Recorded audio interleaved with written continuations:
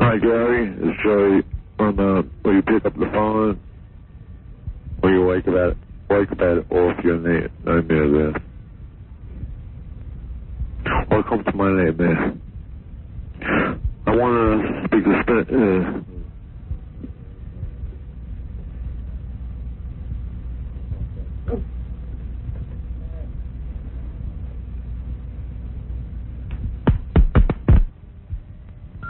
Here's Veruca Salt. Oh, yeah. From Seaver. Oh, I love this song.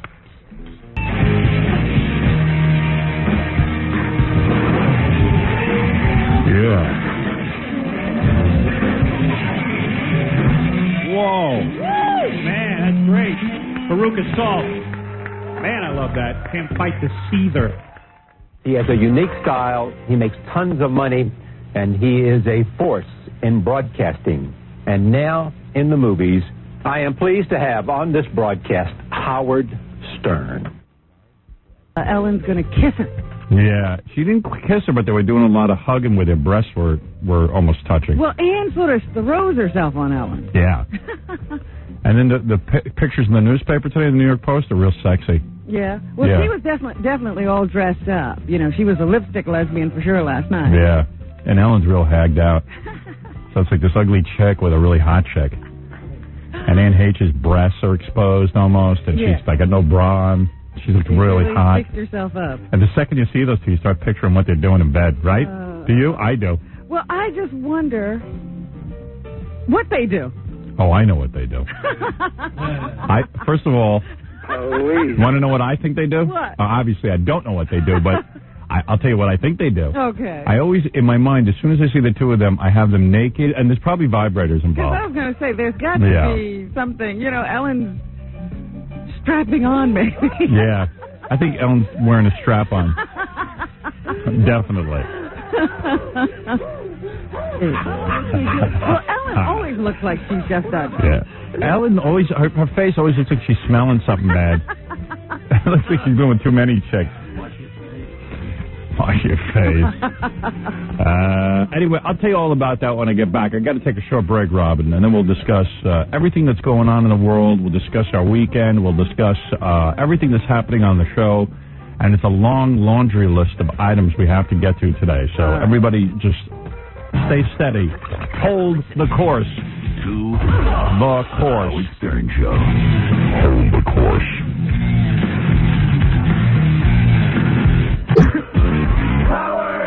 Ooh, when two girls get together and talk on the phone, you never know what they're going to talk about.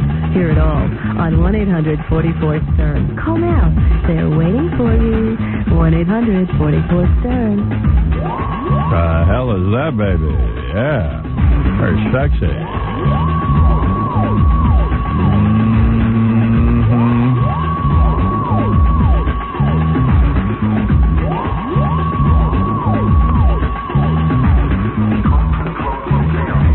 Pretty cool.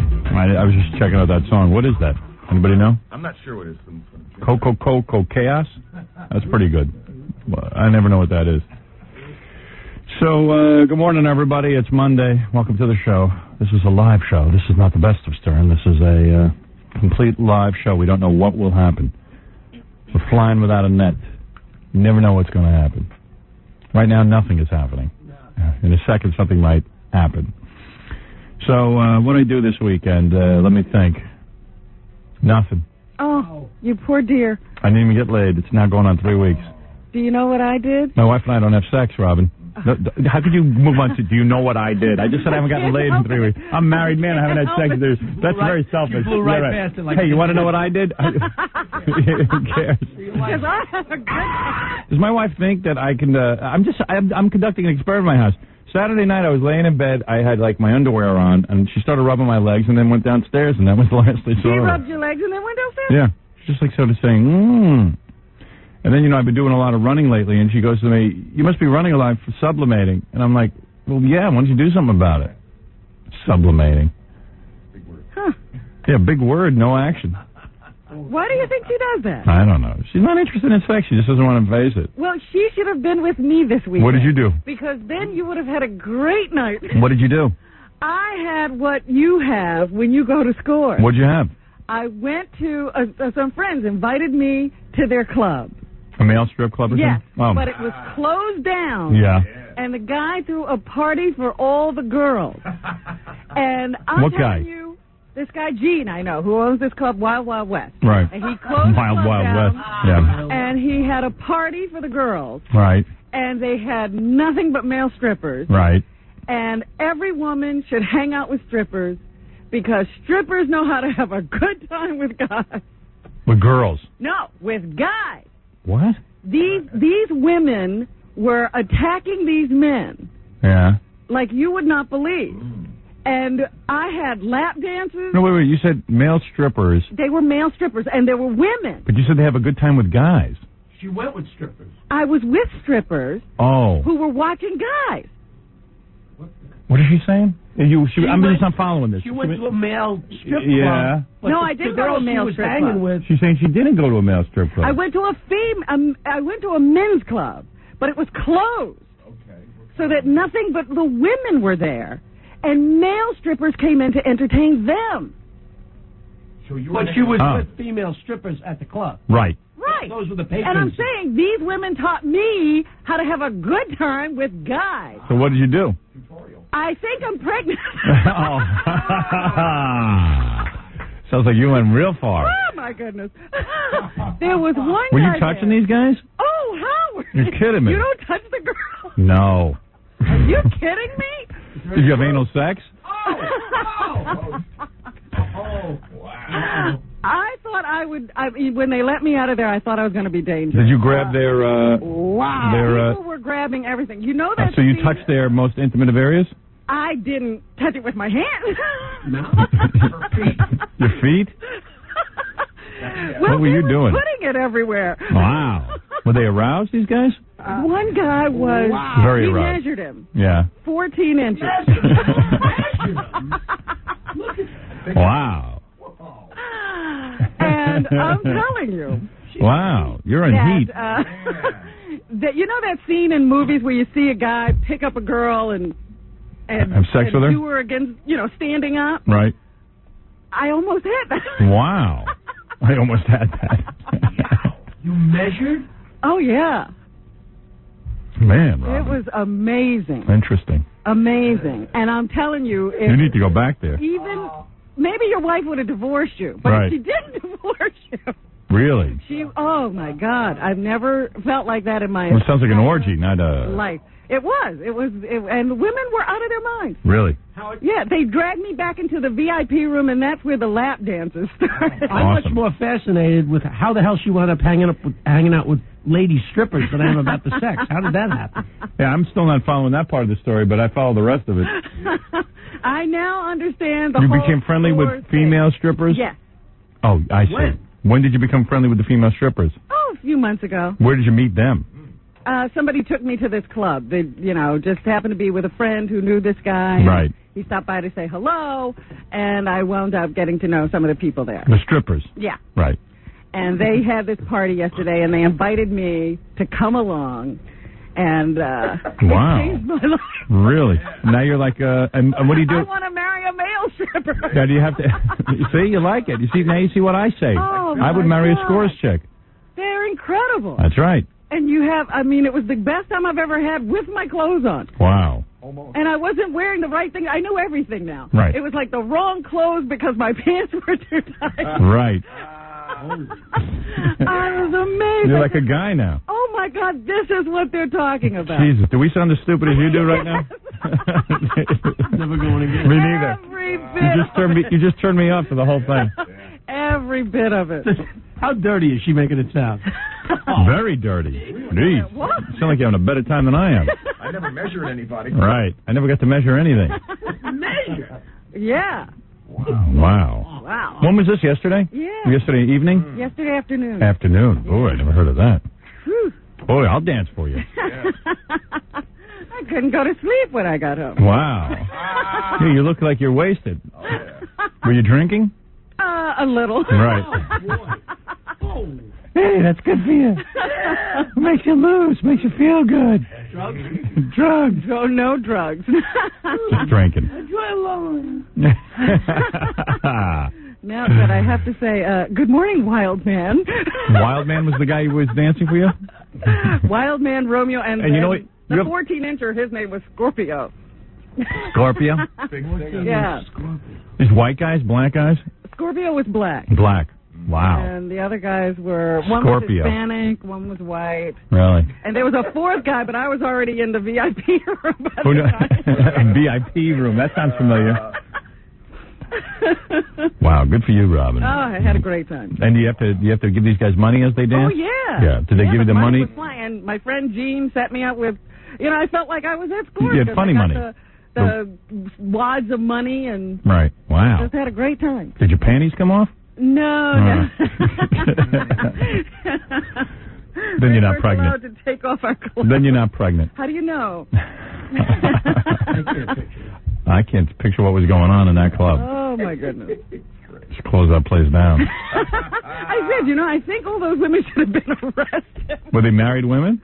No, I don't know. Some of them had boyfriends. Oh, they were stripper girls. Yeah. Oh, they're allowed to do stuff like that. They are? Yeah, they're allowed to have sexuality.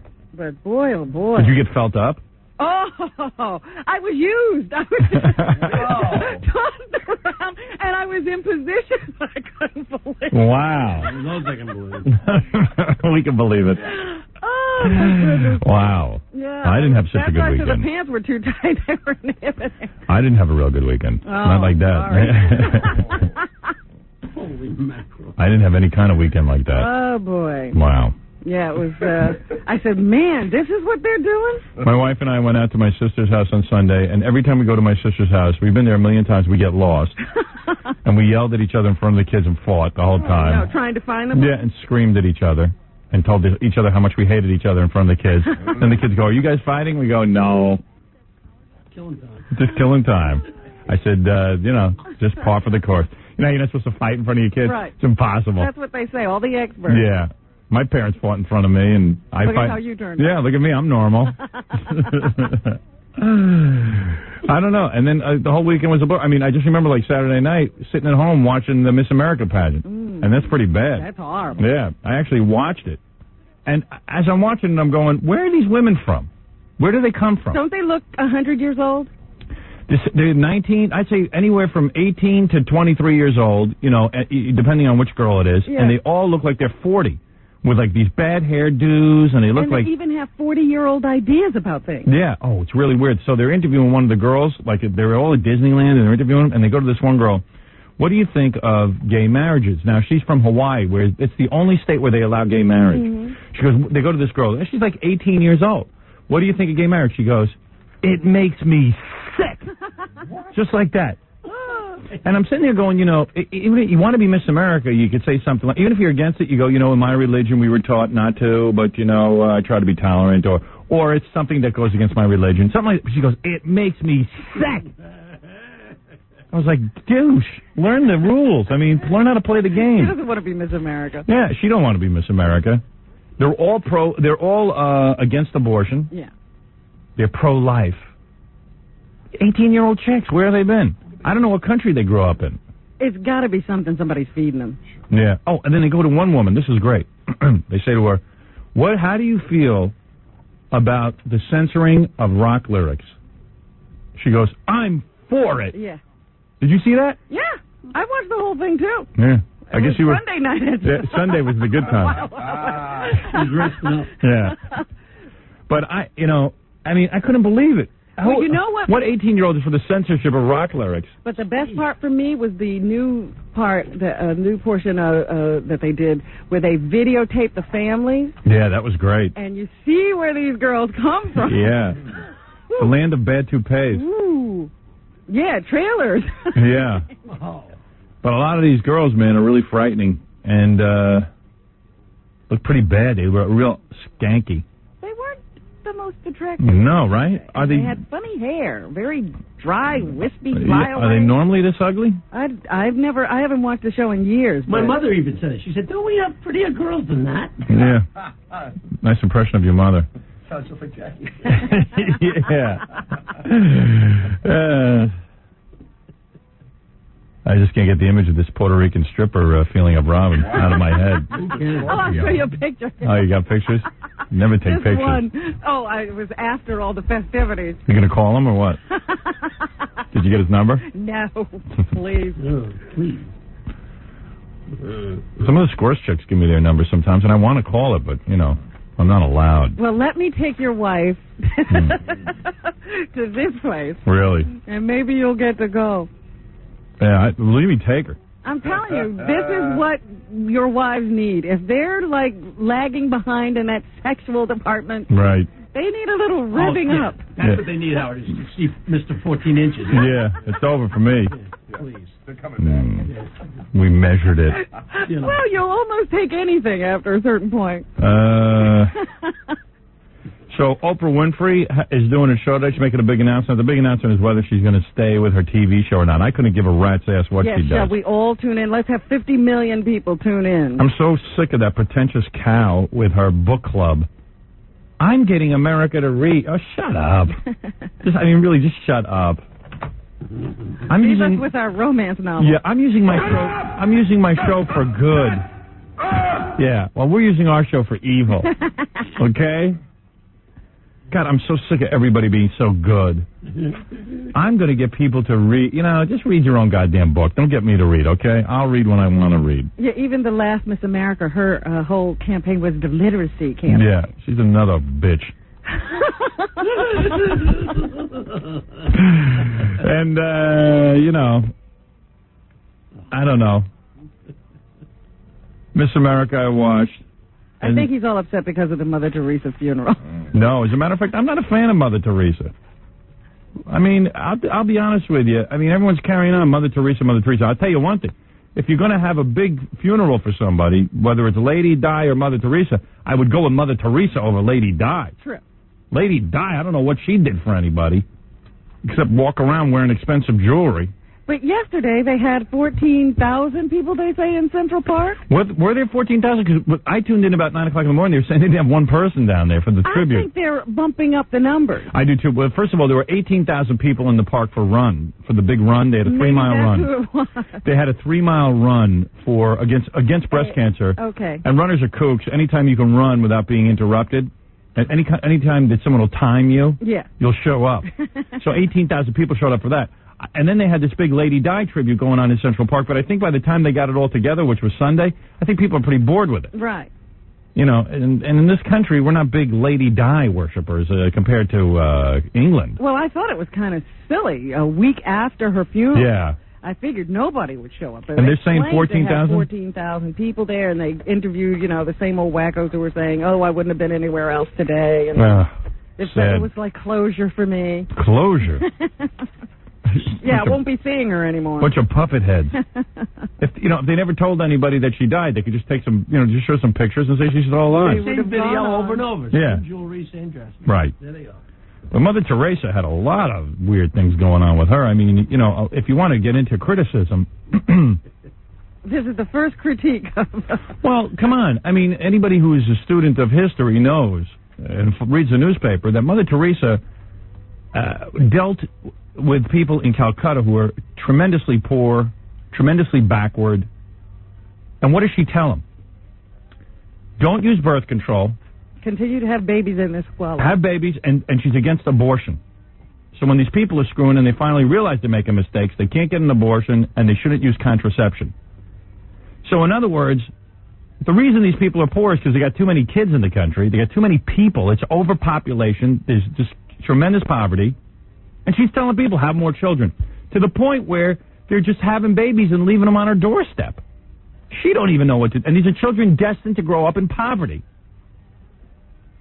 I don't know. She was almost making sure she'd keep her gig. You know what I mean? There have been plenty of poor people. She needed customers. She could have stamped out poverty in Calcutta within her lifetime. Just tell people, you know what? Put a rubber on you, stupid schmo. She'd be out of work. And I know people say, well, it's her religion. You know what? Sometimes you got to go against your religion. Sometimes you got to think about modern days and what's going on. I'm pretty sure God doesn't care if we put a rubber over our Johnson. Notice she wasn't doing anything at all. So No. This wasn't affecting her. Yeah, right. She was having a perfectly fine life. And yes, I'm telling you, she sacrificed, blah, blah, blah, blah, blah. She lived in poverty. Okay, I hear that. Yeah, she stayed right there with them. Yeah, but if you want to help people, don't tell them. That's almost like going up to people who have AIDS and telling them to screw their brains out so more people will get it. And don't take medication. Right. And what's her story? Did she have a boyfriend at all? Mother Teresa? I don't think so. No? I don't think so. Never read about it. No? No scandal? She went to that Wild West club, though. Was she a fan of Ellen DeGeneres? Scorpio. Was she a fan of Ellen DeGeneres? I don't know if she ever saw that Ellen episode. I see. But you know, I got a lot of problems with Mother Teresa. I got a lot of problems with her. And the way she sort of conducted her life. You know? I don't get it.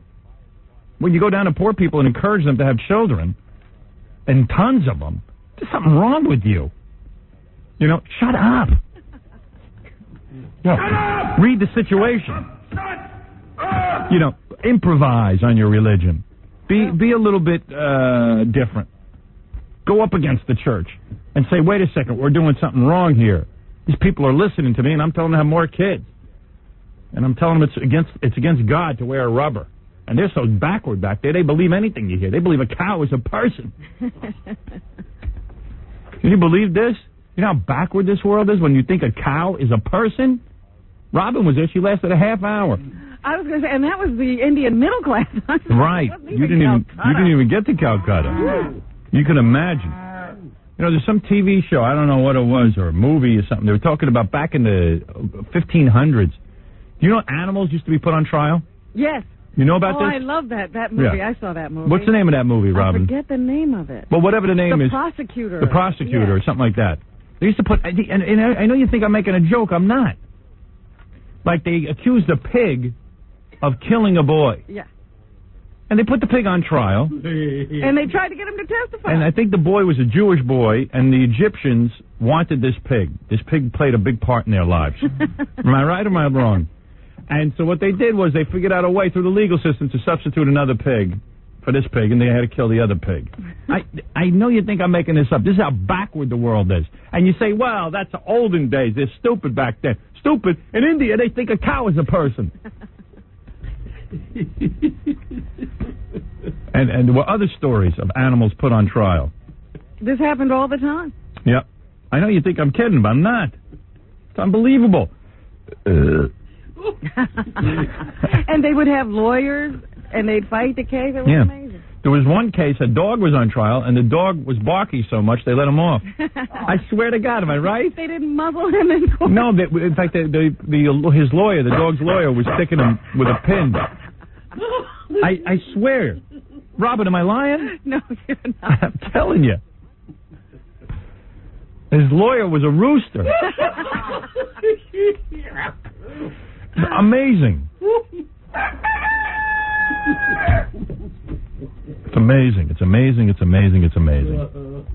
Hi, you're on the air. Hey, Howard. And I only watched about an hour. Hi. I only watched about an hour of the Emmys. The best part is when Anne Heche is Ellen DeGeneres' girlfriend, and them. In the newspaper today, the New York Post has a picture of the two of them with their arms around each other. Ellen has got her arms wrapped around Anne Heche, who is sexy as hell, with her breasts jiggling because she's wearing no bra, and it's a low-cut top, and she's got nice legs. I can't get enough of those two homos. I swear to God. I'm rubbing myself right now. Oh, dear. Hey, Howard. How about that Aunt Jillian? You'd think I was at Wild West. What about Aunt Jillian? She gets up there, she can barely get on the stage, and when she starts to talk, she starts to sweat like a pig. She fat now? Are you talking about Gillian Anderson? Oh, that's it, Gillian Anderson. Oh, Gillian Anderson. Aunt Jillian wasn't Yeah, there. that's the one-breasted girl I was thinking of. Yeah. Yeah. Aunt Jillian? Yeah. No, Gillian Anderson. Gillian Anderson, what's that, from X-Files? She isn't that hot. She's all right. She's all right. She got nice cans and knows how to display them. I'll give you that. Hey, Howard. And they're talking in the paper today, at least one girl from the New York Post, saying that Brian Gumbel was wonderful as a host. Oh, and I'm saying, boy, was he boring. was boring and dull. But, you know, he thinks he's an actor now. They're doing the Brandon Tartikoff tribute in the middle of the show, and I thought Bryant was trying to work up some tears. Oh. Really? Yeah. Wow.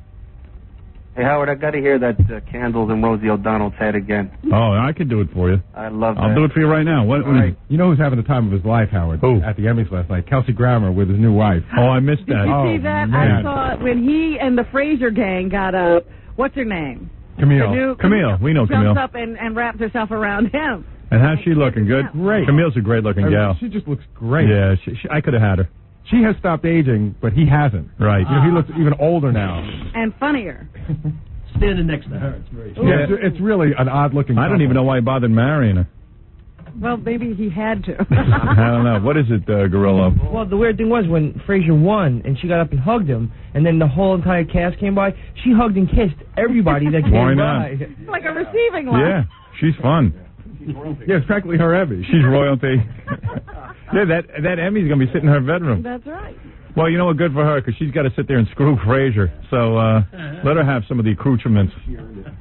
You're not kidding. I think she thinks she's at Scores. As each person walks by, she gives them a hug and a lap dance. She's wondering, where's the money? Yeah. Give me some funny money. You want to hear that song? I got to hear it. Everybody loves my tribute song to Rosie O'Donnell. I started by singing tribute songs to Lady Di, and it somehow morphed into O'Donnell songs. I don't know why your Lady Di songs aren't getting more attention. Everyone has a Lady Di song. We had a guy call up and said he's got a new Lady Di song. Yeah? Yeah, Dish Jockey. Where is that, Gary? Bring it in. Rosie O'Donnell's still getting... It's not ready? Rosie O'Donnell's still getting ratings for no good reason? That's right. What's wrong with... Oh, because she's nice to people. She's so nice to them, it's a bore fest. I bet she's a real bitch off stage. Oh, hey, I know people who work on that show say she really is out of control. All the niceness is that during that hour. Yeah, that's as much as she can milk out of herself. Yeah, that's about as much as she can muster. Howard, I heard that she's had like 4 directors in one season. Yeah, now let me tell you something. The directors, they all do the same thing. It's just, you know, there's not much to do. Yeah, why would she have a problem with the director? Talk show. It's a talk show. I mean, how hard is it to be the director? You shoot her, you shoot the guest. Yeah. Every time I turn it on, she's singing a damn commercial. Oh. Yeah, I know. It's awful. It's awful. Paid for that, too? All right, I'll sing the song. All right, it's a little early for me to sing, but I'll sing. Tune up your vocal cords there. You know how singers say sometimes it's too early in the morning to sing? I sing the same no matter what time of day. There's no difference in my voice. Makes no difference. All right, give me some music, Fred. I will sing it now. Look at Rosie O.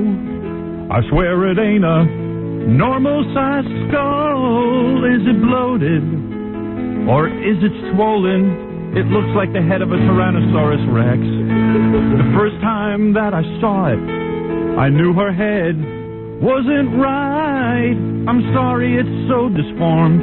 It's such a hideous sight. And it seems to me there's lots of room for a candle in her head. Like a gigantic and scary Halloween pumpkin. The glow would be so damn bright, it would light up a moonless night. The children would all run and hide.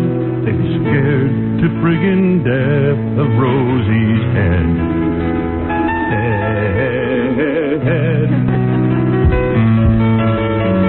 Could they shrink it? Oh, excuse me. Or could they shrink it down? Maybe you could take a trip to deepest Africa, where the savages shrink heads. It's your only hope, so don't be a dope. Get that ugly thing sized down. How can she even attempt to buy a hat? And it seems to me that there's lots of room for a candle in Rosie's head. Like a gigantic and scary Halloween pumpkin. It would burn and be just lots of fun. Her head that's as big as the sun. The heat would be so damn intense from her beastly features.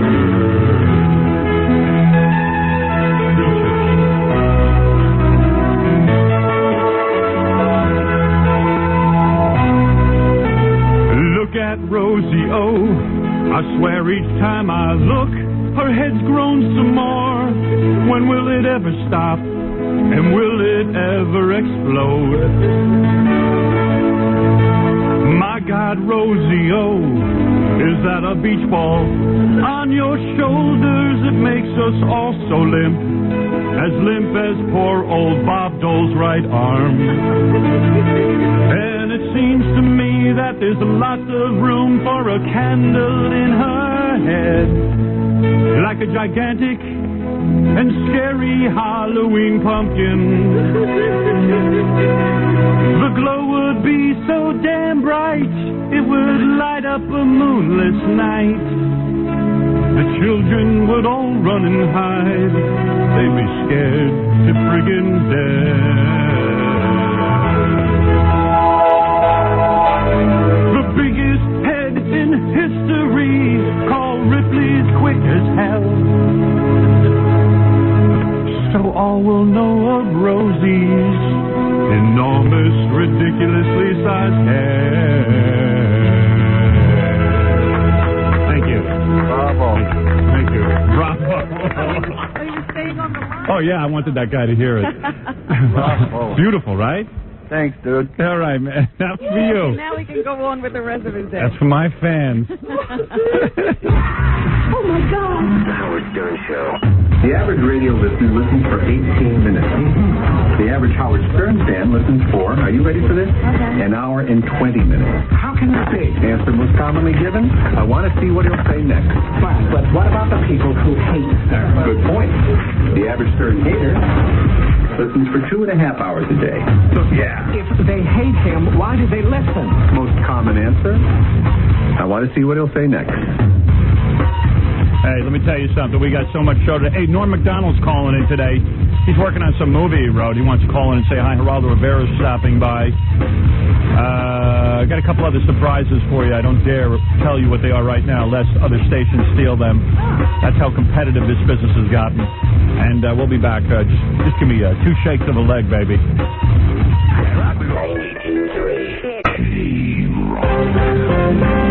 This is a special report from News Channel 4. If you're just joining us, I want to bring you up to date on an air crash off the south shore of Long Island tonight. It apparently, according to our reports, is TWA Flight 800 that departed JFK Airport for Charles de Gaulle in Paris. There were reportedly 212 passengers and 17 crew members on board. Now, the site of the crash is 10 miles off of the Atlantic Ocean, south of Mauritius Bay on the south shore of Long Island. A Coast Guard C-130 rescue plane has reported life rafts and wreckage in the water. And I have Kevin Smith of the United States Coast Guard on the telephone right now. Kevin, can you tell me exactly what's going on? Well, right now we do have a C-31 out there checking out the wreckage. There's also a problem with some fishermen and boats out there, and they refuse to get away. They keep yelling, "Howard Stern, Baba Booey! Howard Stern, Robert Clements, Baba Booey! Howard Stern, Baba Booey!" Hello? Well, let's cut this off here. I apologize for that. That certainly was terribly inappropriate. And then in the middle of this tragedy, when people out there are worried about their loved ones, to make that kind of an insensitive display is highly offensive, highly inappropriate, and I hope that person's friends identify him and let him know exactly what he has just done. You're listening to the always inappropriate, always insensitive Howard Stern. Right.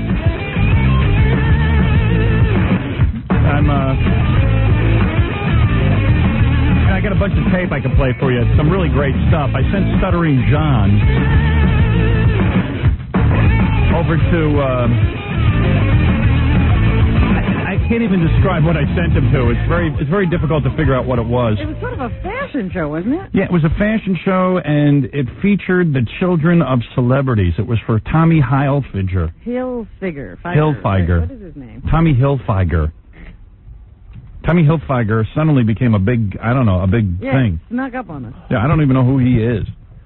Don't black people hate Tommy Hilfiger? No, they wear his clothes. I don't think so.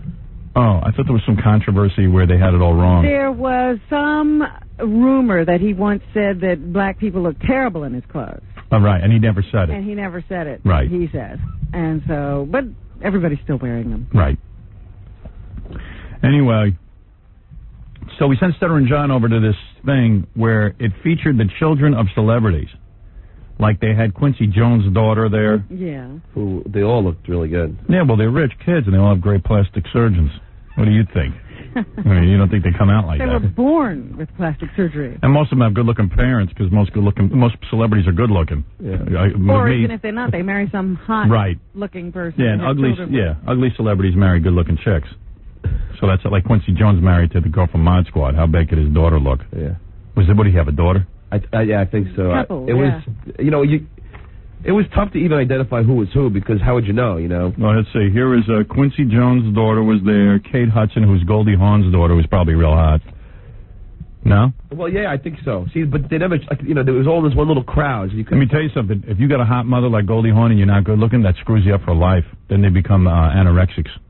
Or they become obese. Either way. If your mom's real good looking, like a sex symbol, and she looks better than you, then you freak out. I'm telling you. That's what happens to a lot of chicks who have hot moms who aren't hot. Could you give us examples? No. Okay. But I've seen it. You get all screwed up. All right, we'll have to take your word. You got a mom with Goldie Hawn, mom's shaking her ass in a thong, and you're like, your friends are coming over to look at her. It's kind of a drag. Okay, I'll give you an example, like Zsa Zsa Gabor's daughter. Right? Zsa Zsa Gabor was a great-looking piece of ass in her day. Okay. And her daughter, Francesca, is, she ain't a smoking babe. So it screwed her up. So she's anorexic? No, she's not anorexic, but... There's also ugly genes and good-looking people anyway, though. Like, look at the Swayze. Like, isn't there one good-looking one bad one? So that means the good-looking one's probably carrying some ugly genes in them, too. Rosie O'Donnell's mother was Jane Russell, very famous actress. So what do you think happened to her? The woman they invented the bra for. No, I mean, Zsa Zsa Gabor's daughter is a bad example, actually, but I don't know. I got examples somewhere. I'll think of one. All right. Then, like, Kitaro Segal was there, Steven Seagal's son. You know what I mean? So, like, all these celebrities' kids, who have it way too good. So John was going to interview him. So John went up to Tommy Hilfiger first. And Tommy Hilfiger was going along with it, and then he threw John out of the whole function. No. So he never got anyone. So here's Stuttering John with Tommy Hilfiger, whoever that is. Some guy who's got his name all over posters and clothes. Here we go. Tommy, can we ask you a question for CBS Radio? How are you? Hi, how are you? Now that we're CBS Radio, John goes CBS Radio, they all want to talk to us. I know. Sometimes in these interviews, they'll say, "Who are you again?" after they get the question. And then they say, "You're not with CBS Radio." And we go, "We really are. We're not lying. We're CBS Radio." It's the truth. It's cool. It's great. We're legit. It's helped us to CBS Radio. Tommy, can I talk to you for CBS Radio? All right, well, you look like an idiot, but if you're with CBS Radio, okay. Not too much. We're trying to get the show together. Got a lot of people here. Do you miss Versace? Thank you. No, sir. I absolutely do. I think everyone does. He was a catalyst in bringing music and fashion together, which is my thing. I agree. Why do you think that Ralph Lauren changed his name from Lipschitz? I think Lauren sounded better. A little bit more easy to pronounce. Very chic. Sounds very good, Ralph Lauren. Why are there so many homosexuals involved in the fashion industry? I don't know. Do you feel that you exploit blacks since your fashion is based on black prisoners' fashion? The oversized pants, the no laces, the no belt. I think that's a stupid question. I don't know. What would you do if you found out that slave labor was used to make your clothing? I think that's a very stupid question, and I think that you should be thrown out of here for even mentioning anything so ridiculous and absurd as that. Like what? Listen, we're very busy putting on a show. I don't want to listen to stupid questions. Thank you, Tommy. Oh, okay. Thank you very much. Thank you very much. Why would you thank somebody after you yell at them? And that was it? They threw you out? Yeah, they threw us out. Should have asked for a hug. Come on, give me a hug. What's the matter with you? Big fan. Let me take your hand. Come on. Big fan. Tommy, I'll wear your clothes. I don't even think those questions were so bad. No, I didn't either. What would you do if you found out that slave labor was making your clothes? Like with Kathy Lee. What's so bad about that? Maybe something's up. Maybe somebody should look into that. What's up with that? I mean, really, what's so bad about that? You know what happened? As soon as I did the homosexual question, yeah, he tensed up. His publicist started going, wait. Yeah, I heard that. They go, "What radio are you with?" So then suddenly he probably was like, "All right, something's going on." Right. What? What about homosexual? Everybody gets all nervous. Hear the word homosexual. Him a question. Yeah, why are there so many homosexuals in the fashion industry? Well, we're creative. Or, I don't know if he's gay, gay. Right, but I'm saying they're creative and. Who cares? Yeah, what's the big deal? The black question was legit? Did he answer that? No. That was ridiculous. Ridiculous. That's a ridiculous question. I'm not going to answer that. That's absurd. I think you should be thrown out of this event. We're all trying to work very hard here. Yeah. Sorry. You were probably the only press there. There was a few. I was at about like 3 crews. Really? Yeah. I didn't see any mention of it on the news. Dickwads. No one can answer a good question. Then Robin gave me a piece of tape. You know this guy, I guess there was a big fight Saturday night between Hector Macho Camacho and Oscar De La Hoya. Oscar De La Hoya. Oh, he's changed his name. Now that he's big and famous, you have to say it the way it's pronounced in Mexico. How is that? De La Hoya or something. De La Hoya. Silent Eche. Yeah. So anyway, there's a fighter named Terrible Terry Norris who was asked about the fight. And he used to be able to speak real good. Yeah. You don't have an example of him speaking real good, do you? No, because it was, years ago that I remember him from fighting Sugar Ray Leonard. Yeah, but this is what he sounds like now. And a man who would like to fight both of these guys, or either one, is with us right now. WBC junior middleweight champion Terry Norris joins us right now. Terry, question for you. You just saw this fight. What do you think? Was Mullins robbed? Oh, he was definitely robbed. I thought Mullins won every round. I didn't think he was robbed. Oscar De La Hoya says he's going to knock out Hector Camacho. Is that putting too much pressure on yourself as a fighter? Really? No, not really. If he truly thinks he'll knock him out, I think it could be something he's just saying, too. But it's not putting a lot of pressure. De La Hoya's a good fighter, and he's going to go out there and try to knock him out. But I don't think it'll be a knockout. I think it'll be a 12-round decision. I think Hector's going to outmove and outbox him, but outbox him, but he won't win. It'll be just a 12-round decision. For you, Felix Trinidad knocked out. What's it like to speak English but not really speak English? That's pretty funny tape. Yeah. What you said before, but a drug thing, there's no kids. I don't know why. I don't know why you put it back in that game. Whatever. Hey, Adam, you're on the air. Hello? Dude. Hello? Yeah, come on. Who am I talking to? Howard, you're on the air. This isn't Howard. Oh, you skivoza. What's that? I said you're a skivoza. No, I'm listening on the radio right now. Yeah, well, turn it off. It doesn't matter what's on the radio. What's that? Didn't John tell you to turn off your radio? No. John, you imbecile, tell the guy to turn off his radio. You know what, man? Your voice is like a lot higher on the phone. All right, whatever. So anyway, hello? That's because I'm squeezing myself. Yeah? I'm playing with myself. All right, okay, thanks. All right, we'll move on to the next caller. Do you have something to say or not? Yeah, I'm glad someone's finally, outing that bitch, Mother Teresa. Oh, what? Outing? Well, yeah, she's, raping the whole damn city of New York. What? Yeah, she stole, parking spaces. Oh, okay. This is absurd. What a dick. What is he talking about? I don't know.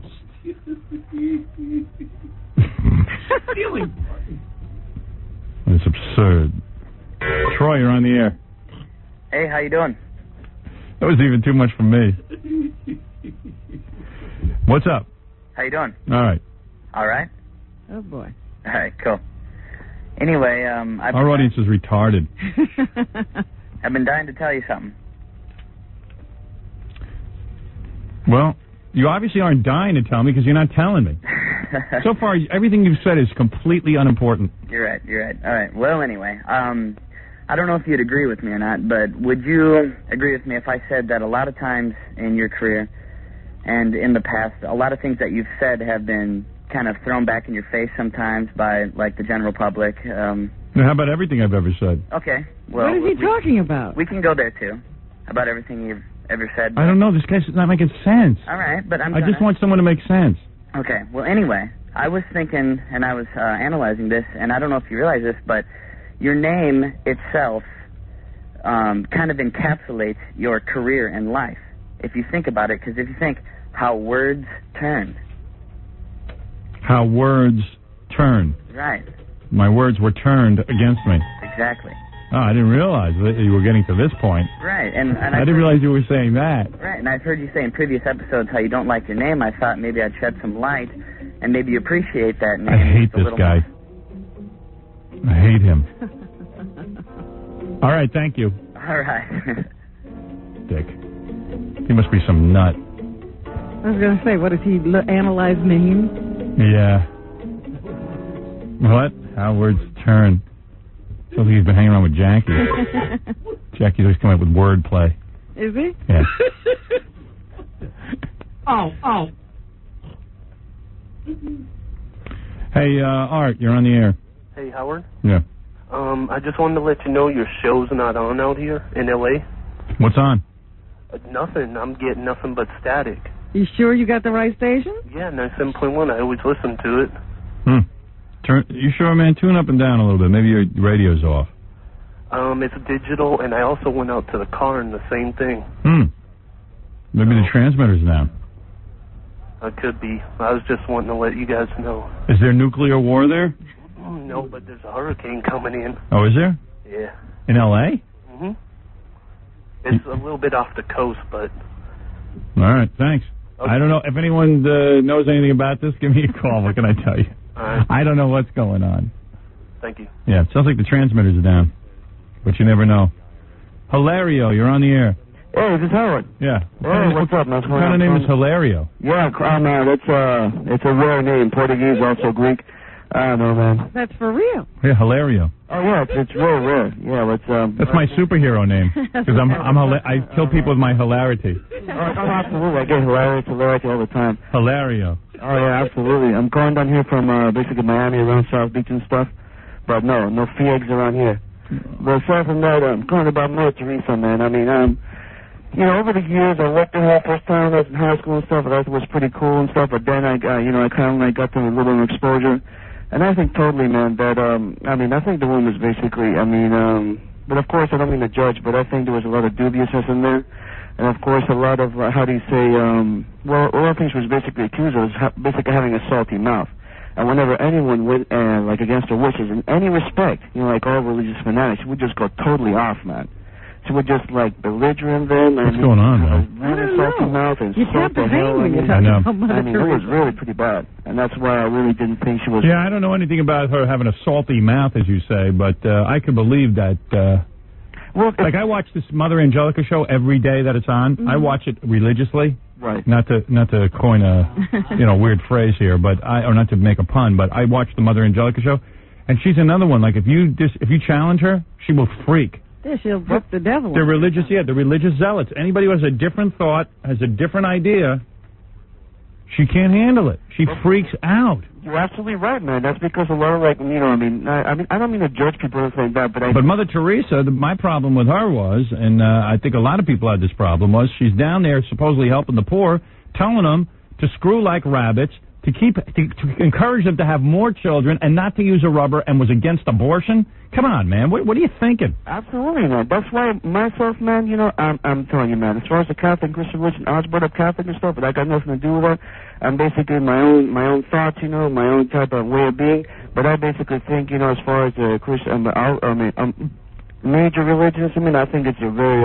I think those tight white collars make nuns and mothers angry. Yeah, I think it's cutting off the blood to their head.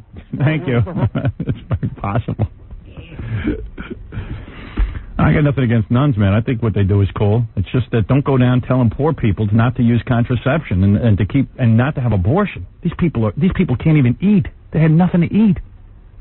They were leaving babies on her doorstep every day and night. What kind of life is that child going to have? Zero. No education. Nothing. Nothing to look forward to. Yeah, so you're going to tell people to keep having babies? And they're listening to her. They'll listen to anybody down there in India because they're so goddamn stupid.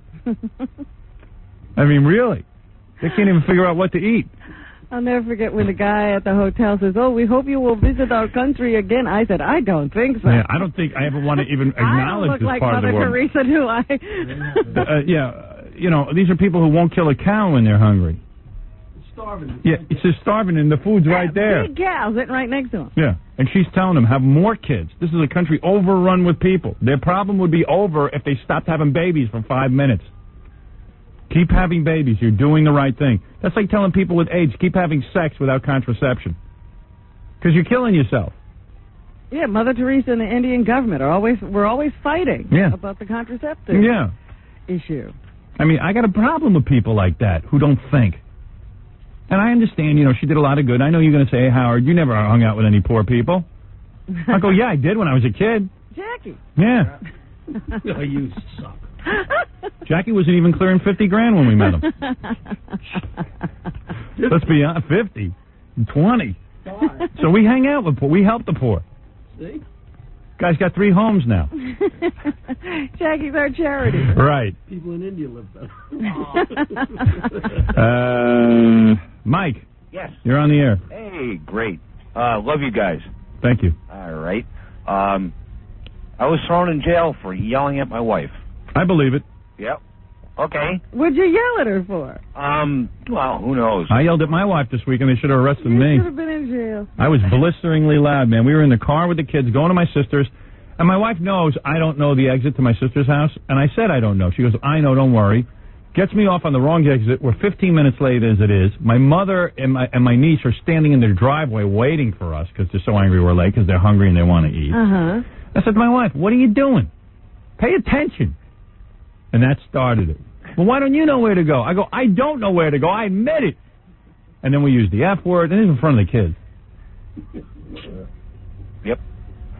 So what happened with you? Well, we got in an argument. This was, I don't know. Men and women are not meant to live with each other. My wife saw that Men Are From Mars, Women Are From Venus. Oh, she looked at the thing? She goes, what did you think of that? I said, I think they're the same as us. We're all doomed. Men and women aren't meant to live with each other. She goes, I think you're right. But she's not moving. No. I was trying to get her to move out of the house.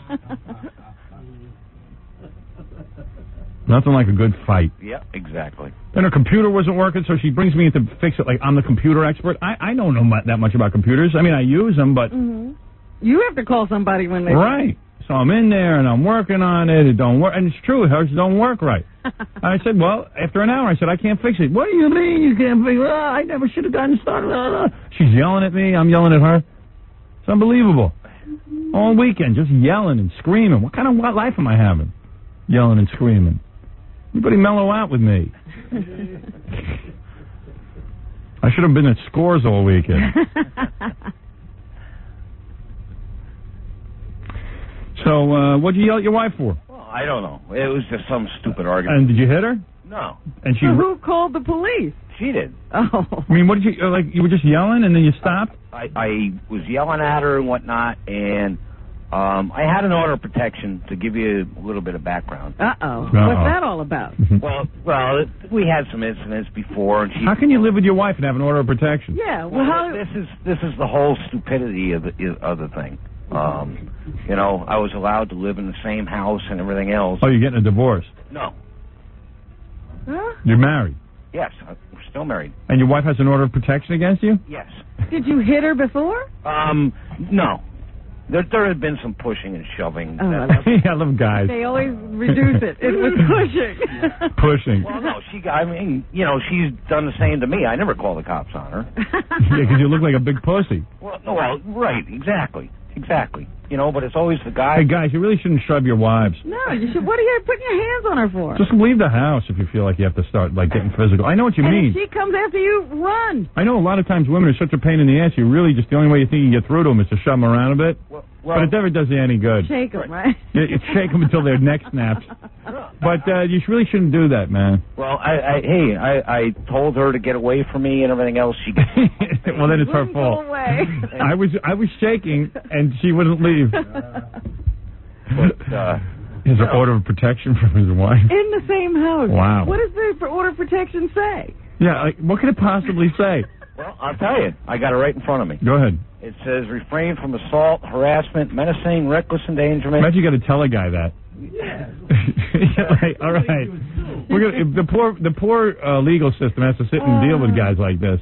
Well, no, wait a minute. Explaining how you have to live with your wife. He's about to hit her, and he goes and reads the paper to see if it's on the list. There be Isn't there anything I can do to you legally? With a chair. Where's the list? There's nothing about a chair on here. Well, wait a minute. Shouldn't there be a mandatory divorce if Yeah. you have to go out before the legal system? Yeah. Because you don't know how to not harass your wife and threaten her? Dude, why don't you divorce her? Get a divorce. Well, hey, that's probably down the road. Yeah, you don't think you can get another chick? Oh, yeah, I can. Sure, I can. Yeah, so get rid of her. Probably have a few, don't you? Well, no, I don't. But, I've been accused of that, but no, I don't. I would get a new wife, man, or just stop getting married and get some girlfriends. Yeah, well, I hear you. I don't get that, man. If you're pushing and shoving your wife and you got to order protection. See, that's, what the courts say and everything, and that didn't happen. That's what she said happened. Get yourself a new punching bag. I don't need a punching bag.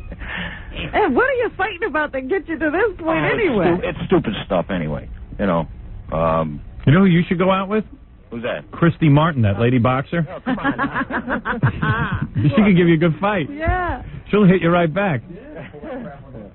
So what happened? Because you shoved her and pushed her a little bit, now there's an order of protection. So as soon as you start yelling at your wife, she calls the cops and they just take you away? Yeah, she called, and I spent 3 days in jail. How embarrassing is that? Oh, it's totally embarrassing. There was, murderers and stuff. And Were you cuffed? Huh? Were you handcuffed? Oh, yeah. Did they drag you out of the house? They shackled me and the whole bit. I was watching Cops on Saturday night. That show is the best show still on TV. It's big. I haven't seen it in a long time. Big fat white woman, man, sitting in her house wearing tight shorts, which she just shouldn't be wearing. Like these people just. That was my wife. That was your wife? So anyway, and she's screaming something about the cops, and the cops don't even know what she's saying. You can't even understand it. They go out to the car. Her husband's asleep in the car naked. Oh God! And like they drag him off. He did something to her. I don't even know what. And he was yelling at the cops, and they couldn't cuff him, and they were having trouble. So they just took a can of mace and sprayed him down, and he went right in that car. Naked? Naked. It's great. And they're wrestling with him naked? He goes, hey, man, I'm in my car. I did the right thing. I just left the house. What are you arresting me for? Arrest her. And these white guys all talk like Southern black guys. Yeah. It's really kind of funny. You can't understand a word they're saying. But in his case, was there any drinking involved when you and your wife get into this? Formally there was, but not at this incident or whatnot. Or whatnot. Or whatnot. Not at this incident. Like when guys start trying to talk like cops. Like a lawyer. During this incident or whatnot. This particular episode. Well, sounds like you're in a special hell, sir, and so is your wife. They have orders of protection in the house. Do you have kids? No. Yeah, that's good. So get out of it already. It's not going easy. How long have you been married? 4 years. Yeah, you need people skills. I don't think there's any hope. Yeah, you should just date. I hear you. You know what I mean? You know how when you first meet a girl and you romance her, there's never any yelling or pushing. Right, exactly. Yeah, and then when you start feeling the urge to push and yell, move on to the next one. Yeah, well, I don't know, but it's a long story, but it's kind of funny. Why stay married? That, I spent 3 days in jail, and it cost me, for a lawyer and whatnot, and, At the wedding, did you cold cock her in the aisle? What's that? Did you beat her at the wedding? No. See? No, see, I don't do that. All right, man, I got to go. Did you lose time at work? I mean, how do you explain all that? No, it's... What is it, John? I lost time. The part this guy's leaving out is that he flicked a lit cigarette at his wife. Yeah, so your wife gets nervous, man, because she already has an order of protection against you, and then you start flicking cigarettes at her. For no reason. I mean, all the stuff that she said in the order of protection was all made up and whatnot. So get away from her. Right. Leave her. Okay. I mean, really, it's so simple. Okay. And, I mean, what are you flicking a cigarette at her? Yeah, but like I say, Howard, just be careful when you yell at your wife. Yeah, but I'm not pushing and shoving her. Well, no, neither. He's not up to the order of protection yet. Yeah, I would like an order of protection against me. That'd be cool. That'd be kind of neat. Hey, Robin, over the weekend, my wife took out an order of protection against me. Let me read to you what I can and cannot do. That sounds pretty manly. See, I can yell at her, but in a very soft tone. Yeah. Right. Exactly. All right, dude. Thanks. Hey. When she was calling the cops, did you tell her not to? No, I didn't care. And the cop even said, hey, she really effed you. All right. As he handcuffed you and took you away. All right, man. Later. Guy's so stupid. Didn't realize the cop's just saying that. Yeah. Yeah, he's got to drive in the car. Yeah, right. Yeah, hey, sounds like your wife really screwed you, man. You don't want to get kicked in the head. Yeah. Jerry, you're on the air. Yes, sir. Howdy, Mr. Stern. Howdy, Robin. Hello. How you folks doing today? Where are you from? Well, sir, I'm calling you from Fort Pierce, Florida, sir. Excellent. Actually, your affiliate down here is a country station. Do you find that odd? No, I find that totally cool. Why shouldn't we be on country stations? Country folk like us. Oh, yeah. Country people like you a lot now. Right. Now, listen, I called today to ask you about E. coli. I'm deadly afraid of it. It's gotten to the point where I'm afraid to eat fruits, vegetables, burgers. Salmonella is also a big fear of mine. I want to know if you share the same fears and if you found that irrational. I absolutely do. Let me tell you something. What is he eating, though? He seems to have cut out everything. I am eating insects. I don't know what this gentleman is eating. I am absolutely afraid of E. coli. I have not eaten hamburger for, I don't know how many years, 15 years or something. You're kidding. No, I'm not kidding. I won't eat any meat. Mm-hmm. Red meat I won't eat, because that's too highly evolved. And highly evolved. Now I've always eaten fruits and vegetables. You know, Americans are the only ones who eat raw salads and things. Oh, when you go overseas, they steam everything. And the reason they steam it is because they don't want to get these E. coli, as they call them. That's true. That's what they call them over there in Europe, E. coli. And we don't steam anything. We eat a lot of raw vegetables and things. Well, now, personally, I like steamed vegetables. Yeah, well, I would start steaming my stuff. Also, they tell you should even wash your fruits and vegetables with soap, if you can believe this. I've heard that. Now, see, now, the latest thing is, they say even that doesn't do it because I believe E. coli grows within the plant. That is absolutely true. And the reason for this is a lot of these countries we do business with Yes, sir. got these filthy peasants touching our food. Oh, yeah. And what they do is they make a duty, and they don't wash their hands when they pick the food. Oh, Lord. That's exactly what's going on. Makes me want to vomit. Right. Well, that doesn't put it inside the plant. Oh, yes, it does, Robin. How? It crawls in there. It does. Why am I That's the E. coli. You act as if E. coli has legs. Right. It's duty you're eating. And that salmonella, I remember when you used to be able to eat the cookie batter. You can't eat that no more neither. That's right. You can't eat anything, man. That's it. Our food, is anybody else alarmed besides me and this gentleman? Our food sources are contaminated. Our food is turning on us. Right. All right? Oh, my wife's on the line. Let me hear what she's got to say. I got to go. My wife wants to yell at me. You have a nice day now. All right. Maybe your order of protection is coming. Hello, sweetheart. Hello? Hello, my darling. This is my prize. You know, you have a very warped recollection. Of? You had a tantrum. When? In the car? In the car. Yeah, I did. You had an unbelievable tantrum. The kids, it was embarrassing for your children to even hear. Oh, please. You were doing just as bad as I was. I wasn't, because you know what? I realized that I didn't even want to push your buttons and get you going. You were so obnoxious. It would have been so easy just to make a little U-turn at one point. My wife wants me to make an illegal U-turn right in front of Eisenhower Park. and she goes, I would make a U-turn here. I would have. 20 minutes out of the way, scream. My wife gives me the wrong exit to go to my sister. She says she knows the exit. I said, do me a favor, call up my sister and get the exit if you don't know. She says she knows it. Okay. I knew. So she blew it, all right? Then I get off the exit. And then she, I need an order of protection against you. You're dangerous with your directions. I know. And then all of a sudden I get off, and she goes like this, make a U-turn, make a U-turn, make a U-turn. I go, Allison, I got kids in the car. It's an illegal U-turn. It's dangerous. There were so many other places to turn around. I'm not going to make an illegal U-turn in front of my children. No, you could have. There were so many other places. It was unbelievable. And a U-turn on Old Country Road on Sunday afternoon.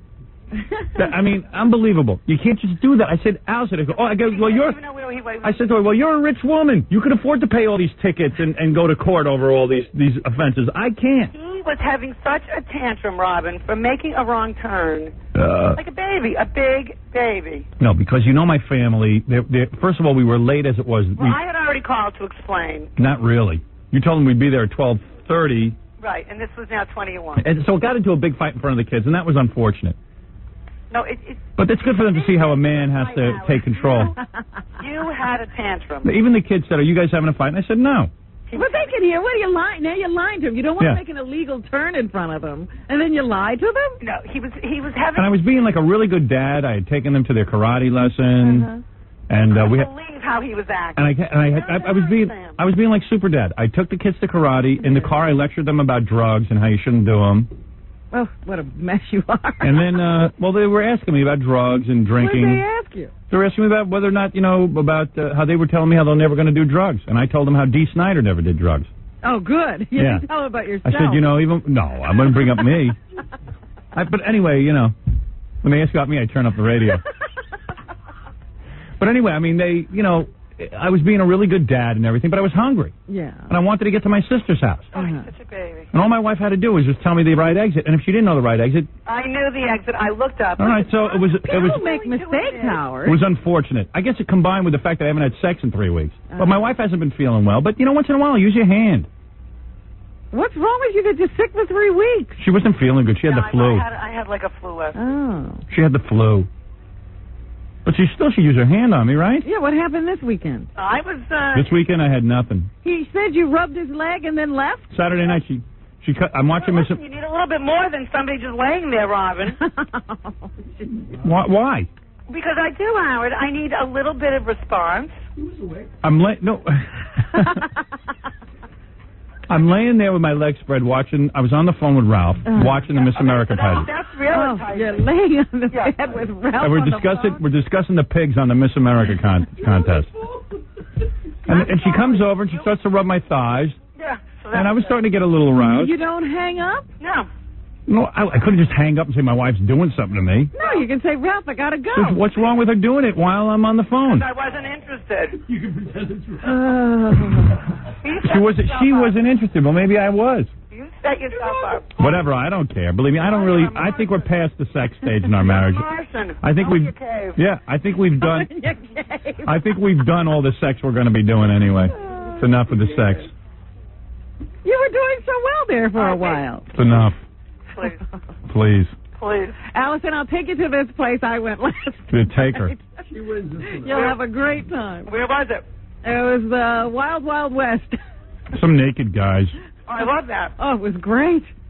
Yeah, and evidently they were touching Robin all over, even in the nastiest of places. Stop it. They didn't put their hands anywhere. It was all above the pants. Yeah, sure. Well, Howard, there's a way to behave if you're interested. I'm not interested. Okay. Fine. I'm not interested in learning your way of behaving. You know, I'm sick of behaving. Not my way of behaving. I'm sick of behaving. Listen to my wife eating. She can't stop eating while she's on the phone to me arguing. What are you eating? Some Raisin Bran. Oh, great. That'll make you be regular. You know, I tell my wife Raisin Bran's fattening. She doesn't listen to me. It's so fattening. Do you know that a quarter of a cup of Raisin Bran, a quarter of a cup, is like 1,000,000 calories? Really? Yeah. It is so many calories. It is so fattening. That's not the one they advertise to say that it helps you lose weight? And I'm telling you, I tell her, don't eat Raisin Bran. I don't want you fat. All right, Hal. Well, you don't want her. She's up there trying to get you going, and you stay on the phone with Ralph. Well, maybe if she didn't eat Raisin Bran, I'd be with her. All right. You know, that's lovely to say. Well, you look good, though. I got to admit that. All right. That you do. She was even trying to initiate, and you let her go. She was not trying to initiate. You know what she does? Here's what she does. She touches my leg for a second and goes, okay, I got to go. No. Like she gets downstairs before I could even hang up the phone. Oh, that's not true. So she goes, hey, I tried to have sex with you. It's a big game going on in my house. No. Why do you think she wouldn't want Why for the last 3 weeks haven't you just said, you know what, maybe I don't feel like having sex because I'm sick, but maybe I'll just like take care of him so that my husband... What do you think I was trying to do? Where were you? With Ralph? No, Allison, for 3 weeks now I've been home. Ralph hasn't been over. Yeah, Ralph was over last Saturday. Yeah, and what about Monday, Tuesday, Wednesday, Thursday, Friday? What do you think? Oh, sex doesn't occur in my house Monday, Tuesday, Wednesday, Thursday, Friday. It's safe for Saturdays. You're working. Gee, what a treat. You're working. What? You're working. I'm working, so you come downstairs in a really nice, sexy outfit with high heel shoes on. You get on your knees and you service me. Okay. Listen, women need romance. Yeah, well, it ain't happening. Okay. You had all the romance you had the first year you met me. That's all romance. No, you have been... So what about starting it? What? Women need romance. You watch Men Are From Mars, Women From Venus, you learn something to do. Well, it's not going to be happening here. Okay. I'm past romance. Well, I just want sex. too bad. Use your memory bank. Remember when I was romantic, and then and then pretend like it was today. What does she mean by romance? You know what I mean. What do you want me to do? Bring home flowers? And spend some time with me. I spend time with you. All you do is yell at me with the computer. No, I didn't yell at you at all. Uh-huh. We were trying to we were trying to retrieve my information. He was trying to help me. He's got a selective memory. I like a broad who comes downstairs in sexy outfits and gets on her knees. I gotta go make breakfast over here. You got stuff to do when I come home. You get busy when I get home. I'm a little busy today. Waiting at the door. Okay. I think he's saying he needs romance too. Yeah, I need romance. I want romance. What do you want to say? Deborah wants to say hi. Okay, hi. It's my daughter, Deborah. Hi. Hi, Deborah. Hi. This kid is a great kid. Straight A student. Yeah? Good at everything. Well, good. Love this kid. Well, you love all your kids. I love them all, but she's the one on the phone, so I'm telling you I love her. I have such love for this child. Oh, wonderful. What a great kid. My kid. Right? Yeah. Am I the greatest father or what? Yeah. Tell everybody. You're the greatest father. See? Except when he's yelling, right? I wasn't really yelling at Mom yesterday in the car. We were having a discussion. Remember you asked if we were having a fight? Yeah. That was not a fight. No. No. Did it sound like a fight? No. See? Who was right yesterday in the car, Daddy or Mommy? Uh-oh. Daddy, right? No, Daddy, because why? Was driving? Because I was driving and I told Mommy to look for the exit, right? Yeah, well, she looked for the wrong exit. Exactly. And then she was telling us to make an illegal U-turn, right? Mommy wants me to tell you that you had a tantrum in the car. But I didn't, right? Did you think I did? I didn't raise my voice once. No, yes, he did. Daddy loves you so much. How could you say that? Don't try to bribe her. She's a good kid, this kid. And she doesn't want to be in radio. She's smart. Good. You did a good job. You know how some kids want to be just like their fathers and go into the same business? Mm-hmm. Not my kids. What does she want to do? She wants to be a surgeon. Really? Is that true, Deborah? What? No, I don't know what she wants to do. She's a little young to be deciding. She's 11 years old. She could have some thoughts. Yeah. All right, honey.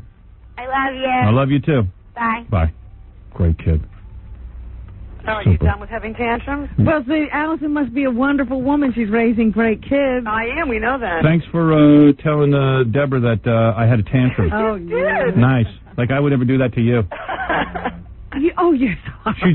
She just said, Mommy wants me to tell you had a tantrum. Yeah, but you were trying to get her to say you were right and Mommy was wrong. Yeah. But I didn't say why. All right. Goodbye. All right. Use your hands and mouth. Oh. Use your brain. I do. Yeah, right. I'm a breadwinner. Goodbye. Goodbye. Use your brain. Yeah, I had to yell at my wife a lot yesterday. I saw her eating a piece of cake. I got really upset. I don't allow that. Life with Stern. Go, what are you eating? Cake? It's no life of Riley. I got to take a break, all right? And then we're going to talk to Captain Jenks next. What's he up to? This is pretty funny. I'll tell you what I learned about him. We'll be back right after this.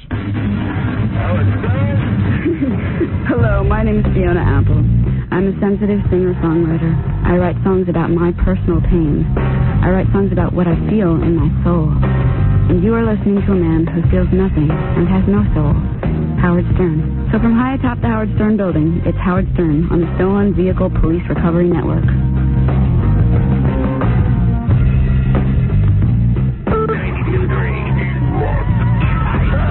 Rock. You're listening to the Howard Stern Show. Hey now.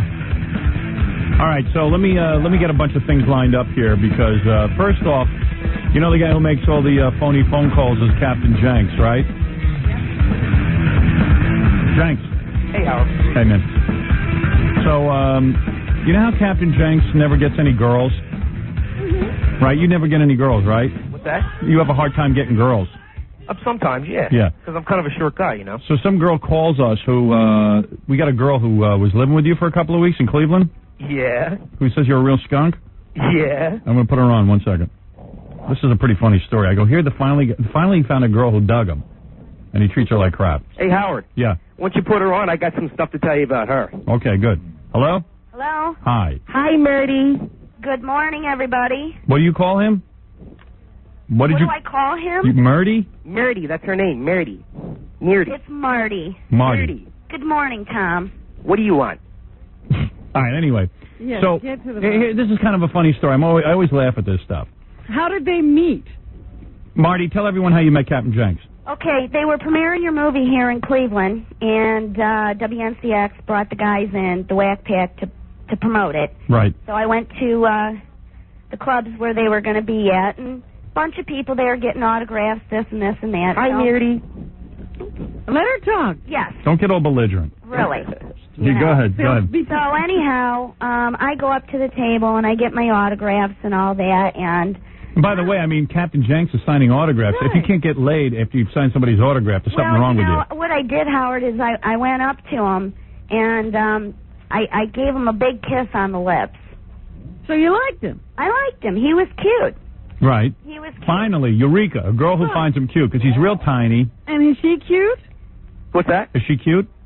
That night, as much as I drank, she looked at the time. She's kind of actually like short and fat, and you can hear her annoying voice. Oh, boy. So she's not cute? Not really. Howard, he's going to say whatever he wants. Marty, are you cute? Okay. I am definitely cute, Howard. I don't have any problems. Yeah, Howard, have her in the studio and check her out, Howard. How tall are you? You know what, Howard? I was afraid to... Hey, Jenks, you're the... He's calling her short? But Jenks, really? Jenks, you're not even that good looking. I was afraid to bring her into the studio because I knew you were going to rip on me if I brought her in. Really? Howard, let me tell you about So it was one of those girls you're embarrassed? Yes, you could say that. And when I saw her, and when I was drunk, she looked good. Let's just put it that way. Shut up, you idiot. Listen. Marty, go ahead. Listen, Go ahead, Marty. Go ahead, Marty. We'll have a big pity party for you afterwards. Anyhow. All right, go ahead. So we met, hooked up and everything. I found out what hotel room they were in, and we were partying and stuff. So, Marty, you went down there. You're a fan of the show. You met Captain Jenks. You heard his phony phone calls. You got an autograph. You were. And tell me what you look like. How tall are you? Okay, I'm 5 foot. Now, don't lie. Now, listen. Now, don't lie, Marty, because I know. Tom, I'm 5 foot. What the hell? How much do you weigh, Marty? 5 foot. I'm not super thin, Howard. What do you weigh? About 120. What? No way. 150, Howard. Easy. Oh, God. Shut up. Easy, Howard. Go ahead, Marty. So you weigh 120 I and... weigh about 120. I got a 38 150, Howard. So you got a C rack? Yeah. She got a C cup, Jenks. Yeah. Howard, she's got the... You... I never could have sex with you when the lights were on. You know how bad that is? Tom, you wouldn't even take your clothes off when we had sex. Really? All right, you ready for this? He was paranoid that people were watching. He thought there was, like, cameras everywhere, and that people were taping us having sex. I swear to God. Who would want to tape of him having sex? Who was following you with a camera? Okay, Howard. All right, he was so paranoid. You wouldn't take your pants off, Jenks? Barely, down to the knee. Not true. Howard, the 2 months that he... Hey, Howard. Okay, Howard, you ready for this one? Go ahead. I wouldn't have sex with this girl up until about a week before we broke up because she disgusted me. All right? Oh. Now, check this out, Howard. As soon as I left Cleveland, this girl had a foursome, and Kenneth Keith Kallenbach was one of the guys. Is that true, Marty? You know what, Marty? Wait a second. Marty, is that true? No, it's not. It is not true. That is not. And Kenneth Keith... All right, so tell me... Wait a second. Kenneth Keith. Everyone stop for a second. Marty. Yes. All right, let's slow down for a second. Okay. You don't even like her, so what do you care if she had a foursome? That's right. So what if she had a foursome? All right. Well, I just think it's funny that she's calling in to bust on me, and she. Well, you don't even know what she has to say yet. Hey, yeah, you know what, Marty? Kenneth Keith Kallenbach she had sex with, Howard. Well, that's so you say. She says she didn't. No. I swear to God. You know what? Jenks, you know what? Kenneth Keith is hotter than you. I mean, quite frankly. He's quite frankly more in demand. Hey, Howard. What? I saw him Friday night. I mean, I hate to say this. I mean, not only is he short, but now he's fat, too. Who? Captain Jenks? Yeah, he got heavy. Yeah, it's not like Jenks is any great looking guy. You're fat, too, Gary. Yeah, Gary, you're fat, too. I admit it, but, you know. Hey, Marty, I got it on videotape. I got it on videotape. What on videotape? I got it on video. You didn't even see the videotape in the bathroom with you doing that guy while sitting on the toilet, did you? What are you talking about? What am I talking? Howard's going to get a copy, and so is your father. Oh, Tom, give me a break. Marty. You lie so All right, much. wait a second. Jenks, you're really annoying now. Let me hear her. He is annoying. All right. Yeah, wait till Howard sees the tape, Marty. I can't believe Captain Jenks finally got a girl, and this is what happens. And he berates her. Horrible. He berates her. Howard, you know what, Howard? I swear to God, on the lighter side, The lighter side. When I was staying with her, I used to drive her to her freaking therapy meetings. I used to drive her to work. I used to draw her baths. I cooked meals for her. Yeah, right. All right? So why did you do that if she disgusted you? Me in return. All she did was she would get 2 feet away from my face and yell at me. Every boyfriend that this girl has ever had has beat her, Howard. I swear to God. Oh. Ask her. There's guys listening right now that'll call in to tell Is you. that true, Marty? Did you get beaten by your boyfriend? Well, yeah, but that's not the issue. That was a long time ago. You had sex with 4 guys, and I got videotape of it, and your father's... You're lying, Tom. You lie so much you didn't even know what the truth. Howard, let me. Marty, so go ahead. What happened? Tell us about. Tell you something, about Howard. Jinx. Yeah, right. This is how it started. He was going to come to Cleveland. Shut up. He was going to come to Cleveland for 2 weeks to do some appearances, okay? All right. And I said, come stay with me, and that way you won't have to pay hotel. Well, next thing you know, 2 weeks turns into a month. A month turns into 2 months. A month, 2 months turn into 3 months. You begged me to stay. You Shut up. begged me to stay. Would you just listen so I can tell the story? There's people right now that are listening that know you and that know that you're lying right now. All right, let me hear her point. All right. Anyhow. Let's hear what she has to say. It was like... Mirty. It was hell with him. He was always right. Mirty. Shut up. He would tell me when I couldn't talk to people. He said that I wasn't... Howard, I swear to God. He said I wasn't totally allowed to talk to certain people.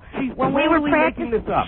Would you shut up so I can talk? I wish I could hear what you have to say. I know. He won't let her talk. Let her talk. So one night, Howard, we go and we listen to this band practice, Jerks and Jeans. We go to listen to them practice. Tom's producing this show for him. Right. And we're on our way home, and I'm just giving a little bit of input on... yeah, a lot of input. Free input.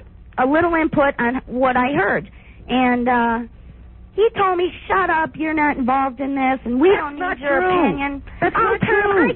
I got Quinn that was sitting in the car. He'll verify that. Boy, this sounds like a couple from hell. Shut up. Get him on. All right, listen. You know what? Maybe I don't even care about you two. Yeah, exactly. Howard, this girl... No, it's just that you're not letting her talk. They had sex and they rang a bell and switched partners. Marty, is that true? Tom, you have no idea. You just like to make up stuff so people... I might hire Ed Koch to straighten this out. Marty, what's the problem, though? You said that Captain Jenks owes you money? Yes, he certainly does. Oh, how much does Captain Jenks owe you, Mirty?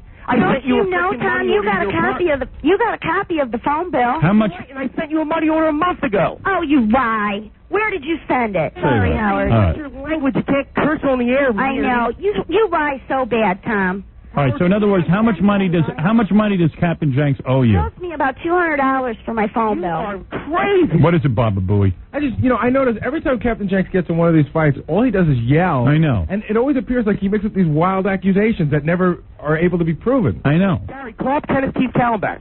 Actually, he's on the phone right now. I'm going to go talk to him. Oh, really? Yeah, we'll find out about Murdy. I got tape of it. I don't really care what you got, Tom. And your dying father's going to get a copy of it. Oh, you just better cut it out. How's that, Mirty? Let's all have a pity party for Mirty. You know what, Tom? Wait, Tom, you're a lowlife. Full-time job. You would send someone's dad who is dying a tape of his daughter having sex? Well, look what she's doing, Howard. So far, she hasn't done anything except say you owe her $200. You know what? All she had to do was call me. She wanted to take this on the air. Anybody that wants to do this stuff, they want to take this on the air, then they're going to have to deal with whatever the repercussions that I say. Captain Jenks. Howard, I know for a fact this girl got into a foursome, and Kenneth Keith Kallenbach was one of the people involved. Captain Jenks. I know the other... Well, what's that got to do with the $200? How much did you send? You say you sent her a money order for the phone bill. What did you send her? The phone bill was like, I believe it was like $180. And she left a note on there saying that she thinks we should split it, and I sent her... I most certainly did not. Oh, you certainly did, and I have said, it on Tom, paper, all of Mary. these calls are yours. I don't call Hollywood, California, and New York every day. I'm looking right at it. You're on the phone with Elephant Boy every day. I know which ones are Elephant Boys. With him, too? Howard, he had sex with the whole whack pack. Oh, Tom. Now you're making stuff up. Well, he is making stuff up, Howard. But I'm telling you, Howard, she had sex with 4 guys at once. And So let's say she had sex with 80 guys at once. Who cares? What's that got to do with your... I got something to say. Yeah. I got something to say. I went with him to 2 appearances, and... he uses you to promote, and everything like that, fine and good. Well, at these promotions... Trivia questions. Right. That's at these promotions, he's got a signed copy of Miss America to give away. Right. Oh, okay. Who signs the book? A signed copy by me. No. I saw you sit there and sign Howard's name. That is... Oh, boy. Howard, that is... You signed Howard's name in a book at a giveaway. You know what, You can't deny it. Marty, you know I sat there and watched you do it, Tom. Hey, Marty, how was Kenneth Keith Kallenbach in bed? Changing the subject. Howard, that's the second time we've heard that accusation from. Remember that guy that lived with him? Yeah. He said he used to do the same thing. Wow. Howard, everybody's going to say what they want to say, but I'm telling you now, I would not let this girl into the show that I was producing out in Cleveland. All right. Oh yeah, I was going to wreck your precious little show. Yeah, that's right. And it was. Wow, this is a big argument. This is bigger than I can handle, you two. Now, Howard, I'm He's an telling you, idiot, man. Howard. I'm telling you, Howard. He's Howard, a maniac. What is it, Gary? I drew bad for Does this Kenneth girl. Keith have anything? Yeah, Kenneth Keith is on the phone. I can't get him. I only have 2 lines, don't I? Oh yeah. Can I take a third person? No. Hey, Howard. Yeah. Howard. I drew bads for this girl. Okay. Deal. I Give me used some to- money, honey. I drew bads You for lived her. there for 2 months and you didn't give me a dime. The thing is that you're ugly. Jenks. You're ugly and fat, and I did this for you to keep you off my back. Jenks, Sure, Tom. I finally get you a girl. I mean, you finally get a girl. Howard, Special K was better looking than this girl. Oh, really? If I Get drank outta enough, here. then it was good enough to have sex with. All right. Ken Scott here. Put Kenneth Keith on. I told her that I wouldn't do it unless she got some cellophane. Really? This girl is dirty, Howard. Oh, She's got Oh, come on. That's ridiculous. Go ahead. Yeah, You go weren't ahead. saying that when we were having sex 3 times a day. How dirty was I? You know what? Don't hang up on anybody, Scott. Oblivion to have sex with you. Hello? No. Oh. Scott, hello? Kenneth Keith is on line too. I'm sure he hung up on Right, somebody. Mirty? No, I didn't. Mirty, are you there? Yeah, you there, Mirty? We're going to throw you a I think Scott disconnected her. Oh, no. Hello? No, Marty? she hung up, Howard. I'm here. Oh, there you are. Okay. Where's Kenneth Keith? Wait till you get that. Wait till your father gets that. Oh, man. I told you, Howard. I told you. Is that true, Marty? No, it's Oh no, no. Wait a second. Marty, did you have sex with Kenneth Keith or not? No, not on his best day. Good. Okay, that's what I wanted to know. We'll get the other guys in the gangbang to come on too. I realize I don't care, and plus I'm listening to these phone calls. Tom is just as useless. Howard, he's obsessed with everything he does. Let me tell you something that happened. I went to work one day and I left him my laundry key. I'm trying to hang up on Kenneth Keith and I can't even. I don't know how. Scott left me alone. How was Kenneth Keith, Mirty? I'm believing her. Yeah. Aren't you? She hasn't even gotten to the best accusation yet. What is it? That Jenks is an alcoholic and he made $3,000 while he was in Cleveland for 2 months and drank every penny of it. Really? Is that true? Howard, For rent or utilities. Howard. Well, I must admit I did drink a lot out there because I couldn't have sex with her unless I was drunk. Oh, I see. Bye. Howard, the more that you drink, the better she looks. Oh, Tom. This is that, Jackie. You know how this is. You weren't drunk every time we had sex. What's that? You weren't drunk every time we had Every sex. single time there was the one time where I was There were a straight. lot of times. How about There sex was in the one time where I morning? was straight. Not one. Howard, can I tell a story, please? Howard, Yes. she's got a mustache. Oh, get out of here. She's got the biggest, fattest legs that you've ever seen. I'm not joking, Howard. Have her in the studio. I got a little belly on me, but I look damn good. Belly on you? A little belly? Oh, shut up. You're not so thin yourself, you butt A little belly? All right, I got to tell this story. I left him the laundry key one day, and I was going to work. Right. And I was in training at work, and I wasn't to be disturbed at all. Well, next thing you know, this girl pulls me out. Hold on. Work which you got fired from that job, am I right? Stop! I'm not done yet, You you got idiot. fired from that job. All right. Wait a minute. Let her tell the story. He won't let her tell the story. So they pull me out of training, and it's Tom on the phone, and he's yelling and screaming, saying that you left the wrong key to the laundry room. You did this on purpose. Would you do this, you effing... Oh, yeah, I called He you went names, on didn't and I? on and on. I can't believe you did this. Well, I think what Marty, I think what this proves, and Captain Jenks. He's a nut. Whore. No. Well, wait, the kicker of it is, Howard, I hung up on him, and when I was done with training, I went down, I checked my voicemail at work, and there were 24 messages. All from me, is that what you're saying? I believe that. Nobody else no called doubt. me. On her phone bill. On my phone mail. Is that obsessive or what? Howard, let me tell you something, okay? Let me tell you something, Howard. Yeah. This girl lost that job, okay? No, Why did she lose that job? Because people couldn't work with her.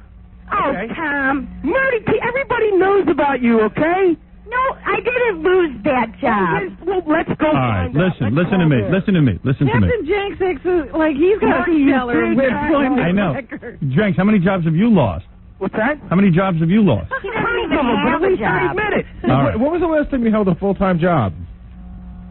What's that, Gary? When was the last time Don't you... even bring up United Healthcare because we know you got fired from there for running up their phone. I didn't get fired. I worked there. All right, listen, Captain Jenks. Marty. Hey, Marty. It seems to me... Your dying father's going to get a videotape of you having sex with 4 guys. Whatever, Tom. Whatever. At least I have a life. You're useless. You're useless, Tom. I'm useless? I make millions of people laugh every now and then with some phony phone calls. You walk around and screw everybody. Yeah, I walk around. Well, I guess you're both making everybody happy. All right, listen to me. Listen to me. Marty. Yes. If I was you... It's Meardy, Howard. Please. Marty. Yes. If I was you, I would stay away from Captain Jenks. I want everybody to stay away from him because he uses everybody, Howard. Oh, yeah, I use people, Meardy, I have people sitting in this room with me right All now right, that and owe Jenks- money for phone bills. Jenks, Phone bills. when you finally... Hey, Meardy. Jenks, when you finally get a girl, I can't believe this is what happened. Howard, I swear to God, I treated this girl like a queen. I had to kick him out, Howard. He wouldn't leave. That's not true. All right, listen. I left. I wanted to leave. I've run out of time. You should have just left. Meardy. I've run out of time, you two. Who are you having sex with today, Meardy? All right, thank you. Hey, Thank Howard. you. Yeah. By the way, this coming Saturday night I'm going to be at Brownies 23 East. Nobody show up. And that's in Ardmore, Pennsylvania. Who knows? Maybe you'll meet a girl.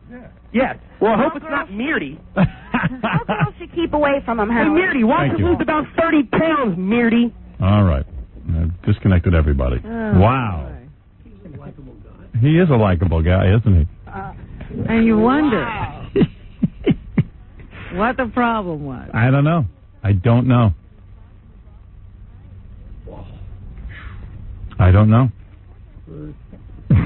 I would say you know that what? a You know good what? rule is not to pick up any of the whack pack and take them home with you. There's a reason I've called these guys the whack pack. I'm trying to tell people something. Yeah, nothing good has ever come of it. No. Then they act wacky. I mean, Captain Jenks is wacky. I mean, he makes phony that's phone what calls. cracks me up because people go, well, I took him home and then he got weird. Yeah, I mean, they're weird guys. I would tell you, by talking to the other guys in the whack pack, the thing is that Captain Jenks is so obsessed with being famous that he'll do anything to make a phony phone call. Right. So if you let him in your house, no matter what, he's going to run up that bill. He's got to make phony phone calls. It's his life. You know that going in, right? Right. It's his weakness. And he'll apologize. You know, he's got a good friend in New Jersey, that guy Kevin. Right. And, you know, he runs up the guy's bill, and then he apologizes. He just can't help it. He can't help it. He needs rich friends. Well, there it is. There's a peek into the whack pack. I'm dying to see her, aren't you? Yeah. Reunite them all.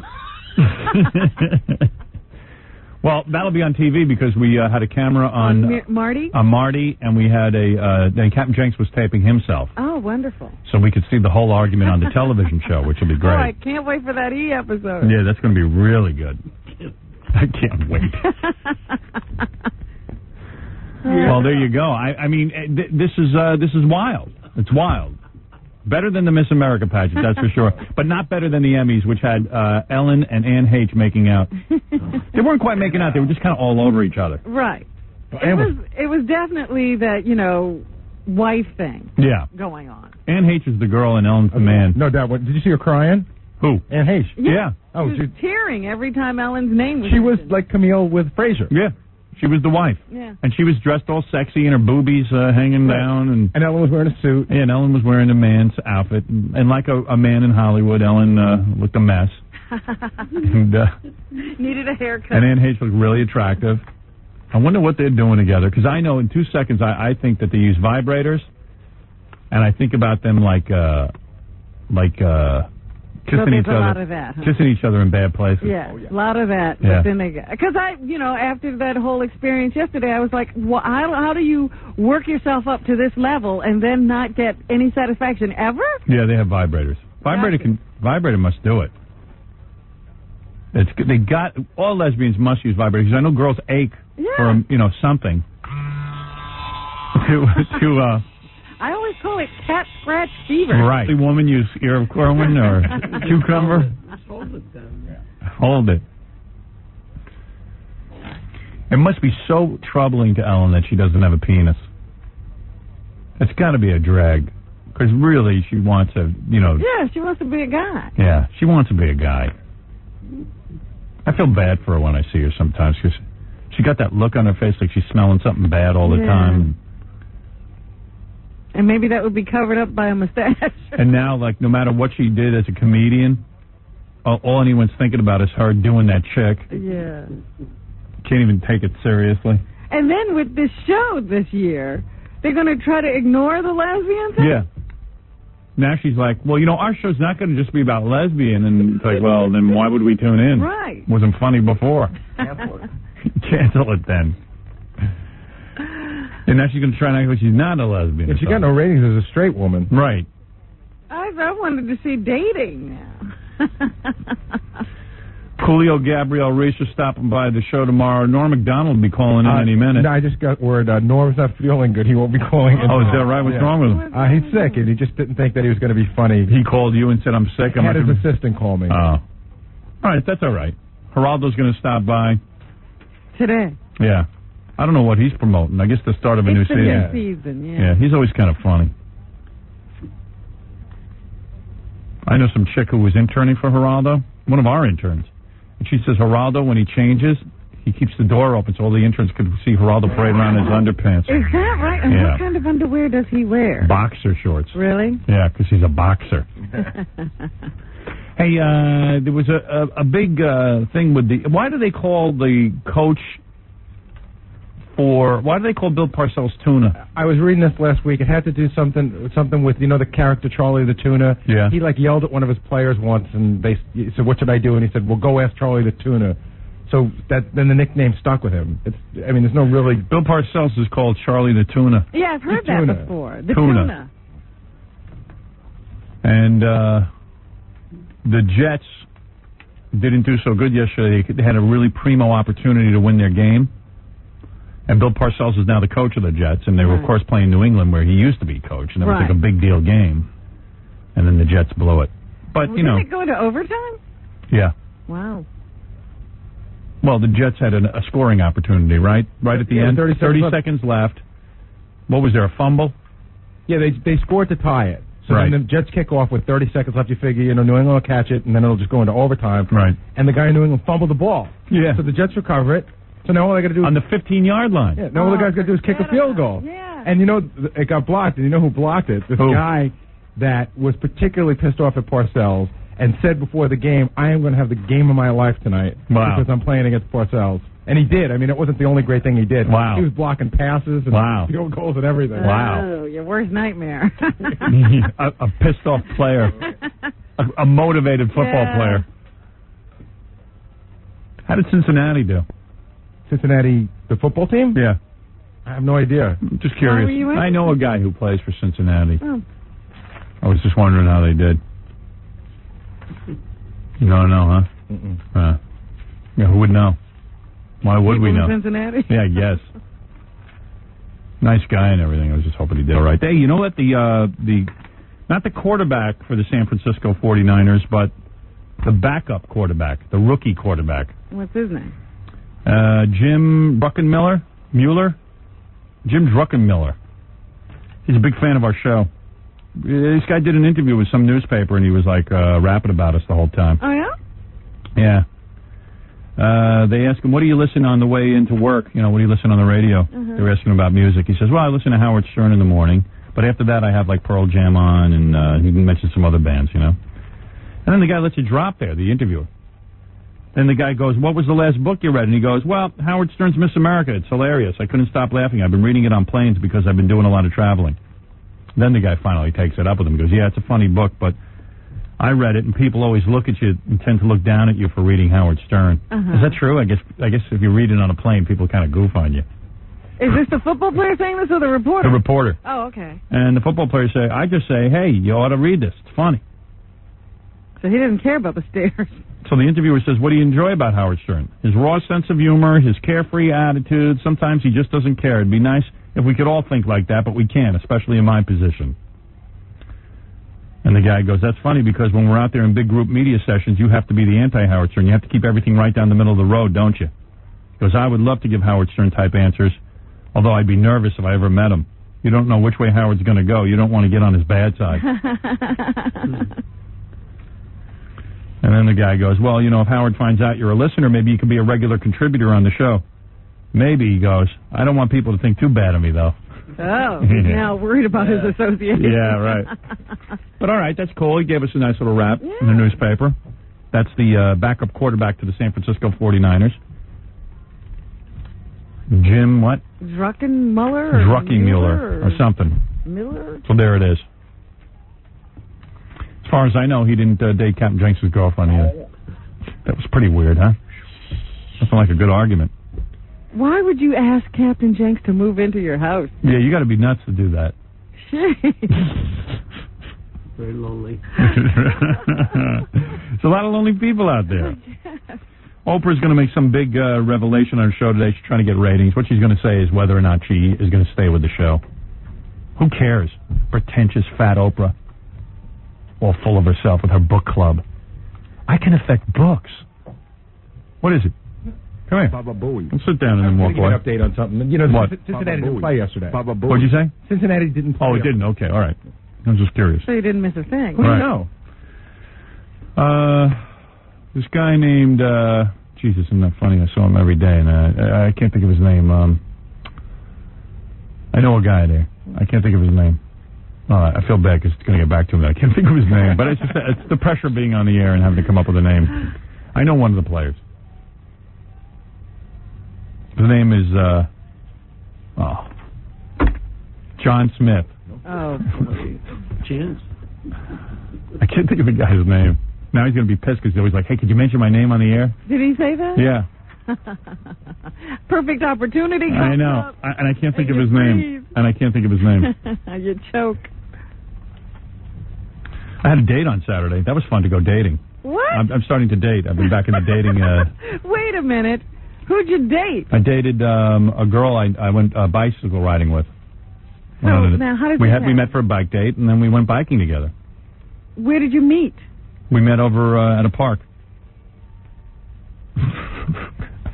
Was there any? No. I meant how did you meet a person to get a date with, and how did you ask for the date? Oh, I was running in the park one day, and I met her, and then I you said, running together? Yeah, then we were biking together. So wait, you just met a complete stranger in the park? Yeah, and then you made a bike date? That's right. I had a nice date. That is not very Howard Stern. No. Really? Had a nice little date. Oh, hey, doesn't Jerry Seinfeld do that? Yeah, but he's single, remember? Oh, that's right. Any sparks? Did you tell your wife you were doing this? Oh, yeah, sure. What'd you say? I said, I'm going on a date. I'll see you later. I got a date. Now there's an order of protection against me. Where do you think this is going to go? Oh, I don't know. I hope somewhere. I hope I get something. I mean, did you two hit it off? You had a nice We had a great time. Had a great time together. And what is her situation? She's single, so she's available. So now I'm dating. Did she keep a secret? Yeah, sure she could. I'm sure she could. Yeah. So you biked? Yeah. No, it's somebody I actually knew. It wasn't much of a date, but I like to think of it. It wasn't your She didn't know she was on a date. I was. I was on a date. How far? I didn't know you were riding again. How far did you ride? You know what? I went on this bike, and when I'm biking by myself, I'll do a half hour and be exhausted. But since I was like with a girl, I had to show off, so I ended up biking for 3 hours, and now I'm exhausted. I had to sleep the entire rest of the weekend. Oh, no. You know what I mean? Now I had to sleep the entire weekend. Always trying to impress. Right. Jackie, can I borrow a spare house next time I'm on a date so I can party? I got to ask you, because I was driving somewhere yesterday, and I kept seeing all these guys in their biking outfits. Yeah, I don't have a biking outfit. I was going to say, do you get into that silly getup? No.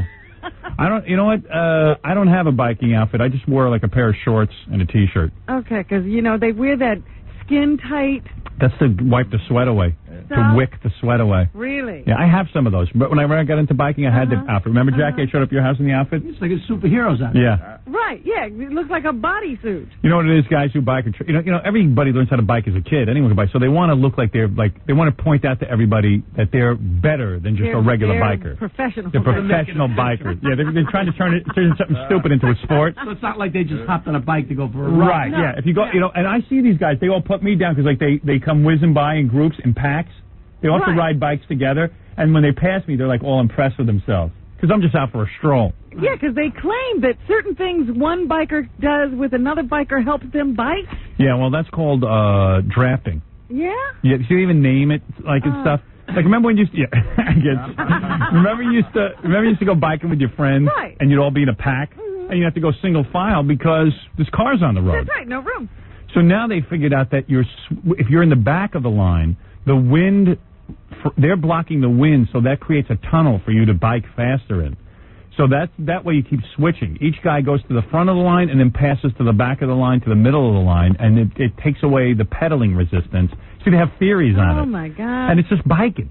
It's because biking. I'm sitting there listening, and somebody said something about, because it helps when... I'm like, what are you talking about? When I had the outfit and everything, and I was like, and I had the clip on. I would like to see you in that outfit. No, Jackie saw me. Jackie saw me. You want to see that. Wait a second. So I'm biking with these guys, right? Now they got you clipped into your bicycle. You can't get your feet off the pedal, so you fall down. This is something I was good at. Now I'm bad at it. Then they make up all these wacky things with drafting because and... you got to change your position. Yeah. And then all of a sudden, something you enjoyed, you start to hate. Right. And you start to get bad at. So now I'm sitting there looking at a biking outfit, and I said, that's as stupid as somebody who's race walking. Now... So be in that stupid outfit. Now I just get on a regular bike with my sneakers and go biking. But enjoy yourself. Yeah, and I love it. But these guys look down on you because they got the funny-looking helmet. Yeah. You look like you're from Mars. Then they got the skin-tight suit with the funny colors. Because right. it's always like lime and I got them all. bright neon colors. Well, when I used to go biking, then all of a sudden when the guys heard I was into it, the president of the biking association sent me all the uniforms and stuff. So I had all kind of weird leotards. But what would happen to me is I can't wear bike pants because my penis is small and it rubs against the material. There's like a chamois inside there, and it gets caught on the outside of the chamois, and I would get irritated. Yuck. And I would just wear my regular underpants and shorts. If I had a bigger penis, perhaps I could work things out. Yeah, I just saw a bunch of these guys standing in a parking lot. I guess they were about to start or they were ending their ride. Right. And I looked at all the get-up. I said, there's a bunch of stupid-looking guys. I know. Although one time I was riding my bike to Jackie's house when I was really into it, and I had the uniform on, and some chicks pulled over and told me I had nice legs. Oh, yeah. Really? Yeah, so like maybe guys look good in uniform. I don't know. It looked pretty funny to me, standing there in a parking lot. I don't know. I was a little scared when you guys pulled up. It wasn't totally obvious who it was. Right. You know, with your hair all pulled up under those little funny hats. Yeah. Because it looked like a guy who's trying to make something out of nothing. Yeah, it's a stupid sport. Because any little kid can do it and do it better than us. But we get grown up and we want gear. Stupid. Yeah, because there were big gloves, everything. It's a ritual. Yeah, I guess you get into your suit and now you're ready. Although I respect guys who do that more than guys who go play golf for 7 hours on Sundays. It's harder. Like that I don't get. Yeah, well, I've never gotten that either. Yeah, I don't get the whole golf thing. Guys sitting around hitting a little ball, not even exercising. With a big fat ass. And talking about how they love it. Yeah. What is the love? I don't know. I love going to scores. I don't love hitting a ball. You know, love is a strange thing. It's like the absence of everything. Right. There's no phone, no wife, but what are you doing? Yeah. I mean, as soon as there's no phone and no wife, let's do something fun. Time. Yeah. What are you doing out Walk there? around on the grass. Yeah. Walk around on the grass in those dumb shoes. Put some broads in the woods. Right. Yeah, and let me go hunting for them. Give me a club. Yeah. I don't get that. Yeah, I had all those shoes and everything. Yeah, I tried I it. just looked at that and I said, wow, that's a pretty dumb outfit. Because it looked pretty cool, you know, like for a while, but And they got the goggles. It's bizarre. it messed me up. What is it, Tom? Golf is good. All right, Tom, nobody cares. Get out of here. And Tom's going to come in and defend golf. Could you pretend like you don't exist? We didn't do that to get your attention. Yeah, please. I never bother you. Don't bother me. All right. I didn't talk about golf to get Tom's attention. No. I want to come in and talk about golf. Guy's retarded. Tom's brain is the size of a golf ball. He's like staring at me. Yeah. Guy's going to talk about golf. Golf is good. Might be time to play Tom C. Yeah, maybe I should. So anyway, that was it. I watched Miss America Saturday night and the Emmys, and I don't know, the Emmys were pretty boring. You know? Yeah, they don't even have production numbers or anything. It's just straight out awards. Jerry Seinfeld was on 60 Minutes whining about how, he's got this big expensive house, but he doesn't use it because he's busy working. Who cares about stop. that? Yeah. You could have ended the series this year. You dummy. Am I the only guy who doesn't care about Seinfeld? I know the country. My dad loves that show. Everyone loves that show. So, yeah. I'm the only one who could take it or leave it. Well, I don't get to watch it. I don't, Yeah. It's just not something I watch. Did the Larry Sanders Show win an Emmy? That's a good show. I don't think so. No, I think they didn't win anything. That makes a lot of sense. Most nominations, I think, too. Yeah, Really? It broke records for how many nominations. Like, I think 16 for it. That's because the idiots who vote on this stuff are morons. I'm trying to think. Did they win anything? Yeah. And where is, didn't Stuttering John or somebody do an interview with Les Moonves outside of the Emmys? I guess I can't. Yeah, a guy in California, that's also not ready yet. Scott's very backed up working on a project you gave him. What was the project? That Miss America stuff. Yeah, but by the time he gets it, it's 10 o'clock. I know. He's retarded. He's so slow. It's so boring. It's just bad. You work faster when you smoke. Oh. Yeah, let him smoke. Mark, you're on the air. Oh, Howard. Hey, man. King of all media. Hey, man, I got one of your tapes from here from sort of an unreputable source, like at the flea market, and I've matched it up against the dude's laser disc. Man, there's like, the scenes are different. It's like all choppy, and in the bathtub scene, you can see like a boom mic up in there. Is there like a pirate one going around? I don't know, man. I don't know. Sounds like it, doesn't it? Sounds like it to me. I don't know what you got a hold of, but I don't know. I got it from Jose down at the flea market, but hell, that's what you get for buying. I mean, you know what? I've tried to watch bootleg movies. You can't. Why would you? They're so bad. If you see boom mics and stuff, it's probably the guy in the movie theater trying to do stuff. Anyhow. That's annoying. Bootleg movies, man. They what they do is they take somebody's home video camera and sit there and tape the movie off the screen. You can't understand the sound. I don't get that. I'd rather just buy a good copy of it and see the goddamn movie. Or pay $7.50 and go to the theater. Or rent it from the video store. How cheap can you be? What kind of way is that to watch a movie? I got a friend who's always buying those bootleg movies. Really? Yeah, you have a friend, too, who always buys those bootleg movies. And I swear to you, I don't know how... Have relatives who buy I know, and I just don't know how they watch it. I don't either. And it costs you about $5 for like $2 more. You could just rent it at the video store. The sound must be awful. Oh, it's not even intelligible. You can't make it out. What is it? Years ago, that friend lent me JFK. Right. Which is a 3-hour movie. Yeah, 3-hour movie, you get a headache. It was so fuzzy. I got a headache. It Yeah. was so fuzzy that you couldn't concentrate on it, and it gave me a headache. I had to turn it off. And you get real excited, too, because it's the movies that are in the movie theater. Right. You get all excited. It's like, wow, I got JFK. I watched it with a group of people, and I was like, yeah. And then people were like mad at me. Yeah, angry. Yeah, sort of the cool thing about movies is being able to hear them and see them. That was the whole idea of the Yeah. technology. He had, I don't know if you ever saw his copy of Home Alone from a theater with mostly black people in it. Yeah, and But they're it's- talking through Yeah, all and that. yelling and Right. getting up and... Wow. Hey, later this week, LL Cool J is coming in, Richard Lewis, Mark Harris. The girl who lights up a room when she walks in. We got a Louisville press conference because we're new to Louisville. And, Yeah, Richard Lewis having a resurgence of his career? well, we'll see. I hope so. He's a good guy. Wouldn't mind him doing well. Although it's funnier when he's doing bad. I was watching TV last night. There was a pretty, I still find that scene real sexy with Arnold Schwarzenegger and Jamie Lee Curtis when she's dancing around in True Lies. And she, rips off her dress and she's dancing for her husband. Strip for him. Yeah. She's still got a pretty good body. I wonder if that's her body or if that's someone else doing it. Sometimes they do that. Well, she's known for her body, though. No, but she's getting old. Yeah, but I think that's the whole thing, that, it's still holding up. Yeah, I guess. I don't know. I got to take a break. We'll come back. Geraldo's stopping by, and I got a bunch of stuff to play for you. As soon as Scott gets done with it. A man who pays my salary, Howard Stern.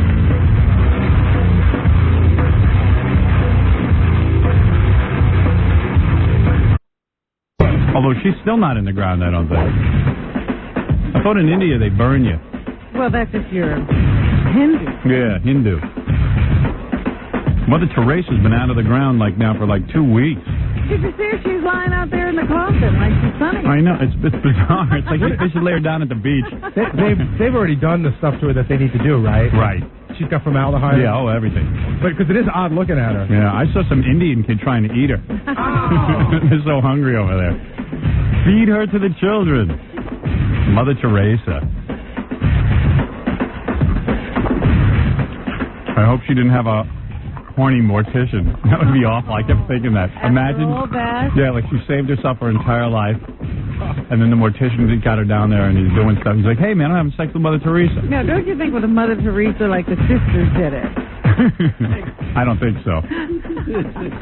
They're not that horny. No. I meant they did her.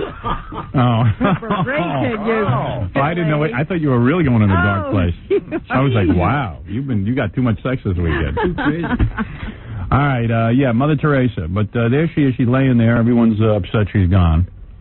Not me. I think it's kind of okay now because she was busy telling the Indians not to have, telling them not to use contraception, and she's anti-abortion. So she's encouraging them to have more and more children, which is their problem in the first place. The Indians have so many kids, they just, they would abandon them at Mother Teresa's doorstep. Mm-hmm. She'd like, keep having more. Add away. Don't use birth control, remember. That's right, keep having sex. Man, I never got her. I mean, I dig, that she sacrificed herself to the poor and all that kind of stuff, but everybody's always got a weird agenda, Yeah, there's rules. Yeah. And Lady Di, that's I don't know why you have to listen to part of the Catholic philosophy when you don't listen to the other part. Right. Don't use birth control, don't use don't have abortions. But they also say don't have sex, and the people are obviously having sex. So, what's up with that? Anyway, so I better not have an abortion. There was a lot of doings going on between Lady Di and the Mother Teresa. Yeah, Lady Di had a memorial in the park. Yeah. We were a bunch of nuts all stood around and had to have closure on Lady Di. Yeah, if you're still mourning, I think you ought to check into a hospital. You know how empty someone's life must be that they're still grieving over Lady Di? There's something seriously wrong with you. The princess? Christ almighty. Really, look at your life. Toothless idiots.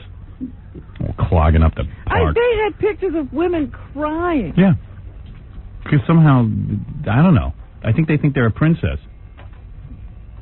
I was reading this great article. At least Mother Teresa, man, she didn't go around with $200,000 rings and, I don't know.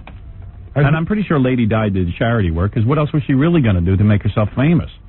Well, that's how she got into the people's good graces. Right. Oh, she leaves her castle to go visit poor people. Yeah, I mean, and then she goes and drinks champagne on a yacht the rest of the I think it's not so summer. bad jetting into, some poor area for an hour and then jetting right back out. Right. I was reading this article, Howard, where the guy was saying how everyone's going, she was one of us, and the guy continued, proceeded to explain how she was nothing like any of them, how she was from a wealthy family and went to boarding school. Yeah. He said she was just really nice for the royal family because they're so uptight. And she probably was because she was so guilty over having so much. She figured she'd go out and shake a few AIDS patients' hands. But she definitely was raised to marry one of those guys. Yeah, to marry a king or a prince or something. So they thought she was going to she'd probably marry Andrew. Right. Charles was so much older. Right. And he was actually dating her sister. Yeah, but I heard some woman on the news today that said that Princess Diana was her nanny here in New York. She was a nanny? Mm-hmm. Yeah. Well, when she was growing up, they gave her a little job. Right. It was like, when your kids babysit. Right. So she got to be a nanny. She was groomed like a veal. Like, veal is prepared to be soft so that it can be eaten by us. She was prepared to be eaten by Prince Charles. Yeah. Okay, here's a couple of cool tapes to play for you. Number one, Stuttering John went out to some charity event or something. I don't know. You know that guy Tommy Hilfiger? All I do is see ads for his clothing. I don't know if I ever bought any. Tommy jeans. Yeah, here's Stuttering John with Tommy Hilfiger. He got thrown out of the event inside of 40 seconds. Tommy, can we ask you a question for CBS Radio? How are you? Hi, how are you? Not too much. We're trying to get the show together. Got a lot of people here. Do you miss Versace? Thank you. No, sir. I absolutely do. I think everyone does. He was a catalyst in bringing music and fashion together, which is my thing. I agree. Why do you think that Ralph Lauren changed his name from Lipschitz? I think Lauren sounded better. A little bit more easy to pronounce. Very chic. Sounds very good, Ralph Lauren. Why are there so many homosexuals involved in the fashion industry? I don't know. Do you feel that you exploit blacks since your fashion is based on black prisoners' fashion? You know, the oversized pants, the no laces, the no belts. I think that's a stupid question. You know what? I don't know. What would you do if you found out that slave liver was used to make your clothing? I think that's a very stupid question, and I think that you should be thrown out of here before even mentioning anything so ridiculous and absurd as that. Like what? Like what? Listen, we're very busy putting on a show. I don't want to listen to stupid questions. Thank you, Tommy. Oh, okay. Thank you very much. Thank you very much. He's very polite, John. He's being tossed.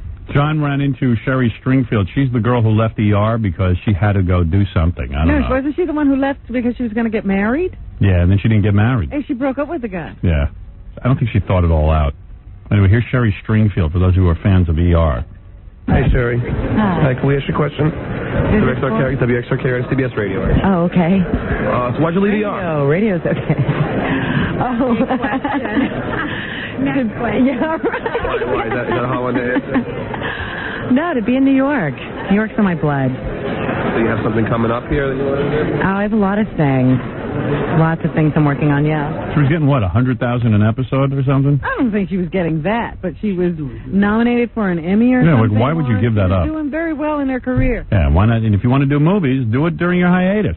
But all she the didn't actors leave do to that. do movies. George Clooney did 3 movies this year, and he does ER. She left to be with a guy she loved. Yeah, she was engaged to some dude who lived here. Yeah. And she left the show to be with him. And now they broke up. Yeah. Great. Will you be attending Lady Di's funeral? No, I won't, but it's incredibly sad. Really sad. It's incredibly sad. How about OJ, innocent or guilty? What? What kind of interview is this? Let me ask you, Sherry, do you ever allow yourself to be photographed during your period? Excuse me? You know what? I'm out of here. Are you really CBS? Yes, I swear to God. Like Scumbag Radio. No, come on, you know? Let me ask you one more. No more. Sherry, would you like Howard Stern? Sherry? All right, Sherry. Sorry about Scumbag Radio. Scumbag Radio.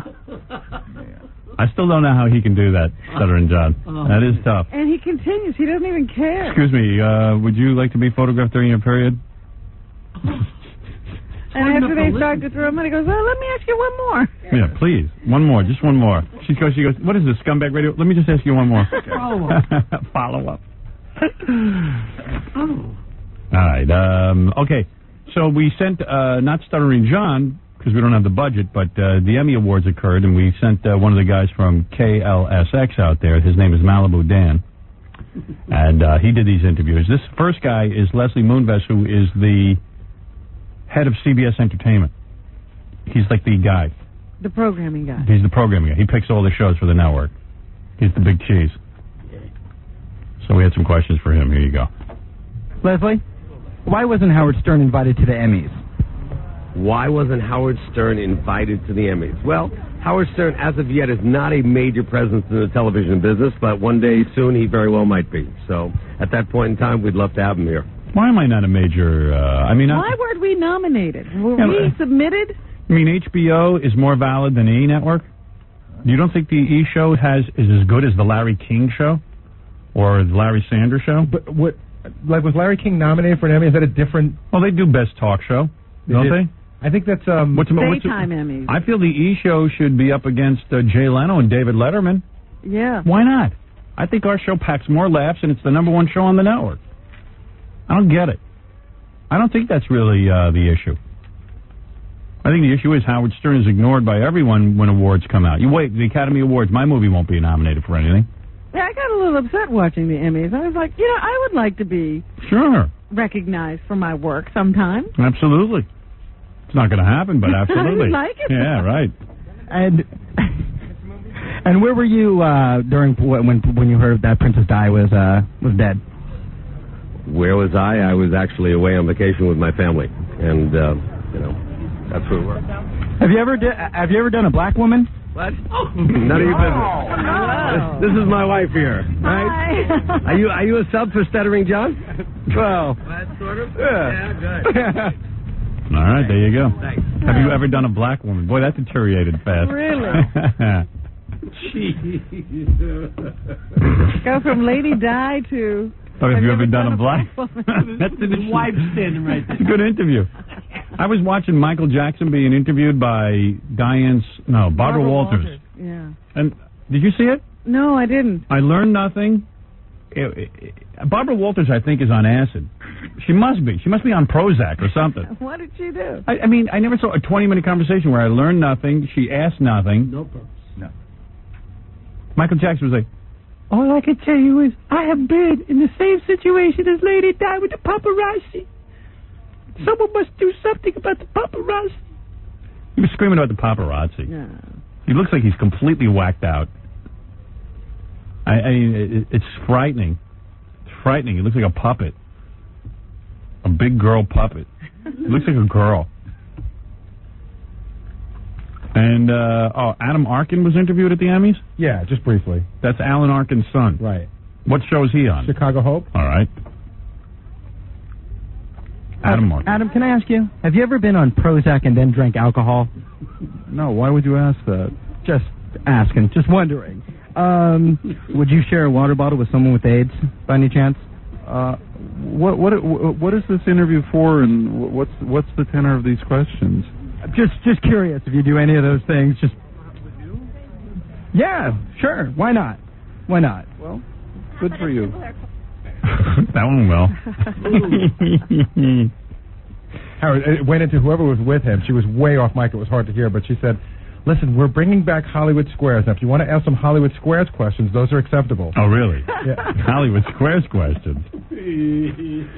Who's bringing it back? I don't even know. Adam Arkin? She was even giving him examples. Like, you can ask, like, why are you bringing it back, or how will it be different? Those are good questions. No, I'd like to hear the answer to that. Adam Arkin?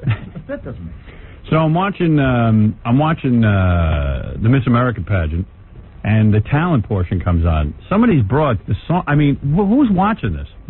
I don't know, but doesn't anybody know that these people can't sing? I know. Now, I'll give you a little montage of some of the songs and some of the they talent. all try. I guess if you can't do anything else, you can sing. One chick came out and started doing a hula hoop. Yeah, she was great. Yeah, she was doing a hula hoop. Yeah. Yeah. I went, this is pretty funny. She called it a gymnastic dance. But she was doing a hula hoop. She even did that thing. You know where you throw the hula hoop and you make it come back to you, like even I can do that? Oh, right. She did that. And well, she did do it. Yeah, you spin it and it comes back. On her ankle. Yeah. With her ankle up in the air. Yeah. Now, that was talent. I can do that. If it's stuff I can do, then it's not a talent. It was very funny because at first she was running around with a ribbon on a string. Right. Just whirling. That was pretty funny. All right, here you go. Here's some talent. Here's Miss North Carolina, who I think should have won. I think she got robbed. Really? This big giant woman won Miss America. She was way too tall and big. Singing And I Am Telling You from the Broadway musical Dreamgirls, please welcome Miss North Carolina, Michelle Warren. By the way, the woman hosting the event, Eva LaRue? Eva, is that her name? Uh-huh. She's a soap actress? Yeah. God, is she a piece of ass. What is she, a Puerto Rican? I think she might be mixed, Ray. I'm sitting there going, look at her skin. It's like a nice tan, but it's not even a tan. It's a permanent tan. She should have won. She should have won the whole goddamn thing. I would have voted for her. And then the guy hosting with her... It's her husband. And he is a complete dork. I mean, the guy's a douchebag. You have to see this guy. He is a total A-class, A1 douchebag. Douchebag says Real what? handsome guy. Not even. Like, he's not even handsome. He's, like, older than her, and he's like, well, it seems that the ladies are ready. Big, deep voice. Yeah, like, yes. He sort of looks like Michael Buffer. Oh. Let's get ready. It looks like a kidnapping, actually. When he's next to his wife. His wife's hot, though, man. And she keeps changing outfits. Yeah. I mean, she looked better than the girls in her gown. She won the evening gown competition. She didn't change nearly enough. Her first gown, you couldn't see her legs. That really was a bummer. Oh, really? Yeah, but her breasts are magnificent. Her breasts were magnificent. Perfect. I don't know who did her breast job, but she's perfect. She's an equestrian. The first year I did the National Horse Show, she rode with the celebrity hat. Well, if you're going to do another one of those, let me go. I want to see that up close. Boy, Her talent was perfectly shapen breasts. Hey now. Oh my God, what a body on this chick. And a face of a goddess. Boy, that's for me. And I can tell you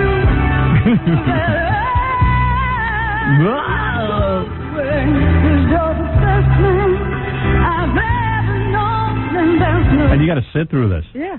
They don't even make it go. I don't even know how you judge this. Did you notice at the end of the pageant, the whole big deal was that last year's Miss America sang "Here She Comes Miss America"? Yeah, I saw that.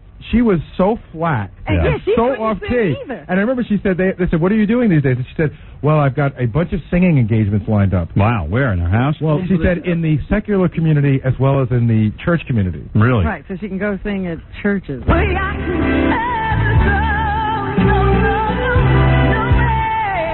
The song selection is weird. They should have done a tribute to Lady Di like I do. Let me hear some other ones. Go to Miss North Dakota. Maybe if you wrote the song, it would be better. Yeah, like write them. Like how about my Rosie O'Donnell song? Because they sing these weird show tunes that are very difficult to sing anyway. Yeah. You need a professional. There's Miss North Playing Dakota. Rachmaninoff's Piano Prelude in this is D piano. minor is Miss So this Chinese-looking broad from North Dakota comes out, and she starts playing piano. North Dakota, Roxana Saberi. I don't know what race she was. I couldn't even figure it out. Where do these broads grow up? And they asked one girl, I swear to God, they said to her, what do you, she's from Hawaii where they allow gay marriages. What do you think of these gay marriages? She goes, it makes me sick. Just like that. You had to see this thing. These girls are all in a time warp. Like, get with it. I couldn't believe it. Let me hear Miss California. I mean, it's frightening. What these girls sing and they look like they're bubbleheads from the 1950s. Right, and they have those little bouffant hairdos Yeah. they pull out of somewhere. One of the girls they asked, they said to her, how do you feel about censoring rock lyrics? She goes, I'm for it. She's 19 years old. She's for censorship. You wonder, what do they listen to? It's like we're in look at the song selection. This is what they listen to. Singing the ballad, Someone Like You, from the Broadway musical Jekyll and Hyde. Oy. Please welcome Miss California, Rebecca Ann Keller. She looked like a man. I'm not kidding. I never saw a bunch of uglier girls in my life.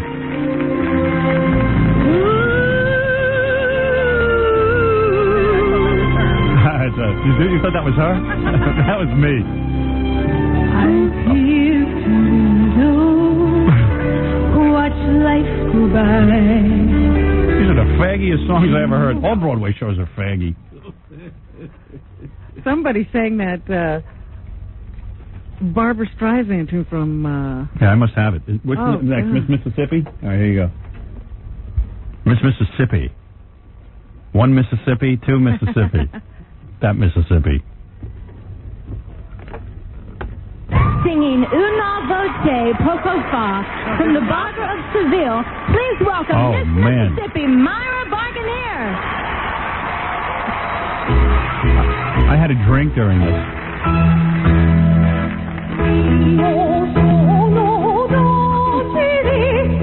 Oh, Geraldo's here? When did he just saunter in? He heard this and had to go. Yeah, he heard chicks.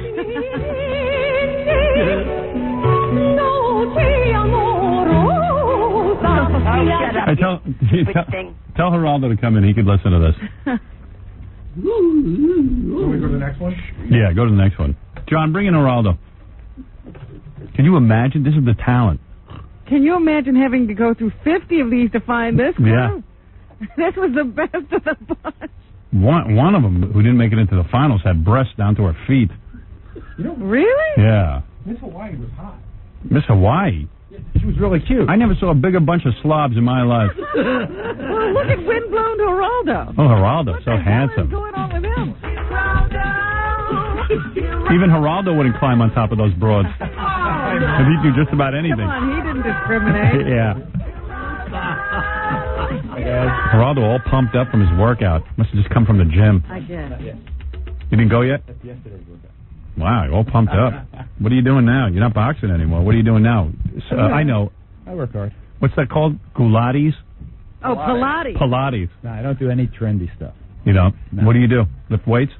Yeah, weights and aerobics and push-ups and. Are you like one of those we work guys out who- every day on the boat. 6 weeks across. Are you like one of those guys at the gym who has to like bench press a lot of weight? No. Yeah, I bet you Geraldo's like, Yeah, all right, man. The guy's spotting him. And All right, man. I'll need 2 spotters. One more rep. Yeah. Just 1 rep. So strain everything up. Just to prove he's the macho man. Popping out. Yeah. Look at me, man. I tell you, I saw Dominic Barbaro working out at the racetrack on Saturday. Yeah, I heard you ran into him. Yeah. Dominic Barbaro, bloated attorney, and Geraldo. And who was the third? Roger King. Yeah, Roger King from King World. Oh, my. Geraldo hobnobbing. Who's waiting for Oprah's big decision today. What does Roger King do at this track? Does he bet like $1 million a race? Yep. Yeah. The guy's got about $1 billion. He had a horse in the second race that won easily. Really? And I naturally bet on it. And how much did you I'm make? a small bettor. How much did you bet? $100? $700? Yeah. Oh, That's a small that's bet. a small bet. You know, You Geraldo should've seen completely these losing guys. touch with the You should've reality. seen these guys. No, that's what I won. I bet less. What did Dominic bet? Oh, huge sums. I promised him I wouldn't tell you. I'll put down 10 grand. Don't matter if I lose. I'll just take a ring off of one of those widows who comes to see me. He's driving a brand new Mercedes. Is he? Yeah. Yeah, I tell you I something. tell you one thing. There's no way Oprah will not resign. There is no way a woman walks away, any person walks away from $1 million an hour job. Let me ask you something. What is her big announcement today? That she's resigning? That's what it will be. She is such a... I am reluctantly resigning. She is such sticking around one more year. She is such a fat, pompous ass. $1 million an hour. Does she make you as sick as she makes me? No, not as sick as Miss America contestants. I love that. Did you watch Miss America? No, I wouldn't. Yeah, I don't know Really? why do you bother? I have to. They put it on TV. I got to watch it. So I was in Paris and London. What do you want to know? Who do you think's phonier, Oprah or Charles Grodin's hair? Charles Grodin's a friend of mine. Oh, is he really? Yeah. God, what an ass. What a complete blithering idiot Charles Grodin is. Well, Charles it's all Grodin. a question Oh, of taste. please. Come on, Geraldo. How do you hang around with an imbecile I like didn't say that? I hung around with him. I just said he was a Such friend an idiot. Not you, I mean Charles Grodin. Thank you. Although I don't know how bright you are. If you're hanging around. That's your friend? Like, what do you do with him? Where I do you hang go? around with you. Where do you go with him? What do you do with Charles Grodin? Nothing. Our, we've had dinner together. Oh, yeah? Our wives.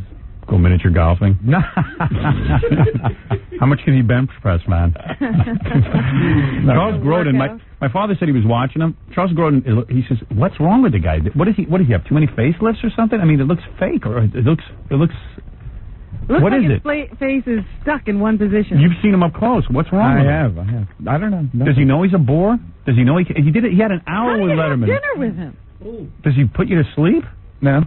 You know, I saw him interviewing Letterman. You talk about, being a talk show host, and now he considers himself a talk show host. He's just a bad actor who has a bad cable show. Well.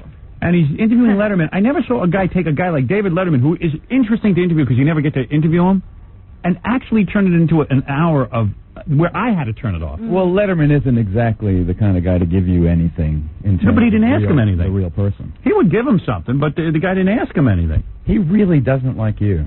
Who, Grodin? Grodin. No, Yeah. Here's what he does. He gets on a show and talks about me. Yeah. Because he wants my audience. He doesn't understand why he doesn't have an audience and I do. Like, it's not fair. Like, he's supposed to have an audience and I'm not.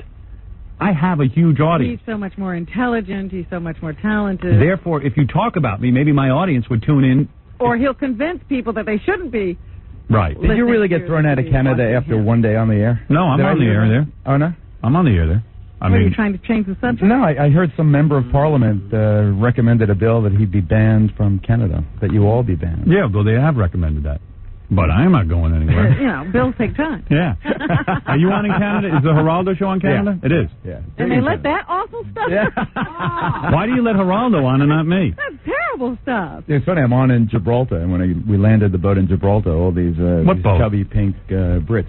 That's where I've been. You don't know I've You've been on a boat? Who knew you went I anywhere? sailed Voyager with Gabriel, my 18-year-old, across the Atlantic Ocean to, I took 6 weeks off. Getting to know your kid? Yeah, it was wonderful. Yeah, that's good, yeah. All by yourself?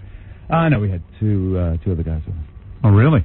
That sounds like a pretty macho trip. It was. Cheech and who else? No. Cheech and Cheech and Chong. Cheech and Chong. I love. They bring the pot. You don't smoke anymore, do you? No. No? I was in Ibiza, though. It was one of the stops. That's where every old hippie went from the 60s. So what happened? You got on a boat. Got on the... you know what I heard? As soon as Lady died, dropped dead, got killed? Yeah. Geraldo quickly ran over to the scene to try to do a show. It's true, and I did one. What? I found out a lot of things. What did you find out? That he wasn't a licensed driver. That the Henry Paul? Henry Paul was not a... You were the one who discovered that? Absolutely. I didn't know that. I also found out that the You mean car... he had no license at all? He had an operator's license, as we all do, but you need, in France, it's very strictly regulated. It's about the same as it is in New York City. You need a chauffeur's license to drive someone for money. That he hit from a straightaway, he ran right into the right-hand wall of the tunnel. It's deeply scored there, and then he went off to the left to the 13th pillar. So you mean all the investigators couldn't figure this out? No, You did. everyone's looking at the pillar, and they didn't back up 100 meters to figure out that the guy he went on a straightaway and ran right into the damn wall. Can you imagine they needed Geraldo to solve the case? Thank God. Thank God for Geraldo. Also that Trevor Rees-Jones, the bodyguard, was undergoing that massive facial reconstructive surgery, and the fact is that he's going to be a terrible witness, if witness at all. He'll probably be in shock. And does he have a tongue? He does have a tongue. That was he does. Reported. And nothing was stolen from the wrecked Mercedes. That was also misreported. Oh, it wasn't. It was not stolen. Oh, okay. Because I heard there was. Oh, so there you go. Thank God Geraldo was there. You know what I thought you meant when you said Geraldo went over there and immediately did a show? Right. I thought you meant he got people into the tunnel and. No. As a matter of fact, Geraldo. I don't understand. What do you mean? Geraldo was the one chasing Lady Di's car. That's what I found out. I think the paparazzi were scum in the way they behaved. Oh, come on. Still. No, really. Why? Listen, Geraldo, are they any more scummy than they ever are? Geraldo, in France, they are a bit more. Can I ask you something? You've been there. You've been standing in the fountain in Cannes. You know what they're like. But listen, I went to Cannes to promote my movie. Yeah. So I wanted, and there were times I get annoyed at a guy taking my picture, and I'd sit and I go, well, wait a second. I came here so that these guys would promote my movie and take pictures. Right. Why would I be a jerk and not allow them to do something I came to do? What if you were popping a pimple in your room and they took a telephoto picture through your window? That's over the line. Of course. But to take Lady Di, who's dining at a car. I agree the driver is primarily responsible, but they acted of course. like scum. But I think Fayed's responsibility is more intriguing. How much is the life of the mother of the presumptive heir to the throne of Great Britain worth? I mean, in terms of an American civil court, that liability would run into the double-figure millions easily, if not beyond. Really? Absolutely, and I was the first one to suggest that, and everyone said, oh, how dare you talk about this poor man's liability when he's lost his son, which, of course, is true, but in a legal analysis show, you talk about the legal liabilities, and that was it. All I know is that guy Dodi Al-Fayed got more trim than Geraldo ever got, and that's saying something. But he was he had a lot rich. more money. Geraldo was working with nothing. That's right. I worked my way up. Hey, Geraldo, I know someone who was an intern for you. They say Geraldo has this weird thing when he gets changed for a show. He likes to leave the door open so the interns can see him in his underwear. Out of there. That's the truth. They even you wear boxer shorts, right? I wear what do they call Calvin Klein. Yeah. Geraldo's so impressed with his own physique. He doesn't want anybody to miss it? Yeah, he wants all the interns to see it. Why don't you close your door when Everything you get changed? is 11th hour, as you know, doing 3 live hours of television every single day, and you just don't have time when someone's running in with a script running out. You just can't say, hold on until I get dressed. You just don't have that luxury. But admit you like the interns to see your physique, right? I have never been shy about my physicality. Well, why don't you show us right now? Yeah, take off your pants. Whip it out right here, baby. Why don't you take off your shirt and pants? You know you're dying to. The guy works out 24 hours a day. I will if you do. You don't want to see me, that's for sure. Now, so what's up? I heard you lost weight. Oh, I'm in some shape. Yeah, so I can barely walk from all this working out I've been doing. I've been working out, right? Mm-hmm. So I've been going running.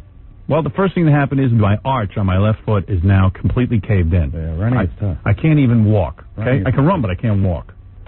Then my wrist from lifting the weights is completely whacked out, and I can't even turn my wrist more than this. Okay. That's screwed up. Oh, you know what that's going to cut down on? What? No, I'm a righty. I'm a righty. Nothing cuts down on that. I've done that. So I did that last night. Oh, yeah? Yeah. Why? Because my wife doesn't give me sex, so I have to take care of it. I'm trying not to cheat. Is she in bed with you? No, I go to bed early. Then also my eyeball, my left eyeball hurts. Again? From working out? From working out. My eye gets dry. It does, really? Yeah. You ever get that? That's wacky. No, I never got that. Yeah, I get that. My knees started hurting from running. I gave it up. I'm starting a bicycle now and life cycle and... Oh, you are? Master, that kind of stuff. You'll have problems with that, too. I think whenever you're working out, something hurts, right? Yeah. That's the way it is. And that's what I've learned. But no pain, no gain, you know. The good ones always play hurt. Does your wife appreciate your physique? Does she... She gives you sex? She works out much more than I do. Really? Much more. Well, that's so She's in great. Shape. She takes her close. She looks nice. She was the number 1 or number 2 women's tennis player at NYU, and she's still whacking. No kidding. Yeah. She's very good. So that's sexy. And what does she do? Does she walk into the bedroom with sexy outfits and... Sometimes, yeah. Really? Yeah. Oh, that's nice. That's nice. Well, I tell my wife to do that. I saw my wife yesterday eating a chocolate-covered pretzel. That's her working out. And I was furious with her. I said, what are you doing? Chocolate-covered pretzel? Yeah, I said, don't eat that. Didn't you see her with cake too? And a piece of cake. It was my sister's birthday. With that, what they eat. Oh, I get involved. Oh, I'm so involved. I want to know what kind. Kids or something get involved. No, I get very involved. Very involved. I don't allow my wife to do any of that stuff. And I even tell her, go out and run 5-6 miles. She's always disobeying you, though. I know. And then I tell her, get on Stairmaster, bike, lift weights, everything. Why not? I'm doing it. And it doesn't seem to make a difference to her. I come home, I take my clothes off. I haven't gotten laid in 3 weeks. Get her on the phone. I had her on the phone this morning. It makes no difference to her. She goes, well, I want romance. I go, forget it. It's not going to happen. It's true I have Prince Valiant hair, but I'm not real romantic. I said, you know what? Think back to when I was first dating you, and there's your romance. There's your romance. Now, come on, get in the sack. Let her fantasize about someone else. When's the last time you had sex, Geraldo? Last night. Really? Yeah. How many times did you do it? Last night? Yeah. Once. Once. What? What are you going to do it more than once? And how long did you hold out? Like, did the session go? No, it's hard to... You can hold out a long time? But why do you? I mean, you at a certain point... You lose control? It's not a question of that. It's that you get to the point, then you go to bed and you hold each other, and it's a nice... Really? Yeah. That's great. Nice, warm, cuddly. Wow. But don't you have to go to bed early? Oh, no, I guess you don't. This is the only thing I had to get up for. I see. But I don't usually go to bed early. And when you had sex... I don't get off work until 10 o'clock usually. Man. Were you loaded when you had sex? Loaded. It's loaded enough. I see. Craig came over, my brother Craig, and... Let me ask you about your wife. Does your wife keep the door open when she gets changed around strangers? No. No? Why do you did go topless in Mallorca, but then you go to the beach in Mallorca, and it's like going to the beach at Scores. It's amazing. Really? Sit there and watch the parade go. Your wife was topless? Yeah. Wow. She got in the parade. She got in the parade, yeah. She walked right in front of me, back and forth. Your wife has nice cans. I've seen them. They're beautiful. No, I mean, I've seen them through clothes. I see. Any photos? Did the paparazzi take pictures? Were people taking pictures? The paparazzi were very humbled. No, I'm sure that when you go out in public like that and someone sees your wife take her top off, did people try to take pictures? Nah, not in Spain. Not in Spain. They didn't care. They don't care about Geraldo in Spain. They don't. Well, they may or may not care about me, but they're not into taking pictures of topless civilians on the beach. I see. Interesting.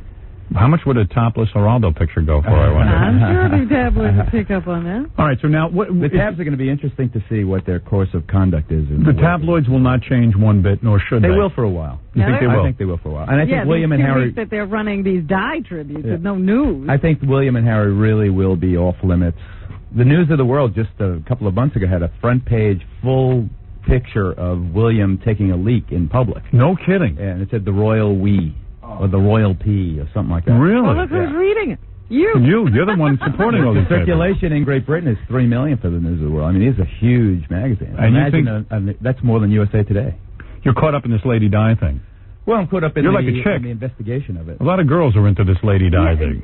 I'm so over it. Very profoundly affected. It was. And were you affected? I can't imagine. I'm not that affected. I can't imagine that you didn't get things thrown at you for your song. What song? It was a tribute song. How dare you? I realized. He did about 50. I realized that, but I recalled the Selena tribute as well. No. Let me tell you something about my Lady Di tribute. Yes.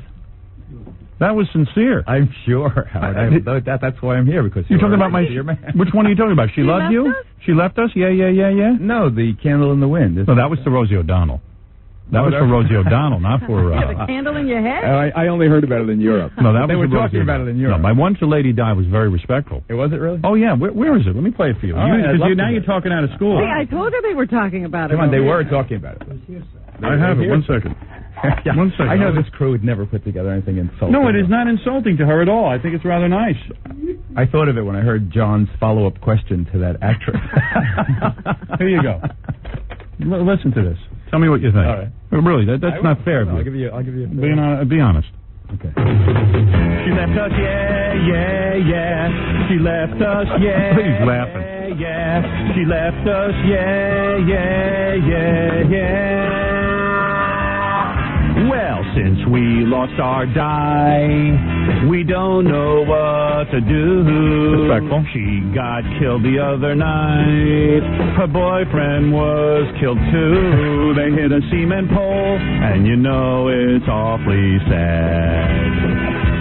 They should have played this at Westminster. This should have been it. You see, it's not bad. Candles in the wind. This is it. You don't think that this is respectful? Well. Listen more. Listen some more. Okay, all right. The driver, he was smashed, which is why he smashed the car. But why'd he take the wheel after boozing in a bar? I guess they called him, and he came when duty called. You know they called him, and he drove into a wall. Yeah. It's deeply affecting. It's deeply But it's not offensive. I really think that you have hit the right emotional chord. Yeah, I don't say... I say it's different than the... I think everybody else was going in one direction, and of course, Howard's going to... They should have played this at the Central Park Memorial yesterday. I was available, and I volunteered. I volunteered. How many people were really there? Are they lying when they say 14,000? 14,000 isn't very much. No one cared. And especially it was free and you had entertainment. It wasn't very much. No. No one was going to... It was already old news. Yeah. The one that kills me is that Mother Teresa doesn't get a tribute. Nobody somewhere. mentioned it. Although I had problems with Mother Teresa. Oh, there's a book, The Missionary Position. Did you read about that? No. Seriously. That's what the book is called, The Missionary Position, and it is a harsh look at the facts and circumstances of the last years of her life. Well, there you go. This is what I've been saying. How she ran a really tight ship, et cetera, et cetera. But I can imagine what your biographer will say, or mine. I mean, imagine if we weren't here to defend ourselves, the kinds of things. Well, yes. Mother Teresa, did you ever do her? I know before you were married, you've done so many women. What about her? No. No? Never. You don't think the mortician did stuff to her body, did he? Oh. Do you think? Yucky yuck. What do you mean yucky yuck? Yucky yuck. What are you, a girl? Yucky yuck. I thought you were macho. So, Geraldo, let's announce why you're here. You're here because it's the Today start is of the 11th season. Of the 11 years of the daytime program. That's amazing. That's why I know Oprah will never leave, because I'm... Are you associated with King World? Fraction of Oprah, and I know how hard it is to walk away from that. Is King World your syndicator? King World indeed is my distributor. And you're saying Roger that... King is my pal. You're saying it's too hard to walk away. Is Roger King nervous about Oprah leaving? Well, you have to be nervous because even the speculation affects your stock price. He owns 30% of the stock. Of course you're nervous. Right. And how do you know what kind of mood she's going to wake up in? And what do you think she will say today? That she is not going to... It's reluctant. I'm tired. It's hard work, but I owe it to my fans who've been with me the last 10 years, and they've been so loyal, and they really are tuned in to how I've changed this. Right. How I've changed this program and the whole genre. So I will stay at least another year. And that will be the big announcement. Yes. Who cares? She is so pompous, in fact. care about... I don't know what If I'm wrong, call me back. If I'm wrong, call me back. Pompous.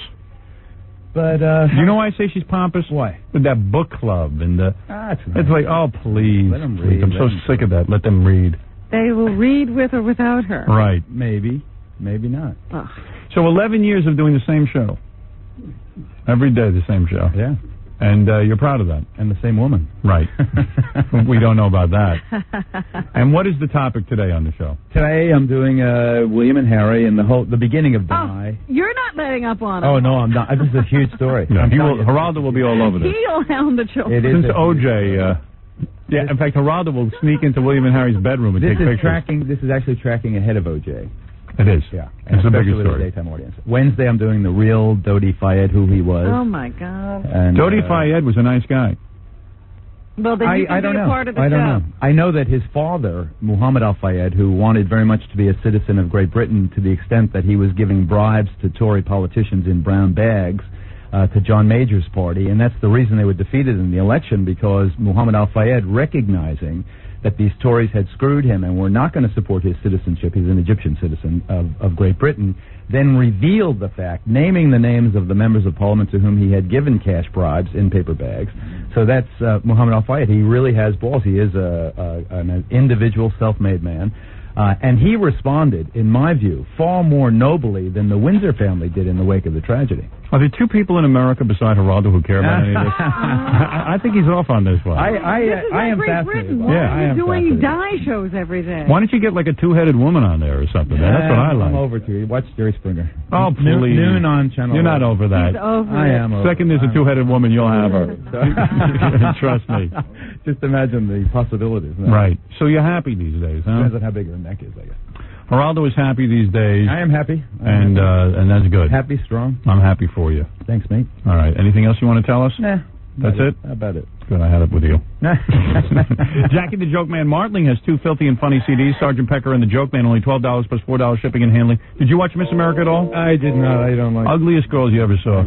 Really? I love the song selection. And the bikinis. There was no bikini. There was that one pink one. What? No, that was not a bikini. That's a two-piece. That was a two-piece. I have underpants that are smaller than those girls. My mother wears smaller underpants. Your parents still alive, Geraldo? What a visual. My mom is. Your mom is alive. She doesn't wear little underpants. You ever see your mother nude? Not that I can recall. I did. If anything, I've You saw blocked it out. Geraldo's mother? Yeah, she's pretty nice. She's got a good body. She's really hot. My mother would get you a bear hug and your head would pop off. Oh, really? No, my mother's in great shape. She's in great shape. Is she? Just left yesterday. We had a nice family reunion. Went back to Florida. Oh, is that right? You got her in an old age home? Oh, no. She's gotten real spry. She's on these trips. She's going to Dublin, Ireland to watch my sister run in the marathon. Oh, really? All over the place. You're financing all over the place. All right, good. They're living a good life. They have a good life. Everybody's having fun but us. That's why Oprah says yes to the talk show. All right, listen. All right, you don't think Princess Di was knocked off by the royal family, do you? All the newspapers in the Mideast are suggesting exactly that, or the Zionists. But you don't buy that, I hope. Yeah, I saw the crash. The guy was totally stewed, drugged out. Right. Piece of crap. They should have. The bodyguard would have been better off at 60 miles an hour to turn to him and blow his head off and take their chances. Right. Rather than let him drive the car into the cement. But it is a fascinating story. I'm on it. 11th season, 3 o'clock. Geraldo's on it, everybody. Canal 2. If there's any shenanigans, he'll figure it out. I will. I'll get to the bottom of it. Between going to the gym and figuring out the Lady Di case, he's a pretty busy man these days. He's having a pretty good time. You still hanging around with Mark Furman? I haven't seen him in a while. Yeah. He doesn't talk to me ever since we did the big collision on the air. I see. What does that mean? No, I said he had a pathological, sociological problem with people of other races, and I didn't know when he looked at me what he thought of. Oh, and then he got pissed. He got pissed, yeah. Right. I beat him in basketball, I tell you that. Yeah. I physicaled him. Right. Well, there you go. Geraldo, physical test against Mark Furman. Always fighting. Fighting is good, though. Yes. You don't hold grudges if you fight. Is that right? Yeah. Geraldo's a maniac. All right, we're going to take a little break. We'll come back, and then I'll do the Jackie plug. Jackie, I know you're anxious. Jackie's waiting to have a plug. And we'll be back right after this. Thanks, Geraldo, for stopping by. My pleasure. Good seeing you. Everybody, Geraldo Rivera here, investigative reporter, talk show host, newspaper owner, the producer of that embarrassing Al Capone special a few years back. He's the author of 2 best-selling books. He's a successful television show host, an awesome media mega god of radio. Thank you. Someone more in love with himself than I am. Here he is, Howard Stern, all 6 foot 5 inches of him.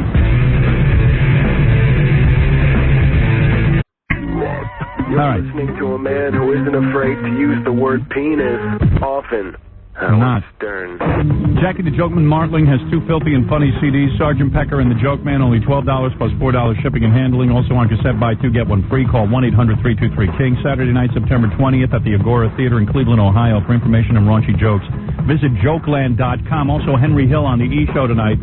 Don't miss tonight's controversial episode when Henry Hill, ex-mobster and mafia turncoat of Goodfellas fame, makes a secret high-risk visit to the show. Take a ride with Henry and the E-Cameras for an exclusive death tour of Henry's old neighborhood. See Henry freak out when he suspects he's being tailed by an assassin. It's Mafiosa Monday tonight on The Great E! Show. Everybody loves that. His last appearance anywhere, as far as I can tell. Yeah, we don't know where he is. He's like off the planet. Remember that guy who called in at 6 o'clock this morning and said that his wife had him arrested? Yes. Because he yelled at her? Mm-hmm. The wife's on the phone, and he's on the phone. Hi, you two. Hello? Hi, Howard. Hi. I got your wife here. Okay. Did he know that? No. I'd like to clarify some of the lies that he told this morning. If that's possible? Yeah, go ahead. Okay. He failed to mention that the previous incidences that had happened. One time he choked me. I had bruises all over my neck. See? Howard, there's a lot more to the story than he told you. He made it sound like everything was, that I was just being, that I just... You were just yelling at him. Right. There was Yeah, I suspected that, because, hey, dude. Me out of the house, and I had to run to neighbors. And, That's weird, though, when your wife has a restraining order against you and you're still living with her. Why aren't you leaving him if he's this dangerous? Well, the house is in my name. It's my house. He will not leave because he has no money. He cannot hold down a job. He gives me very little money, and he will not leave the house. Dude, you want to leave the house? I'd love to, but I don't have any money. She's right. There's a lot more to this story than she's even telling. Well, you implied to... This is a, very involved thing and whatnot. Why aren't you working right now, Michael? Kathleen, I'm self-employed. You know that I have money coming in. I'm working every day. Every day. 7 days a week. $35 a week since the beginning of July. Can you imagine someone that gives their wife $35 a week? How old are you? Kathleen, that's wrong. Me? Yeah. I'm 33. You got a job? I've got a good job that I have to work a lot of overtime because I basically take care of the house. And then he comes home and he beats you? No, he doesn't beat me. But this happened like in the spring, where I had the order of protection because previously last fall he had chased me out of the house again and choked me last year. Wow. And he knew if he did anything else, he was told by the judge, no screaming or anything, and he just got in one of his moods. He's an alcoholic, by the way, who likes to drink and refuses to stop drinking. No. I asked about drinking. He lied about that, too. No, I did not lie about that, Rob. You said that it wasn't involved in it. I said I haven't drank in a while. What, 4 weeks? Whatever. Kathleen, I battle this thing every day. You know that. And also, Howard, I found out on Saturday that he put my name on a credit card and ran up to $1,600. She's and lying I didn't even know this. So you told him to leave the house and he won't go? I tell him to leave all the time and he won't go because he has no money, but the house is in my name. So are you two sleeping together? They're not the past 2 nights. Oh, if you're sleeping together... Wait a minute. If you're sleeping together, you must dig him. He loves me. Do you love him? Yes. All right, then. So you guys are still basically married. Oh, yeah. Here's how I would settle it. Why don't you just become like the chick? And be a house husband? Yeah. You're just not good at making money. That's right. Take care of the house. I'm not, but I work every day, and I bring in some money. What kind of work do you do? I'm self-employed carpenter. I went to nursing school, and she didn't like that. He went to nursing school. You should be the chick in the relationship. He has a nursing degree, and he refuses to get a nursing job. No, that's wrong. That's wrong. Because it's a lady's job. You don't want that. Well, why did he go to school? I don't know. Pardon me? It's hard to be a nurse, right? Well, it's tough to be a nurse. Yeah, I mean, you're a guy. Right, exactly. It's hard for me to find a decent job, and I've had jobs before. You know the problem with women is sometimes. I mean, this guy's beating his wife, so that ain't right. No, that's. But you know what it is? Beating me. I have to correct you on That's that. wrong. But there has been incidences where he has physically abused me. Yeah. That's why there was the order of protection. Well, no. Are you hot? No, the reason for the order of protection is because she brought up stuff that happened long before this and whatnot, and whatnot. they're half-truths. I don't. Listen. You and your whatnot. Listen, dude. Let's face it. Okay. You're a mess. You're a mess. But you're lucky this woman loves you. Yeah, she keeps sleeping with you. She doesn't want you to leave. I love her more than she loves me. Really? Yes. Yes. Is that true? He loves you more than you love him? I don't know. Something's wrong with his mind because he thinks that... Are you good looking? Yes, I am. What about your wife? No. She's not? No. She doesn't think so. I think she is, but she doesn't think so. You're not good looking? Insecure or a inferiority complex. Are you fat? No, I'm a size 3. Not at all. You got a good body? Yes, she does. I have a small chest. We can fix that. Yeah. That's what I think. wish I could. Well, I told her she could. Yeah, then you'll work. Well, no. Hey, I love her. And then how's the face? Pardon me? How's her face? No, it's great. No, she's a very nice looking woman. Very nice looking woman, and I love her very much. Are we sure we haven't been drinking already today? You sound like you've been having a couple of pops. No, No, he doesn't. believe me, I'm real nervous. Oh, okay. All right. But I'm trying to think, like, she loves him, and the only thing wrong with him is he can't make any money. I've told him to leave. I thought they were at the point of getting a divorce, but Well, they're Robin, still... that's real close. yeah, she's probably got an appointment with the attorney today. Really? Yeah, probably. So what happened? He started yelling at you, and you called the cops? Well, it wasn't only yelling. He did throw the cigarette at me, like I told you. And he was told in the order of protection he was not supposed to be yelling or harassing me. And I told him, I said, stop it or I'm calling. And Yeah, what is he yelling about? What is he yelling at you for? Back in March, I don't remember. I don't even know. What are you yelling about? Well, because she puts me back in a corner where you're not making enough money, this and that and the other thing. And I say, yeah, what am I going to do? I want him to get a regular job, and he won't. Right, so. right, exactly. And I told her, look, I'll go work at McDonald's or what. So go ahead. Right, exactly. And I will if she'll stop this. Stop what? Stop hassling them. Right, exactly. I told you, men and women aren't meant to live together. Wait a minute. Right, they're not. If she never said anything, you never do anything. But if she says it more than once, you won't do anything anyway. I'll tell you one thing, man. This situation ain't going to get any better. No. How long you guys been married? 3.5 years. Yeah, I'd give up now. You guys are a mess. Well, we lived together for, not... Man, what do you need it for, though? You don't have any kids. You're not Just split the up. marrying kind. Split up. Okay. Sounds good to me. Yeah. All right? To pay for the divorce and everything, but that's, Yeah, so you pay for the divorce. Big deal. You got to pay for everything anyway. I do. You're right, Robin. But it'll cost you less money in the long run. At least there's an end to the pain. Mm-hmm. Yeah. Exactly. Yeah, he'll clean you out, but so what? No, he will not. He will not. Yes, I will. Oh. Sure he will. You're vindictive, aren't you? He needs money, man. That's right. He's going to get all this stuff from me. He's not getting anything. You're going to sell the house, and he's going to take 50%. It was premarital property. He's not getting my house. I already You're like a guy now. Now you know what we go through. That's right. This is why she can't get rid of him. Right. Once you get married, man, you're locked, baby. Now you know what guys go through. Now, you see, you married a guy who didn't have any dough. Now he's going to clean you out. See, when I married him, though, there was a little prospect of No, there was nothing. School, and he stopped Kathleen, I haven't changed a bit. How much you got in the bank? Changed a bit Yeah. since we met. You've been saving some dough? Listen to this, Howard. Howard, listen to You better go hide that money like a guy. Really? Howard. You better go get that book we were talking about a couple of weeks Listen to ago. this, Howard. I screwed her when she was still married to her ex-husband, who was one of my best friends. No, that's something nice to brag about. Well, hey, I mean, that's the type of woman she is. Oh. It doesn't make you anything, but that's the type of woman she is. It doesn't make me anything. You're right. You're right.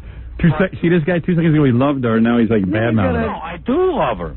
I do love her, but she hasn't changed a bit. I mean, nah, it's ridiculous. It's a screwed up situation. Hey, Kathleen, I'm telling you, he's going to clean you out. No, he won't. Oh, yeah.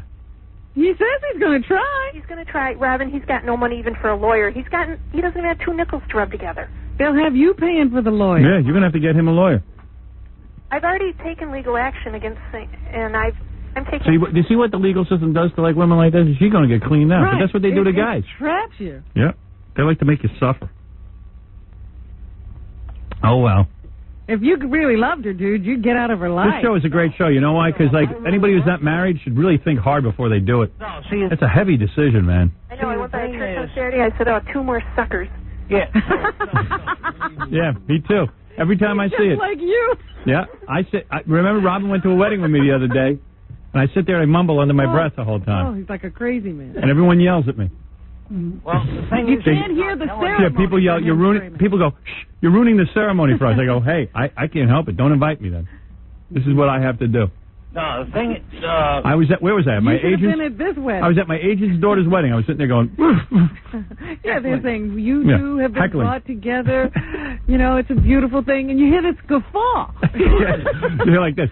Oh, oh. And then the young groom walks down off the altar, and he's all happy, and I was like, you idiot. Don't invite me to a wedding. Something she's not telling you is that she's been on steroids. Oh, here we go with that. Well, she's on steroids. What is she, a guy? What is she on steroids for? She's got to build muscle to protect herself from this guy. What? For ulcerative colitis. Colitis? It's not a normal steroid like he's... All right, I know. It's prednisone, okay? Colitis means she's all nervous, man. Right, you've made her crazy. Well, She can't even hold on to her duty. Way before we went out. You don't do it in a bag, do you? No. No. No. But That's a big turnoff. she's going to have to. Eventually. How come you guys sleep together? Well, what do you mean? I mean, I thought she don't like you. No, she loves me. She can't take it. What's the love? He's yelling, screaming. Telling her she's going to be doing it in a bag? Work. That's wrong. I mean, yeah, she yells and screams at me. I just pass that off because I do love her. You're so innocent. Oh, no, that's wrong, Kathleen. You know it's wrong. You know, it reminds me of that special I showed you last week. We got our own special going here with these two. I love when married people can't, and you can tell the guy, she's probably a little brighter than him, and she can't even get through to him. Yeah. I love He that. doesn't understand what the Yeah, he problem. doesn't even know what she's talking about. That's right, I don't. I don't, because I can't understand, what the hell she is talking about. Because her priorities are so convoluted and whatnot.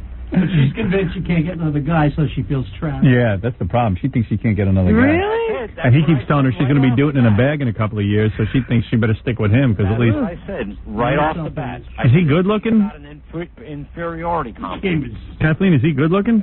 Yeah, Yeah? but I mean, you said to him earlier, why don't you go out dating? Howard, he can't even bring anyone to McDonald's. Wow. I mean, what's he going to be dating? Well, once he has your money. But what about you? Why don't you just go get somebody else? Why you got to stick with him? What does he like to drink? Beer. Oh. Big deal. Well, it is. Thank you, Jackie. All right, I got to go, you two. Okay. Hey, Howard. I would get a divorce if I was you two. Yeah, I think that's going to... Yeah, I think that'll happen. Yeah. Sounds good to me. Yeah. Hey, love you, Howard. How much money do you think your wife has? What? How much money do you think your wife has? Not a lot. But the house is worth something. No, it's not worth anything until I It's a very small house, worked on number it. one, and besides, I bought it before we got married, so... No, yeah, but we were living together 4 years before that, and I put like $10,000 worth of labor into it. Go tell that to the judge. Well, no, I will. All right, take care, guys. All right, guys. Bye. A little bit. He's going to try to take the house because he worked on it a little Yeah, bit. you can imagine that work. Oh, boy. It's a hell. It's a hell. It's a hell.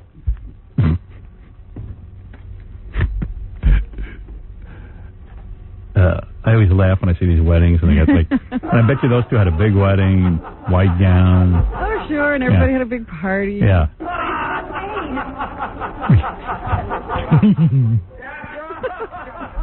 But, I mean, aren't these things kind of obvious before? No. What it is, you're all horny and everything, and You just can't see a thing. you get nuts. They're in love. She doesn't realize how stupid he is, and you get cuckoo. You get cuckoo. And probably everyone at that wedding knew these two were idiots. They were the only ones who didn't do it. Right. Everyone was sitting there laughing. That's pretty bad. But isn't the world's best entertainment other people's misery? Isn't it great? Show named that. It's so great.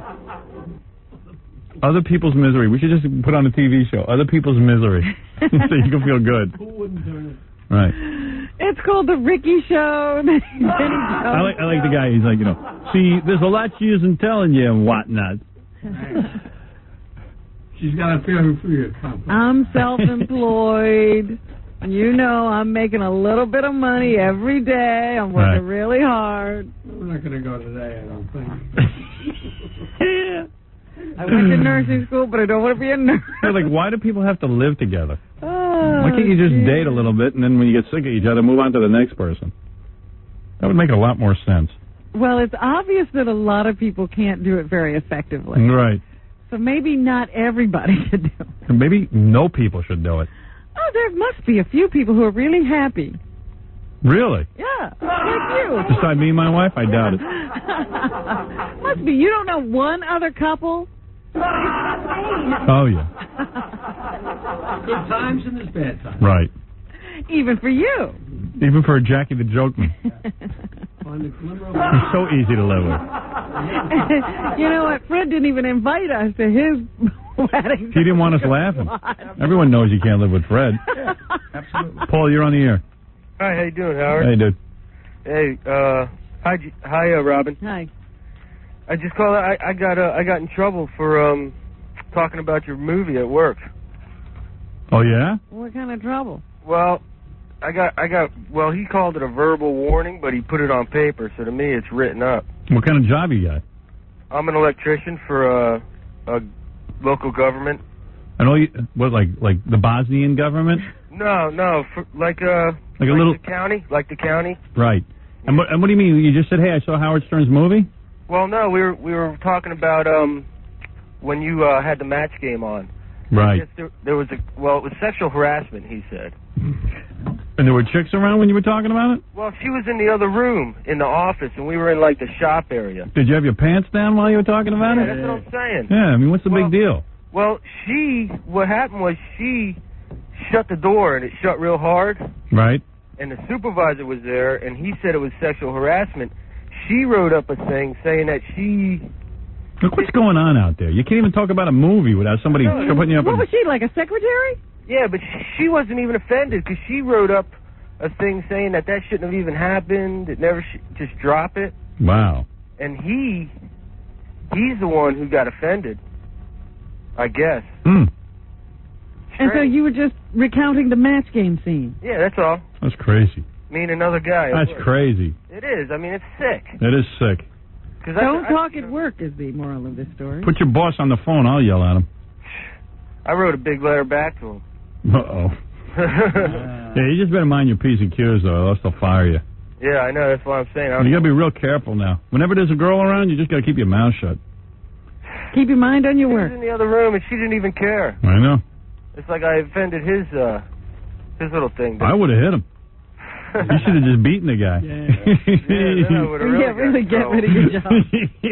Can you imagine? Yeah, so I punched him. All right, man. All right, Howard. Sorry to hear that. That's really unfortunate. Ed, you're on the air. Hey, what's up, Howard? Hey, man.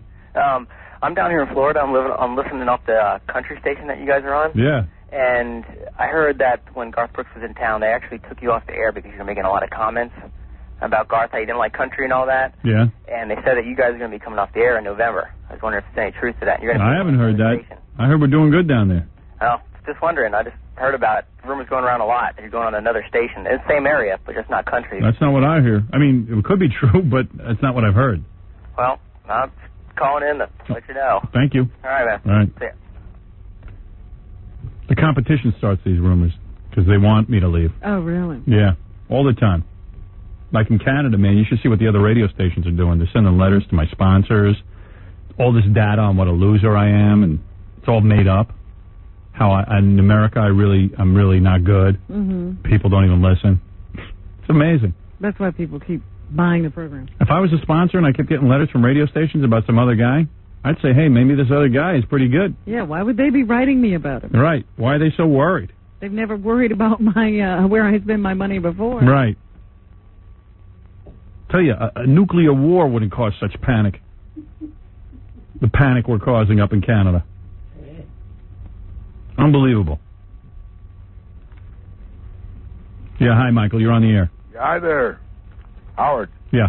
Yeah, listen. People are smiling in cars going to work in traffic jams here in Toronto. Right. And the other thing, listen, I want to apologize on behalf of all Canadians for those imbeciles and the imbecilic questions that they asked you during the Toronto press conference. Could you believe that? Was absolutely stupid. I never heard of such questions.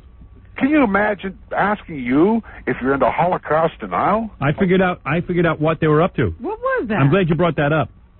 So we're doing this Toronto press conference, and this guy goes, how do you feel about the Holocaust? Are you in Holocaust denial? Now listen to this. I found out in Canada, if you go on the radio, I think how wacky laws up there, and you say the Holocaust didn't happen, you automatically are taken off the air. You're likely to end up in jail in this joint. Yeah. Wow. Do you believe this? And so that guy was trying to set you up? Yeah. And then that stupid broad that came on from that one TV network and said that you're contributing to the breakup of Canada? Yeah. Hello? Yeah. I mean, grow up, get a life. You're an entertainer, man. That's what I thought. You know, you're an entertainer. People pay thousands and thousands of dollars to go to Vegas to gamble and watch entertainment. I split up a nation. Here they can turn it on their radio driving to work, and they're laughing. They're nuts. And you look at somebody driving beside you, Howard, and you mouth the word Howard Stern, and he nods his head and says, yes, Howard Stern. Yeah, and we've only been on for a week. I mean, you know. Oh, you've been on for 2 or 3 weeks. People, I see. People love it. That's right. They love it, and they love us because we're working and we're doing a funny job. We're doing a good job here. It's the gatekeepers of the Canadian culture. They've controlled this whole joint up here all their lives. They made money off it, etc., and they can't let go. Yeah, because I don't like the French well, in France. You're speaking likely what a lot of Canadians west of Quebec think. Yeah, and I don't like the French in France, and they're busting my balls. Imagine if I didn't like... I mean, come on, what are we talking about here? Listen, you got a friend in the Toronto Sun and a guy by the name of Gary Dunford. I know, I've read some of his stuff. He's good. Good stuff for you, man. Yeah, thanks, man. Thanks. All right. Peace. Peace up. Whatever. Who knows, man? Who knows? Want to do the lead story and then we'll take a break? Get people into the news a little bit? What is the lead story? I'm curious. I say it's going to be... It can't be Lady Di still. No. Can't be Mother Teresa. No.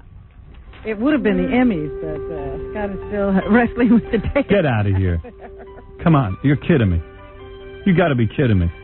So, I'll have to dig up another lead story. What would be the lead story? Maybe you want to take some time and think of a lead story.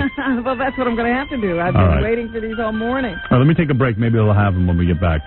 Maybe he's got You're some of them. listening to a man whose wife's nickname for him is the Mighty Inchworm. Howard Stern.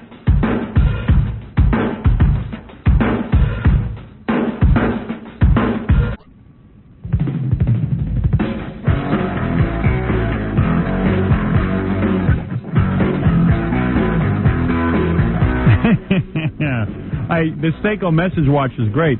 So Fred tells me this morning he's sitting in his home. He wanted to know the football scores. His watch, he had it right on his watch. There it was. I knew the baseball scores. I knew the football scores. This is brilliant. The Jets lost. I knew the Giants lost. It's brilliant technology. I still haven't seen this watch. It's called the Seiko. It's called the Seiko message watch. Not only does it give you the time, and the time is not even hooked up to like you don't have to set it. It receives it receives a transmission your watch, and it's set to the whatever that is, the atomic clock. Real official time. Yeah. The atomic clock. And then it gives you the weather. It is the coolest thing you ever saw. The Seiko message watch. You got to look for it. It's at Nobody Beats the Wiz. And what else does it do? Oh, geez. It gives you today's weather. It gives you tomorrow's weather. It gave me all the. Can't you get beeped? It actually does stock reports too.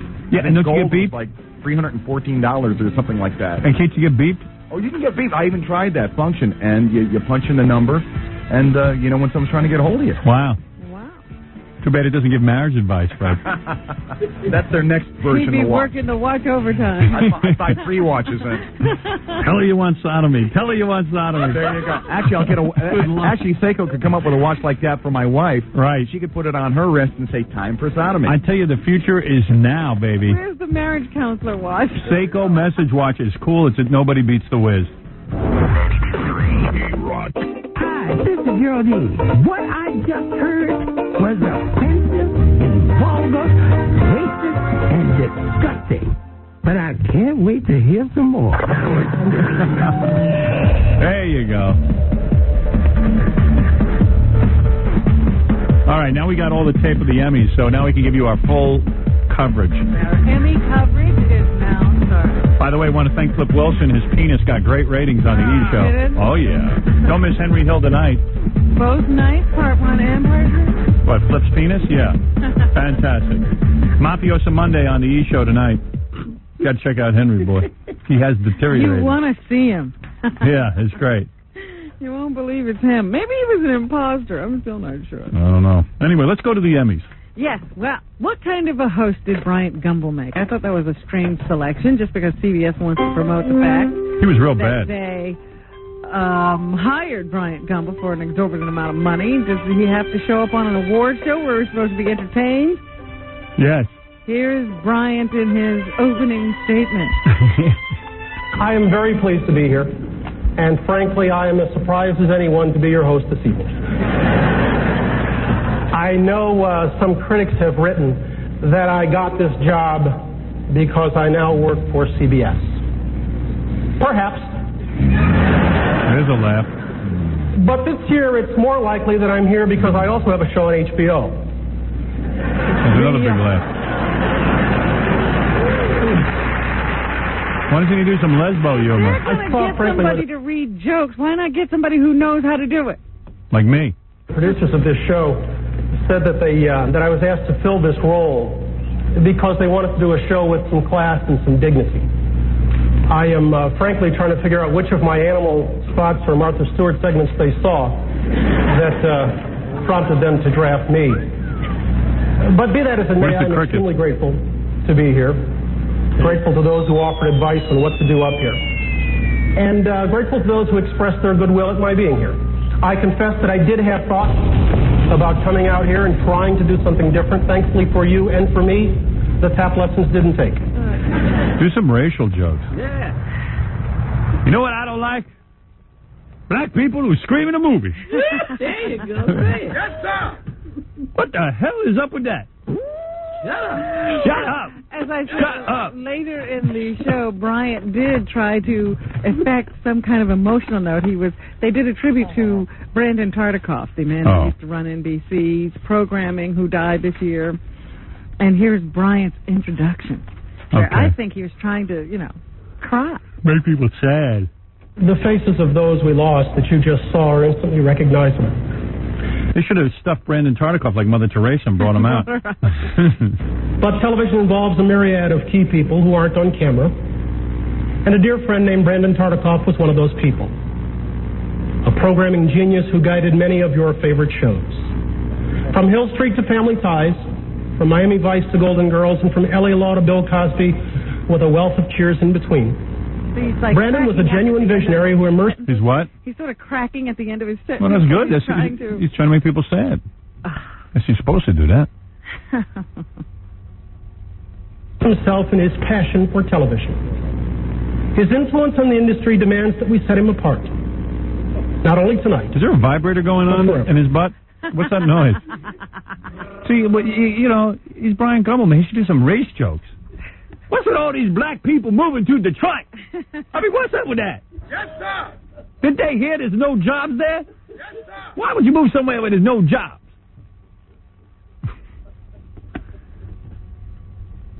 What's with all these prisoners wearing them rags on their head? Goddamn, Aunt your mama. These are jokes? Yeah, that's what you're supposed to do. That's what black guys do. Like Chris Rock. Well, Chris Rock was there. He actually won a couple of awards. Piece of jokes. Better than Bryant Gumbel's jokes. Let's go to Chris Rock. Here is play number 3. Chris Rock joking about blacks and lesbians on the awards. Oh. I don't think you got that one. No, not number 3, number 12. Number 12. Oh, okay. There you go. Sorry. That's it. I mean, so far we've seen 2 black men and a lesbian. See, those black guys just yell. See, man, now notice you ain't going to see no black astronauts here tonight. Because you don't want to see some black men go, yes, NASA. Because that day is over. Get away from me, man. I ain't going to say yes, NASA. Welcome home, CBS.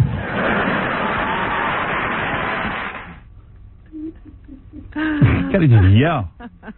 Well, here's Chris accepting one of his awards. He won for his... What number is this? Let me see. Where you don't have that. Oh, yes, you do. 9. Number 9. Okay. Jesus. Yes, Chris accepting his award for the HBO comedy special, Bring the Pain. Thank you. Wow. I just want to thank anybody who voted for me that recognizes stand-up comedy as a real art. You know what I mean? So everybody pisses on stand-up, and this, you know what I mean? I also want to thank the production partners, my manager, HBO. I want to thank my my old agents, Bill Branca and Stacy Moss, for keeping me on the road for a couple of months to get ready for the special. Just everybody's ever in. I'm just going to go until they give me the light to set the club. Richard Pryor, Eddie Murphy, George Carlin, Bill Cosby, Sam Kinison, everybody else. Thank you. Good night. Thank you so much. Hey, he's good, man. That special was dynamite. Yeah, it was excellent. And I was just really touched that he mentioned Sam Kinison in there. That was nice. Because everyone, This is Sam. Sam's like a forgotten man. Everybody distanced themselves from him. All liquored up, coked out, big smelly Sam. They forget that he was a good stand-up He was great. comedian. Yeah. No, sure he has some embarrassing moments, but who hasn't? Who amongst us can say they haven't? Best presenter, I thought, was Jerry Seinfeld. You could tell he must have written his own material. Here he is doing his little bit on how he didn't get a nomination this year. Oh. Wow, the Emmys. This is exciting. And how great for all the nominees. Now, this year, in the Best Actor in a Comedy Series category, we have a new nominee, Michael J. Fox. He's great. And I think everyone's happy about it. However, to make room for a new nominee, sadly, tragically, someone else must be left off.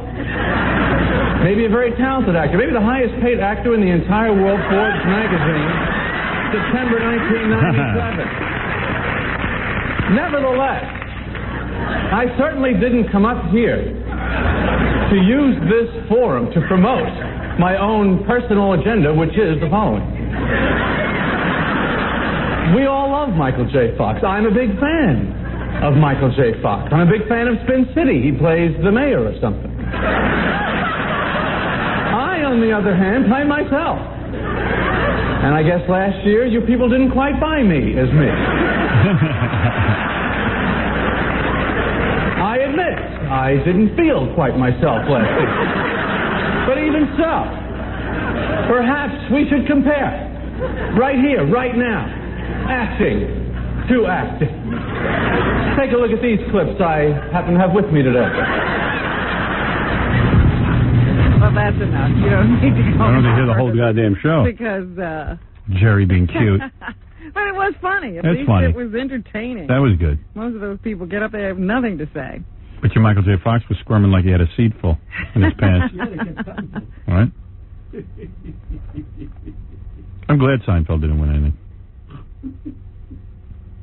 Yeah, they didn't even win Best Comedy Series. Yeah, good. Who cares? He's got enough money. Why should he be happy? Well, so he go and get laid by more girls? Screw that guy. So anyway, to the winners. Ellen DeGeneres. She was a presenter and a winner. Number 13, here's Ellen as a presenter joking about ratings and her coming out. Oh, she a bore already. I just like watching her squeeze that chick. Some people claim that we did it in an attempt to win better ratings, and that really felt bad. But it didn't feel bad enough to stop me from making another announcement right now, which is just a blatant attempt for better ratings, and that is this. Sometime during this year, my character will come out as a nudist. Is she unfunny or what? I don't know. Anyway. I mean, she should just be making out with girls on that show. Boy, that Anne H. boy, she's acting like quite the wife. You wouldn't know that they'd just gotten together. She looked pretty good, too. She dressed herself up. She had been dogging herself down for a while. Yeah, because she's trying to look like a dyke. Yeah, but now she's gotten into that lipstick lesbian thing, I think. Mm-hmm. And here's Ellen's speech as she won. I want to thank my wife. Writing. Wow. Thank you so much. I accept this on the behalf of all of the people and the teenagers especially out there who think there's something wrong with them because they're gay, and there's nothing wrong with you. Don't ever let anybody make you feel ashamed of who you are. There's something wrong with Ellen. Please hold this. There are so many people that went into doing this, and I'm real sure important, all important message. She has to have so important. She did a gay show, and now she's like all important, very important. I get this information out. Please, I'm so sick of them all. This business sucks. Whole world sucks. I must please hold my statue. I need 2 hands to thank everybody. I have to talk to everyone who's gay. I did a gay show. I'm so important. Of course, Ellen was the most interviewed person, I'm sure, backstage as well. Well, she's making out with her girlfriend the whole time. That's a great photo op. It's all over the newspaper today. Number 16 is Ellen DeGeneres saying that winning an Emmy now makes her feel that she belongs. I've never felt like I've been a member of this club. I've always felt like an outsider because I'm gay. And even before I announced that I was gay, I knew that people in the industry knew that I was, and I felt like I was not really fully accepted. And everyone in the goddamn industry is gay. I didn't have anything to lose, really. When I risked this, I thought... I wonder how she used the statue last night on Anne H. Don't you think they had a little fun with that? Finish her off? A little foreplay. Yeah, foreplay. How about end play? Wash it. I already know that there are people that don't approve of who I am, but what's more important is... I don't approve of you because you're not funny. That I'm happy and that I'm free, and I'm proud of myself. I don't have a sense of shame anymore that I lived with for all of my life. That I can love who I want and I can get be a off good it person. already. Oh, please. All right, we all know you're gay and you had shame. Jesus, do you have another topic? This is who I am, and not have to worry about someone exposing me. So excited about it. Jesus Christ. And I just love watching the two of them kiss and hold each other. Well, that must be what gives her that feeling of being accepted. Yeah. Number 17. And I can't even listen to what she's saying without thinking about what they're doing to each other. Hey now. It means that people are accepting me into this to this elite club of talent, and it's extremely respectful, I think, to give us this award. And for someone growing up the way I did, that cares about what people think and cares way too much about what people think. She's really excited about it. It means a lot. The happiest gay woman. I swear, she is so gay. Gay, happy gay.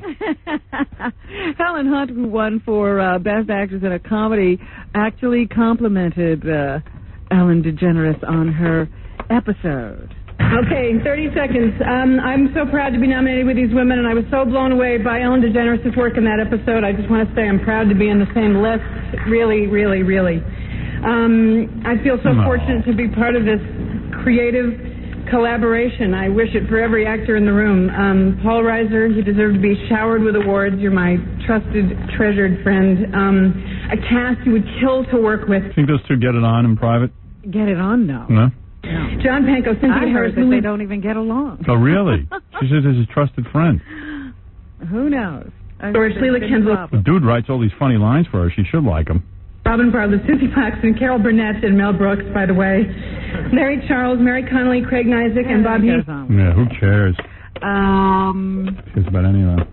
Another person who got off a pretty good joke at the award show was Alan Arkin. I wrote the joke for him. He and his son Adam came up as presenters, and here's what Alan had to say to his son.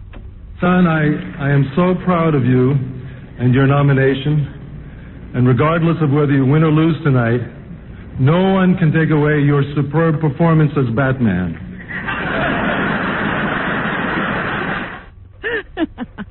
I got it.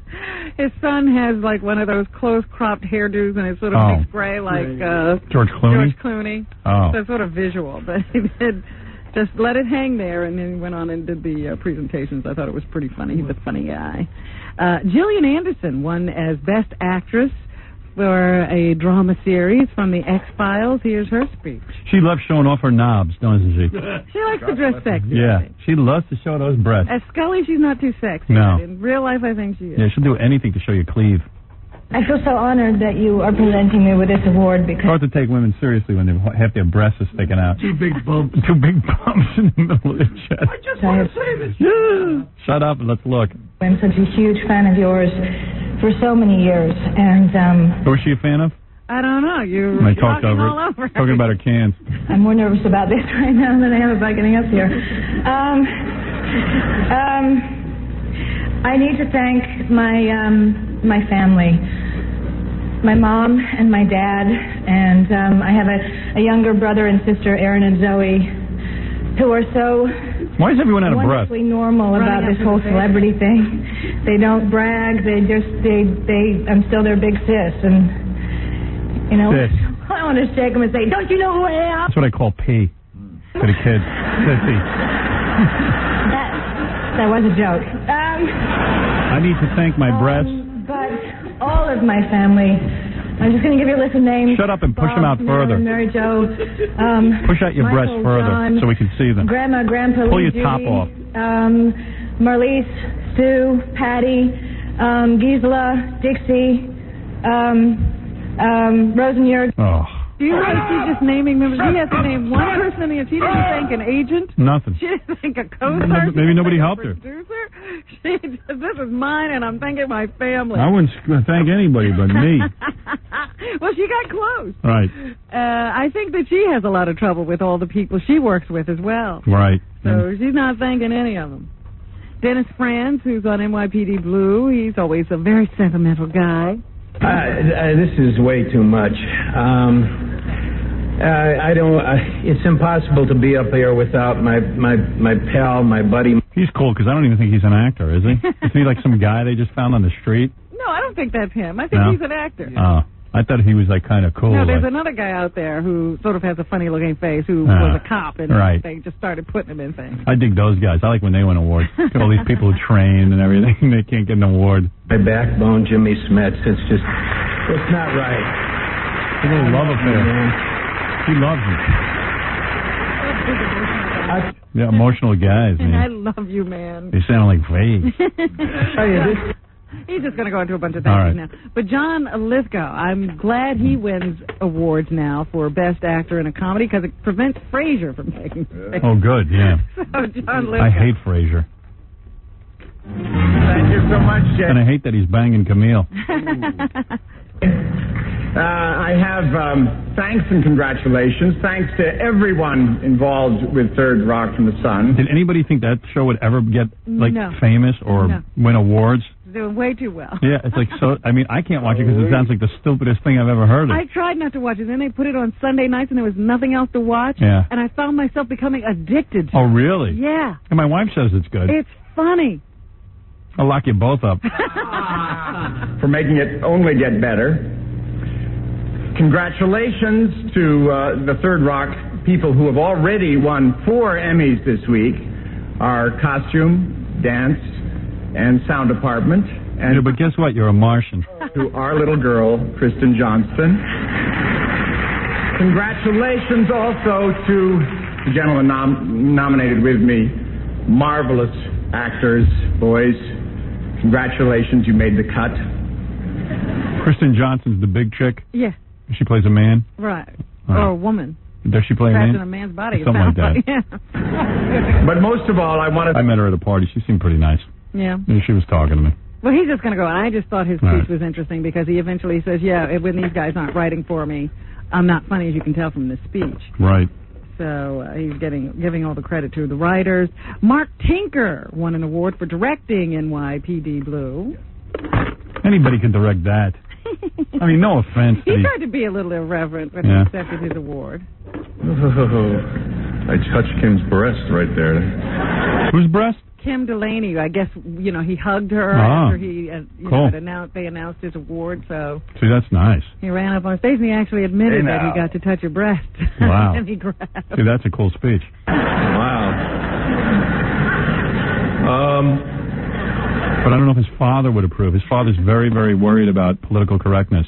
Mark Tinker's father's Grant Tinker, the biggest scumbag on the planet. I hope Grant isn't listening. Although maybe when it's his own son saying something about breasts, it's He good. can understand. Yeah, that's funny.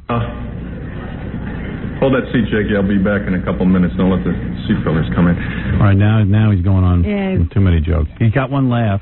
Should have gone on with the thank you. Right. We have such a spectacular group of people. I'm the luckiest guy in the greatest job in the world. I can't believe that this actually worked out. Do I have to listen to this? Nah.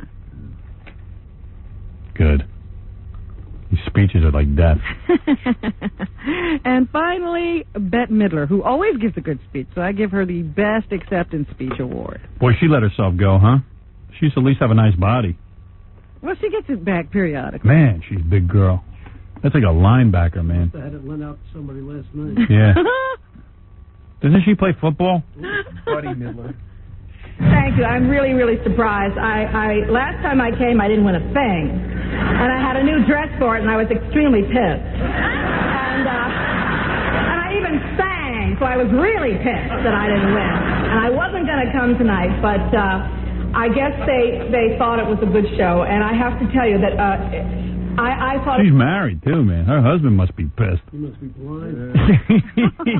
You guys. He must be blind. She wasn't cute last Look night. at you, Jackie. Man. You let yourself go. Oh, come on. Jackie's a handsome guy. Very doughboy last night. She did. Oh, short hair. it was the best show I ever did, and I. No, who cares? She gives me a headache. Just sing. Sing something you know. Sing a good song. So anyway, that's the Emmys. That's what happened last night. You got one leftover Helen Hunt tape. Do we want to hear it? It's sort of in the other one. Did you see Tracy Ullman? Oh, yeah. She thanked her grandfather. She's an idiot. It was her husband. Did you see that guy? Yeah, I know. She pulled her husband up on stage and said, "Say something, honey." And I was like, "Oh my God, Dude, she's married to an old man." Who do you know wants to have sex with Tracy Ullman? She's a pig. Oh, please. How dare and she's you? talentless. I've never been able to watch one thing she does without falling asleep. You know what? I think she's really talented, and I can't sit through any of it. I mean, yeah. You know it's great. It's It's so great. talented, and you say, well, I guess this is It's great that you could dress up like a guy and do a voice and stuff, but you got to do something that's funny once you're dressed up as a guy. It's not enough to be a guy. Exactly it. I always say to myself, she does great accents, she does great characters. But she's a bore. What is the problem? Her biggest talent is making herself look absolutely nothing like her. Right. You know what? Big deal. That's the makeup guy deserves an award. I mean, what is that? She wears it well. I mean, I don't get the scam here, man. There's like 5 guys behind her, and she says, I got to thank my husband. There isn't- And it's the oldest guy. There isn't one thing she's ever done that's made any money. People are still waiting to make money. There are guys running around Hollywood bankrupt from her. They go, she's talented. I don't understand. Well, they had to bring her over from England. Yeah. We had to have her. She might be talented, but the Simpsons are more successful than her. And that was the only successful thing to come out of her show. That's right. A library in Belmont, California wants its book about gay sex back. 2 women checked it out in protest. And we aren't sure that they will return it. Homos? The book is titled The New Joy of Gay Sex. Homos? The 2 women who checked it out say the drawings and the text are too graphic. You need a book to be gay? For a public library. Really? Collection visited by children. Homos? Well, what if you're a little kid and you want to be a homo and you can't figure out what to do? You need a book. Homos? I'd like to get that book. The manager at the library says if the book doesn't come back soon, she'll have to send a bill for its replacement cost. Wow. Please bring back their book on gay sex. Yeah. I got to take a break, Robin. Let's do some more news when we get back. Okay. All right. You're listening to the Howard Stern Show. Hey, Breath Assure. Hey, guys, can you think of anything worse than bad breath? Can you? Must be Not when something. you're trying to talk to the person. Especially, I get a headache from people with bad breath. You know, I can't think of a thing worse than bad breath. Except for Bette Midler. Now stop it. Well, the only thing worse than bad breath, seriously, is on a woman or when her, has a special odor. When she, My brother's do you think he can breath assure down there? Why not? Sure. It's partially. Boy, that'd be great. What? You all are just too sick. That might be the funniest thing he ever said. Words. Stink. I hope all of you get sex very soon. One thing about Breath Assure is all natural. So you could probably take it down there. It's chamomile and little parsley, sunflower oil, and it gets rid of bad breath. Breath Assure is now available at fine stores everywhere. Breath Assure. It's the best. And they got Breath Assure D now also. Breath Assure D for dual action. That's the one for down there. That's the one for your stomach. Makes your stomach feel better, too. It's Digestate they put in there, which is chamomile, ginger, and true licorice. All this stuff is all natural, and it's great, and that's why they're the #1 breath freshener, Breath Assure. You like the You're back. Howard Stern Show. Let me help this woman out real quick. She left her passport in a cab. I can empathize with that. From here? I don't know. What happened? You left your passport in a cab. Yes, hello? And the driver's listening to the show? He was listening to the show at 9 o'clock when I got into the cab, yes. He had it on low, and I asked him to turn it up. He was surprised, but unfortunately I didn't get a receipt because it was such a cheap fare.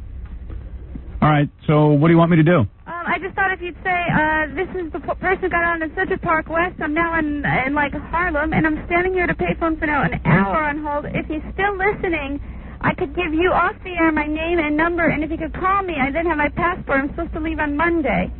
You know what's amazing about this? What? You know no cab driver will go up to Harlem, so. What are you doing in Harlem? You a white woman? I am. What are you, a social worker? No. I was, no. Visiting a black guy? No, nothing so interesting. What? What were you doing? My dad has a store here, so I was going to say hi. Oh, white guy? Yeah, he's white. Black people hate him? Hello? Hello? Hello? One of those payphone things. Yeah, I'm at a payphone. It's a nightmare. I mean, people are handing me quarters. All right, hold on. Okay. Hold on. I felt bad for her. That's such a pain in the ass when you lose your passport. Yeah.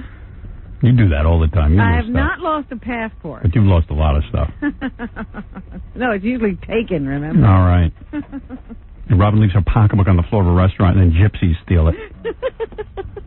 The gypsies, they follow me. I figure that girl's going to Israel. Because if she's up in Harlem, she must be brave. We should ask her where she's going. Okay, I'll find out. Hold on. You really want to know? Mm-hmm. See if you're right. Hey, where are you going? When? Where? Where are you going? You mean with the passport? Yeah. Paris. Oh, boy.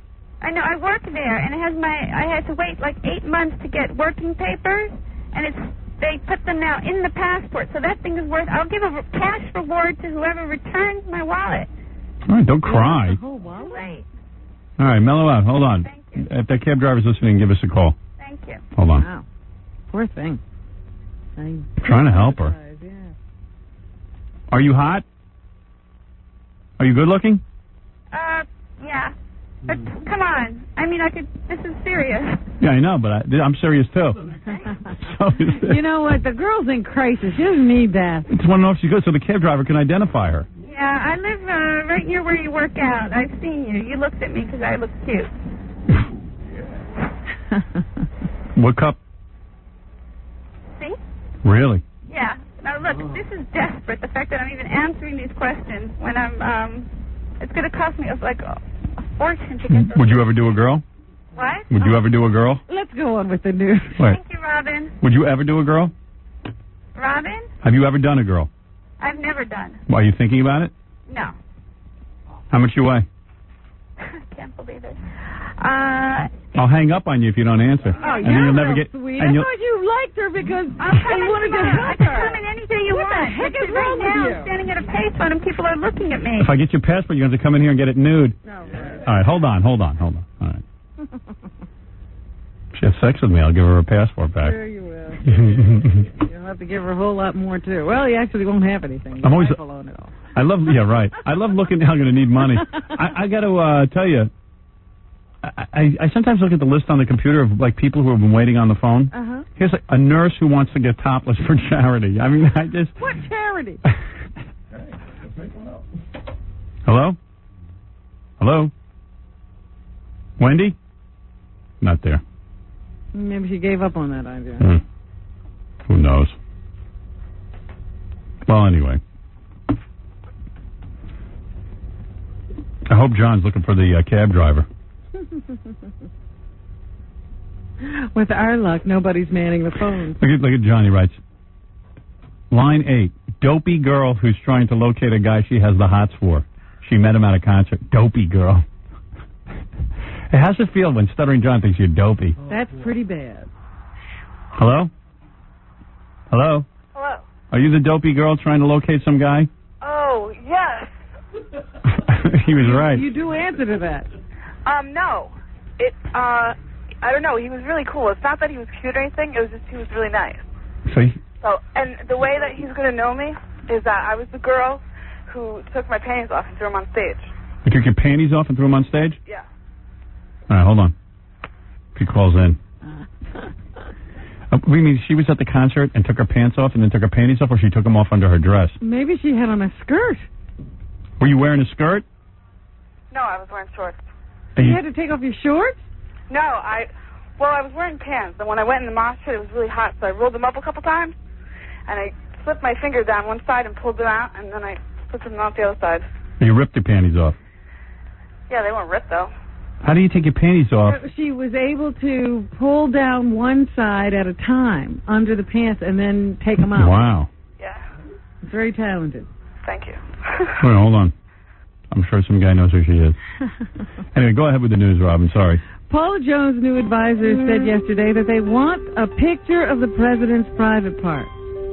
Oh. Paula Jones is the woman who's suing President Clinton for sexual harassment. Who is her lawyer? She got a new group because the old group got sick of her when she didn't accept some settlement that the White House says they never offered. First of all, they should throw the case out of court just for that. That is a totally irrelevant request. She says that her new advisors say that since the man she has accused took out his private parts within 3 minutes of knowing a woman, he shouldn't have any problem having them photographed so that she can prove her point that she actually saw the president's genitals. Doesn't prove anything. How can you prove you? She claims to know something about his penis. Only a person who could have seen it would know. Yeah, but maybe she wasn't the person who saw it. She found out something about the president's penis from someone who actually saw it. You know, so it's irrelevant information to the case. You know? I mean, it's just irrelevant. She just want, you know what they want to do? They want to embarrass him so much that they'll fork over more money. Yeah, it's a ploy to get a better settlement, I guess. Yeah, the whole legal system stinks. I am so for being able to sue a person back if they file a frivolous lawsuit. Her advisors also claim that she's been targeted, Paula Jones, by the IRS. They say 5 days after Jones turned down what the advisors now call a no-settlement offer from the White House, or from Clinton, the IRS has sent them, she and her husband, an audit letter. And they're calling it harassment from the government. Oh, you know how many lawyers would be out of business if you could file a suit against the lawyer for filing an irrelevant lawsuit? Oh, it would be They would shake in their pants. Day. Oh, it would be such a great day. But notice, no one will pass the law for that. Well, guess why? Because all the legislators are lawyers. That's right. Republican Mayor Rudolph Giuliani has jumped into the Democratic fray, attacking activist Al Sharpton as unqualified to be mayor. He has also accused Ruth Messenger, another Democratic challenger, of being too timid to say so. The two Democratic candidates face each other in a September 23rd primary runoff. Giuliani says Sharpton does not have the work experience to be mayor of New York. It's the most complicated city in the country. Sharpton, who is black, responded angrily, accusing Giuliani of using racist terms to spur a white backlash vote against him. I'd vote for Don King before Al Sharpton for mayor. Well, he's run a big company. Yep, at least he knows what he's doing. Al Sharpton hasn't run anything or done anything for anyone except make false accusations. He is so stupid. Well, you're agreeing with Rudolph Giuliani. Oh, Giuliani's a brilliant man. Cardinal John O'Connor is angry at people like you who have criticized Mother Teresa since her death. Oh, yeah, why should you not be able to criticize somebody? Cardinal O'Connor used his Sunday sermon at St. Patrick's Cathedral to say it was unbelievably tasteless how some of television and radio stations' commentators reported on the life and death of Mother Teresa.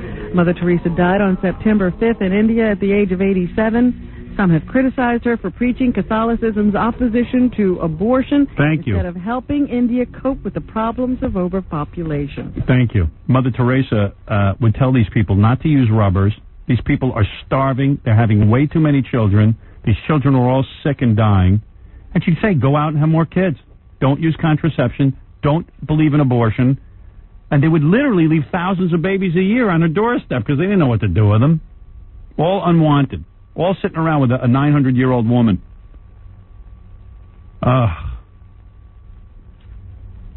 I mean, you know, and Cardinal O'Connor, I'm sorry, pal. Sometimes you got to point stuff out. I mean, it might not be politically correct to say some of this stuff, but it's true. Hey, I'm angry at guys who wear dresses.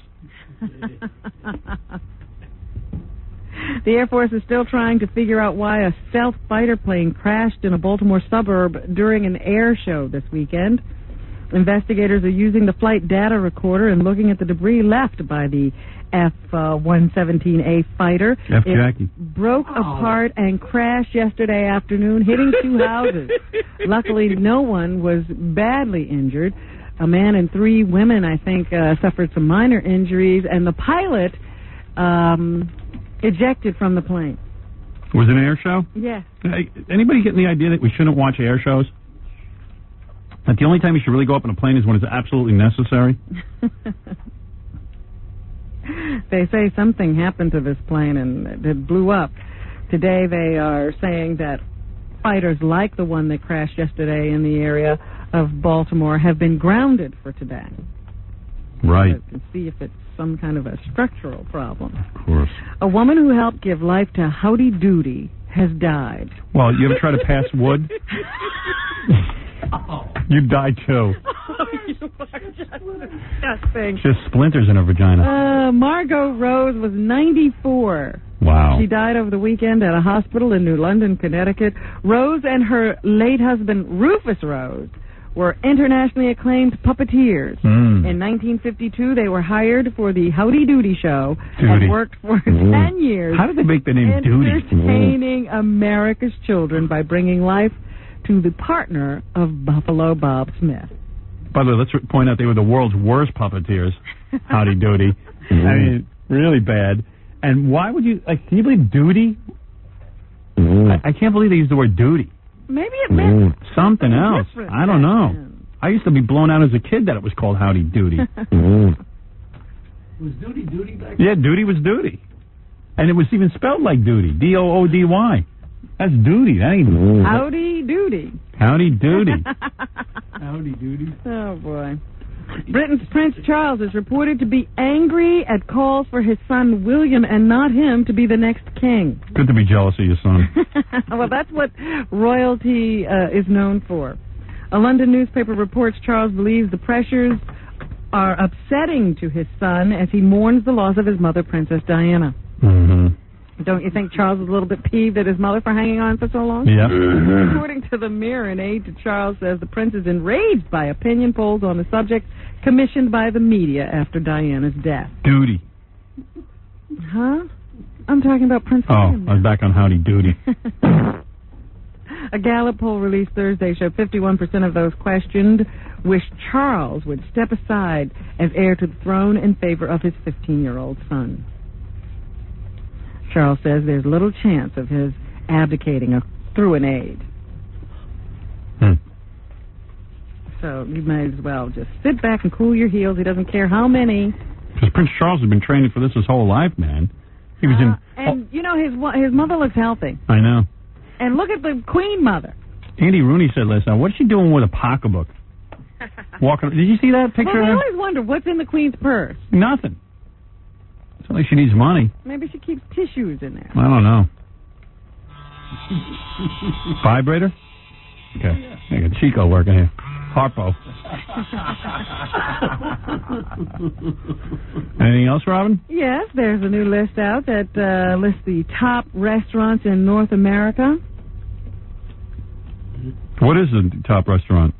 It's called the French Laundry. It's a restaurant in Northern California's wine country. I hate French food. I really do. It's too much sauce. Well, there's Nouvelle French that we do here. It's not I hate that. Heavy. I hate anything Nouvelle. In New York City, a French restaurant called Daniel was the top. You ever been there? No. Hard to get a reservation. Is that right? You've tried? I don't think I've ever really tried to go to Daniel yet. Daniel. But you get different reviews everywhere you go. Probably those small portions. Everyone sits around and goes, isn't this great? And you go, I'm hungry. Yeah, it's like a big scam. Yeah. Little tiny piece of food in the middle of a big plate. Yeah, it's like the Empress New Clothes. Right. Everybody sits there. Yeah, because one of the reasons I haven't gone to Daniel is because once in my You're too hungry. elevator building, in my elevator in my building, this couple came in right after eating there, and I said, God, was that overrated? Yeah. So you never know. $400 for, Yeah, a snail. they spent a lot of money for a little bit of food. For a pigeon. Dripping in sauce. Others on the list include Cafe Annie in Houston and Le Francais in Chicago. Wow. Well, I won't go to any of them. You don't go anywhere. No. Paul McCartney says he was rolling joints and getting stoned long before the Rolling Stones, and even gave bad boy Mick Jagger his first marijuana cigarette. All of this from a new authorized biography. What's his point? He wants to show everybody that How he cool was he the is? bad boy, Oh. and that the Rolling Stones were just so much bluster. He actually turned them on. He must have been high when he married Linda. Martin McCartney says that he was turned on to pot by Bob Dylan in a New York hotel room in 1964. He says he got Jagger stoned 2 years later in London, back when he was still a baby-faced Beatle. Gee, isn't that great? As far as the Beatles breakup, he says he'd like to register the fact that John was great and I did love him, lest it be seen that I'm trying now to do my own revisionism. I wasn't even thinking about the Beatles anymore. Tell Paul it's over. Claimed to have been the dominant creative force behind most of the classic Beatles songs, co-written with the late John Lennon. It's over, Johnny. It's over. So there you go. Should be an explosive biography. Right. Make John happy. And at the box office this weekend, Michael Douglas enjoyed big winnings as The Game was the number one movie at the box office, raking in $14 million. G.I. Jane coming in second at 3.4, and Money Talks still hanging up there in the top 5. Hard to believe. Claiming to be the number one comedy in the country, and I guess they can make that claim. Fire Down Below was number 3. That's Steven Seagal movie, and Air Force One still hanging around making money. I haven't seen any of them. Well, they're not out on video yet. Right. That's when you'll see them. And that's what's happening. I got to go. There's some guy on the phone who wants to know if he should marry his girlfriend. He's 19 years old. Has he been listening to this show? I mean, dude, haven't you learned anything from the show? Hello? Hello? Haven't you learned anything from this show? Yeah. Dude, you're 19. You know, they should make a... What are you married at 19 for? They should make a law in this country and in Canada that says you cannot get married until you're 30. You cannot. At the very least, because you don't know what you want when you're 19. You just want it. You're just. It's just you so don't hard. know anything. It's so hard to get girls that you're afraid you're going to lose the one you have, so you marry her. No, that's not right. Oh, come on, dude. There's so many chicks out there. You don't know what you want when you're 19. I'm telling you. I was 19 when I met my wife. I thought I knew everything. What do you do? You got a job? When you're 19, you think you know everything. I'm telling you, man. But, this could ruin your entire life. I mean, what are you doing? Getting married. Why do you have to get married? Why don't you just... Are you having sex with her? Yeah. So what are you marrying her for? I never understand you guys. I don't know. Everybody at work, all the guys at work say I shouldn't. Yeah, because why? Why do you want to? Because he's afraid of loser. No, I'm not afraid to lose her. So then what do you care? I have no fear. Then why do you have to marry her? Why can't you wait? Is she knocked up? No. No. Is she hot? Yeah. So you'll get other hot chicks. Yeah. No, it's not the point. Why do you have to get married now? Is she white? Yeah. Oh, you didn't say that. Oh, maybe he has to. I didn't know he had a white girl. Shut up. You don't want to lose that. Why do you have to get married now? You're a young kid. You're a kid. Yeah, man, you get your whole life ahead of you. I just... Imagine, 15 years from now, you're trapped in the house with her, and she's telling you can't go outside? Oh, he thinks it'll be blissful just like it is now. Yeah. Oh, you think you're going to be able to leave the house? Ask Baba Booey if he can leave the house. I don't know. Dude, you got your freedom, man. You're young. You're having too much but fun. But especially at 19, you know nothing, you've seen nothing, you've done nothing. Is this your first girl? No. Not at all. Yeah, don't be stupid. Don't be stupid. Yeah, do what you want, man. Yeah, we'll be hearing from you in a good 5 years. You know how like they said they don't want kids to smoke? Yeah. Like it should be the same thing with marriage. You don't want your kids to get married till they're 30. What is it about, you can't vote until you're 18 and Right. you can't sign contracts until you're 21, but you get married anytime. Yeah. Right. I told you not to be stupid, you moron. So, but Howard, how old were you when you did? What? How old were you when you got married? Well, I met my wife when I was 19. Yeah. Dated her for 4 years. I got married when I was like 23. So why can't you date for a long time? It's been 3 years. Yeah. She's pressuring me, too. She's pressuring? Yeah, something's going on. You don't sound that bright either, man. I wouldn't be. That's what I'm saying. He's got a lot to. Yeah. He's still half asleep. See, when you're 19, you think like, yeah, I know it's forever, but you have no You don't concept even know of what that. forever is. I mean, wait till you're 40. Don't sound like she's hitting the lottery either. Yeah. Not only that, guys age better than women. You know that. You've seen that on How old is she? TV. Maybe she's 5. Maybe there's a big age. I mean, yeah, if she's 5, marry her. Come down here. I'll introduce you to Scores Girls. You'll forget her name. Okay, Howard. All right, man? All right, All right. thanks. Right. Bye. 19 How's he years going old. to support a wife? My God, you're living in poverty. Who wants that? 19. Could be out banging my brains out. All right, Robin. Listen to who's talking. Mr. 19 was all fired Yeah, up. I didn't have a radio show to tell me what to do. You didn't have you. Right. I didn't know You're anything. so bright. Well, I lucked out. I found a woman I love. This guy isn't in love.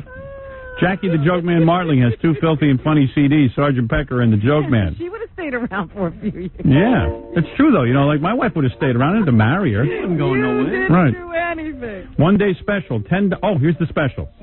Right now for today, $10 plus $4 shipping and handling. That's only for today. And what do you get? Special. Instead of the usual $12 price, it's $10. See? Just today? Yeah. 24 short little hours. Also on cassette, buy 2, get 1 free. Call 1-800-323-KING. Saturday night, September 20th at the Agora Theater in Cleveland, Ohio. For information and raunchy jokes, visit jokeland.com. Big sale going on. Can I say one other thing? Yeah. At the risk of pissing you off, is that my T-shirts and videos are also available at that number now. We've expanded.